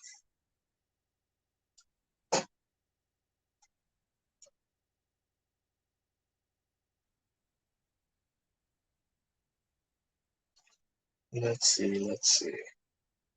I'll think of another one too. Let me think of another one. Let me see. Let's see. Um, okay, I have a question for you guys. Who was the top goal scorer for AC Milan in 1996?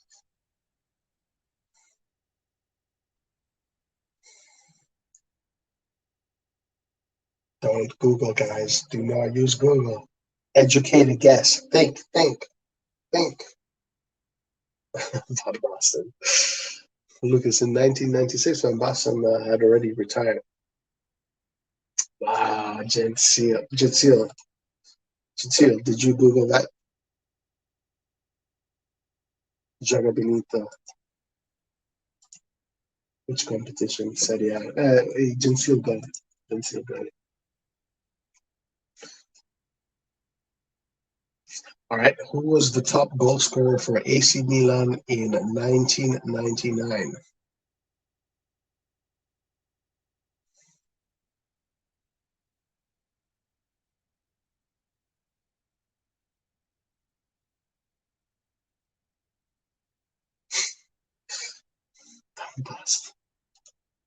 Yeah, it is well. You guys are right. It is well. Carlo Moretti Sheva, 1999.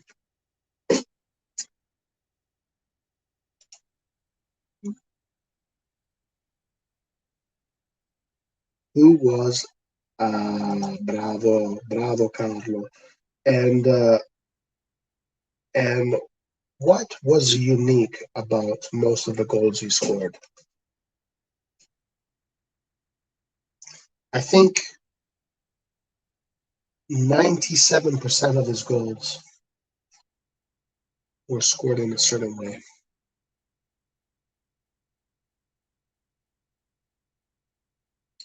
What was unique about it? Headers. Okay, one more question. One more question. Who were the two winners in the 99 team that made all those assists for Biro? Who were the two winners?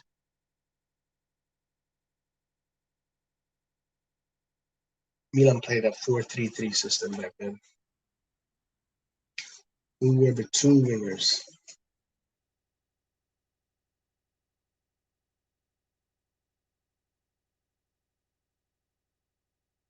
Savicevic.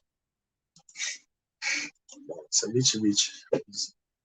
Boban was not one of the winners. No, Ancelotti was a midfielder. Boban was not. He did play on the wing, yeah, but it was not one. Two players that got a shitload of assists all season. One on the left, one on the right. Two players. One, okay, I'll give you a hint. One of these players today we hate. We hate this man. He's a pain in the ass right now. He's a thorn in our side. If I tell you the nationality, please, let me tell you, he's a problem right now for Milan. He's a big problem.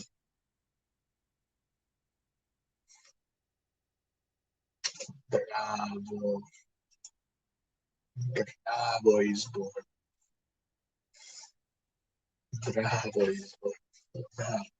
And who was that one? Let's see if you guys can remember that. Albertini was a midfielder, Lucas.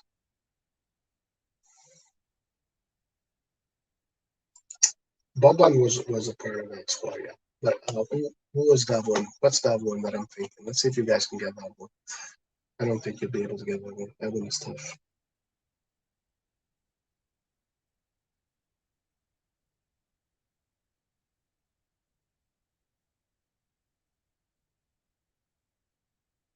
Albertini was more like a regista kind of guy. Actually, I think this guy has a son playing in Milan right now in one of the youth in the youth. Ooh, he's one. You're close. The name is similar.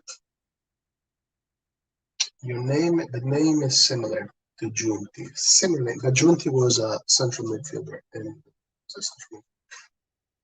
was Albertini not a back of them? Good answer. Albertini was, I think so. Yeah, I think was he? I think so. Yeah, because Giunti was the midfielder. Albertini had Guglielmo Pietro. Good answer, Julie. This is a good answer, but this is not a player. This player got also a good amount of goals actually in that season. I think he was the second player that scored the most goals. I might be wrong about that. I might be wrong. But he definitely got a lot of assists from another deal.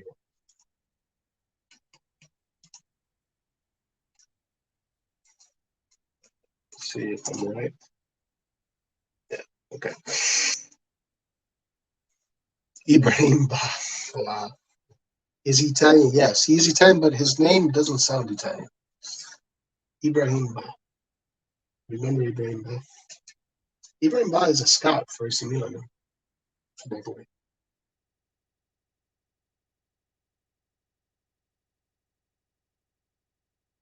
Ibrahim. And, oh, you got it. Bravo, Lucas. Bravo. Good job, Lucas. Well done. Gans, Maurizio Gans. Lucas, did you Google that? How did you know, Lucas?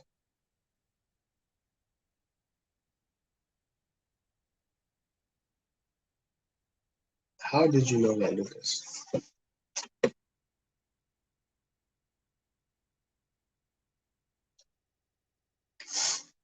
How did Lucas go from Albertini to Gans? I don't know if he had more assists than Boban, but I know that he had a lot of crosses. I don't remember if he had more assists than Boban, but I remember that Boban was a more central. He played more centrally, while Gans was on the right, and Leonardo was on the left. Um, did he have more assists than Boban that season? I don't know. Honestly, don't know. But Gans was the winger in that team. If I'm right, I think I'm right about it. Hey, Lucas. No, I didn't Google. I used YouTube. Oh my God. Guys, look at Lucas. Shameless. Shameless. Good guess. Good. Ooh, okay. I have one question. Who is Milan's third goal scorer of all time? Okay, so I know the first one is the Swedish guy. The second one, I think, is Sheva. The third one, no. The third one, Rivera, Nordal, Sheva, and Pico. Lucas, that's funny. Nordal, Sheva, Rivera. Is Rivera correct? Nordal, Sheva, Altafini. Could it be Alta? I know Altafini scored a shitload of goals for Milan. Carlos right, Rivera. What about the fourth one? The fourth one is probably Altafini. I know Altafini has a lot of goals recently. Van Basten, maybe. Altafini is fourth, Rivera is third. There you go. Good. Nice one, Jaga. Okay, Rohit, did you have one? You had a question, right? What was yours?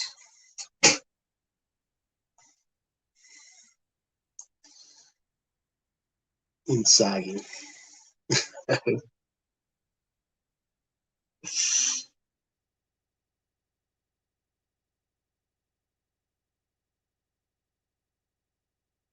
Hmm. Let's see. Let's see. Let me think of one. If I thought Rohit had one, so if Rohit is ready, go ahead. Otherwise, I'm going to go with one. Let me see. Let me think. Let me think. Let me think of a question that is going to be very difficult to answer. Let me think of a question that's going to be very difficult to answer. Let me see. Let me see. Okay, Rohit, go for it. Who scored the goal for Milan in the 1-1 draw against Juventus in the Supercoppa Italia, in which Milan won on penalties and was the last trophy Milan won? Locatelli, correct? Was it Locatelli? Locatelli. Which Italian player has won a UCL with Madrid and Milan? Seedorf. Yeah, Kevin Benito got that one.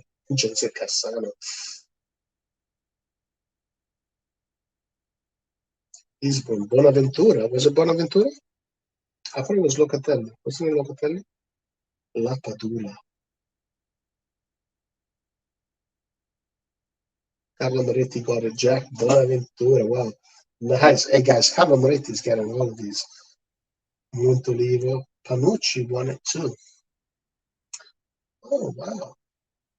Panucci won with both Real Madrid and Milan.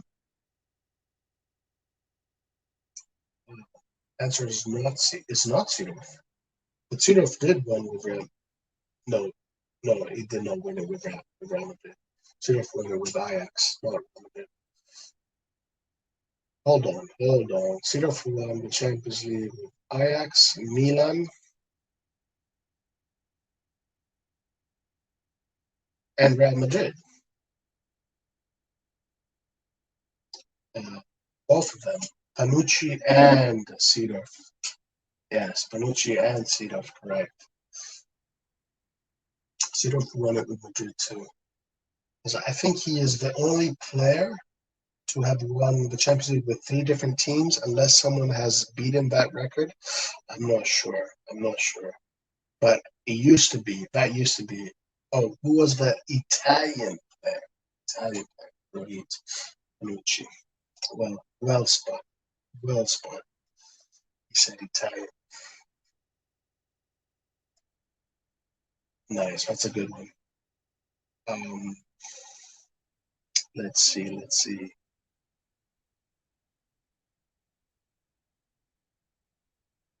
Let's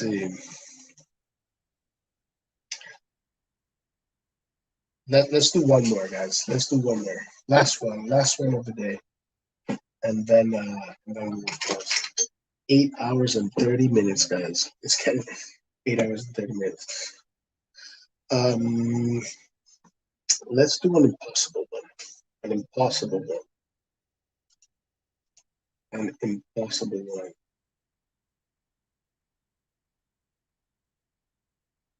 Let's do one that is impossible. There you go. For whom did Milan break the world record in the 80s? Which the world record? Oh, world record for transfers. Yeah, it had to be Gullit.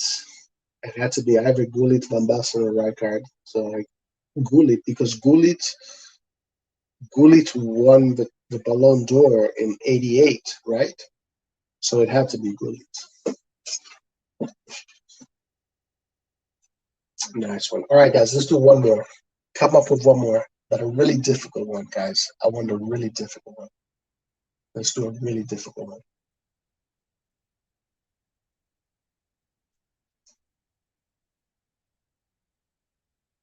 A really, really difficult one. One that is impossible to answer.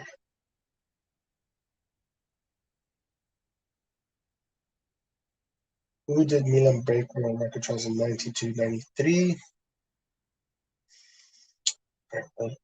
Transfer 92-93. 92-93. 92-93. It could have been Tesai or Papan, but was Papan 93? I thought Papan was later than 93. It's either Tesai or Papan. One of those two, I think. 92-93. No, it couldn't have been Tesai. It could have not have been Tesai. So Papan was 93. I thought Papan was a little bit later. Lentini. That's the guy. Lentini. That's the one. It's Lentini. It's not Lentini. Or Lentini was later. Was Lentini later?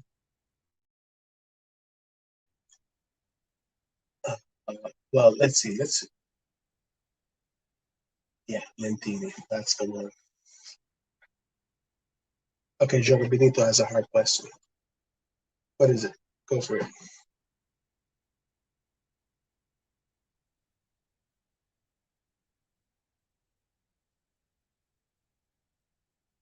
13 million. Wow.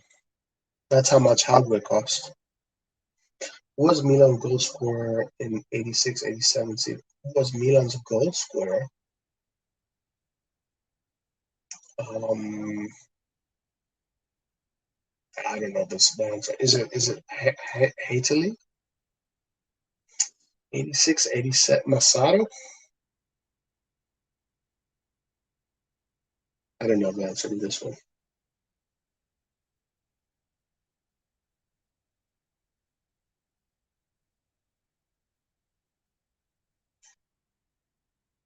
Um,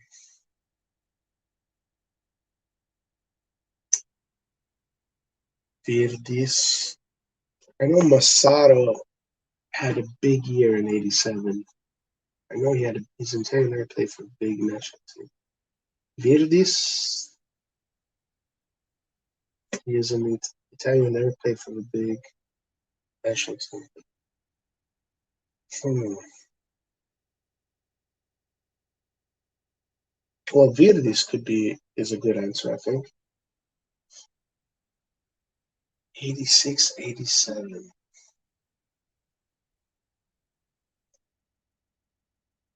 Mm. Virdis is the right answer. Nice, well done. Carlo, bravo Carlo. Alberto Zaccheroni. Alberto Zaccheroni. No, it's Virdis. Virdis. He was great for AC Milan. He scored a lot of goals for AC Milan, even after 86, 87. It is strange that. All right, guys.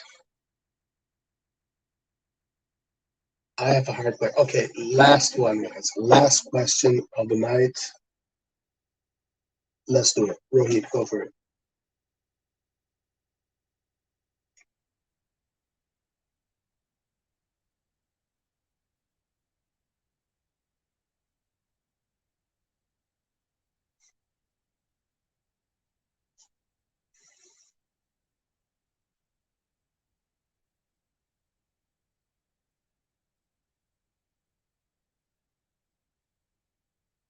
How many league goals did Milan score in the 16? Oh my god, that's impossible.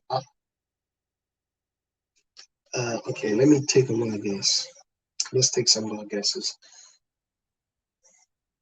Back then, there were some crazy score lines, so it must have been a lot. I say 72.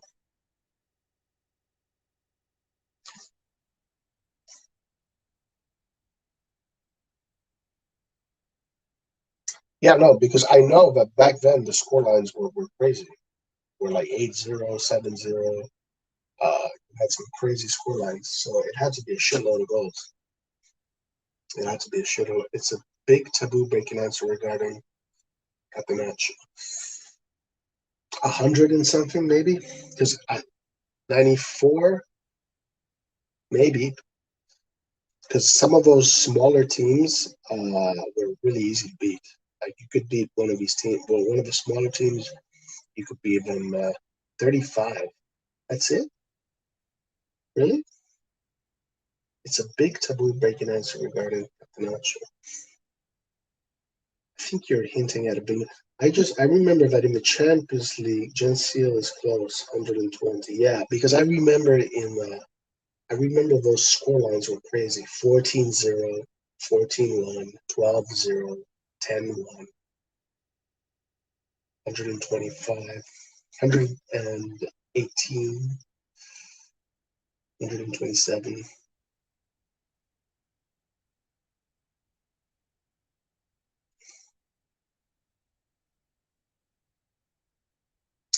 Yeah. But I think that the Catenaccio thing happened uh, after this. No, Catenaccio happened after Torino, when Torino thing happened. Below 100. So how is Gensel close if it's below 100? 98? What did Gensel say? Oh, 85, 87, 90, 94, 92,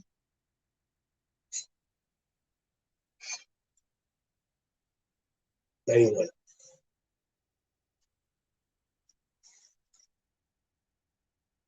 99.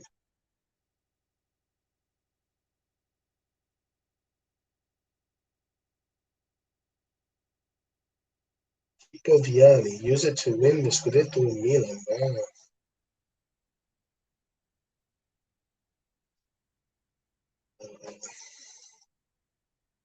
Joga Bonita was close.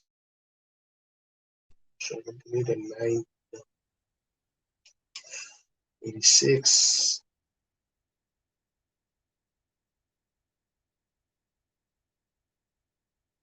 85. 88. Which one? Lucas, guys, Lucas on fire. 83, Lucas. Well done. You scored 83 goals in 34 matches. Wow, that's a lot, yeah. That is, well, what is it? How many goals did we score this season? We scored, was it 70 something? All right, guys. We could literally go on forever, but I have to, I guess we're going to stop. 8 hours, 35 minutes. Epic stream, guys. 78 this season. Wow. All right, guys. We could keep on going on, but you know what? I'm definitely going to do this. I'm definitely going to do this. I'm going to set up for this channel a 20, and then different people are going to take over the stream. But I think this is going to be one of the next objectives of this channel is to create a 24-hour stream, just keeps on going and going and going, and have different people come in and bring in, just have different people take over. I think that would be a great idea. Yeah, today I'm quite busy too, but it's all right.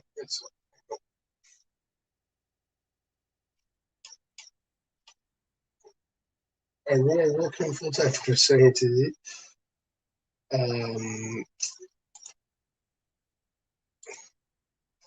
Roy, watch Statman Baines and let's do the same like him. I don't know who that is. I love the Milan community. We can talk for hours. Yes, we can talk forever. Larry isn't as entertaining as you are. We will, Larry. We'll get people to rotate. We will get people to rotate. We can have the Larry hour. We can have the Roy hour, the Ari hour. Aaron, we'll get people to rotate. Statman Dave, he's born. Statman Dave, I don't know, but we can do it. We'll set up a 24-hour stream that goes on, that just never stops. Check his YouTube channel and check his quiz. Okay, Statman Dave. Check. And Lucas, thank you for the ideas for the Milan Forum. Great ideas. So we will definitely do something like that eventually. Eventually.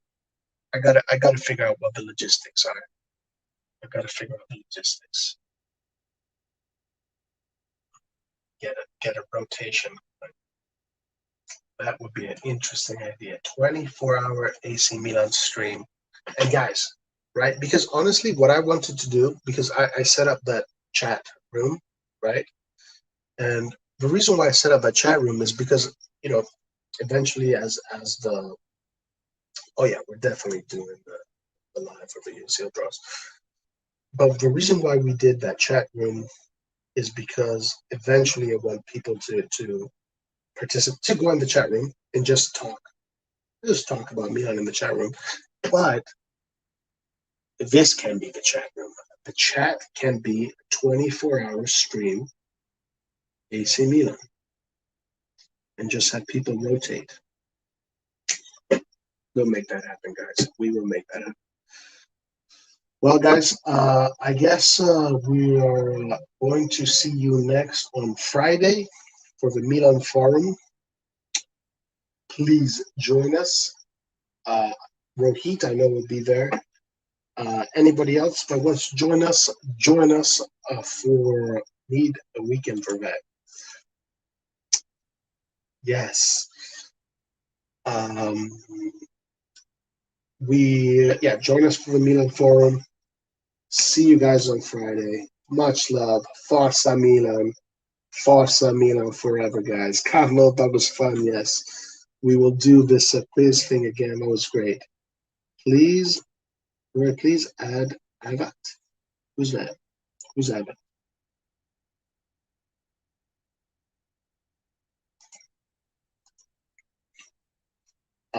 Skiller. No, Skiller. We broke Laird's record a few days ago. Well, a week ago. So actually, the record is 9 hours and 15 minutes. Should we break the record? No, I don't want to break it. All right. Forza Milan. Forza Milan, guys. People who don't have videos. Oh, Avatar.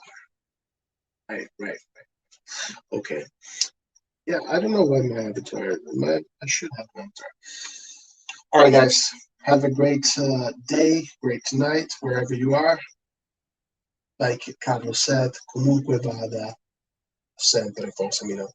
No, I can't break it. Hold on, let me see. Let me see what it was. Let's see what it was. No. In order to break it, we have to go 1 more hour. That's too much. That's too much. The longest stream is 9 hours and 24 minutes. So in order to break it, we have to go almost an hour. Guys, we will see you on Friday. Thank you very much for participating in the chat. I had a lot of fun. We will talk about Milan on Friday. See you at the Milan Forum. Ciao. Arrivederci. Forza Milan.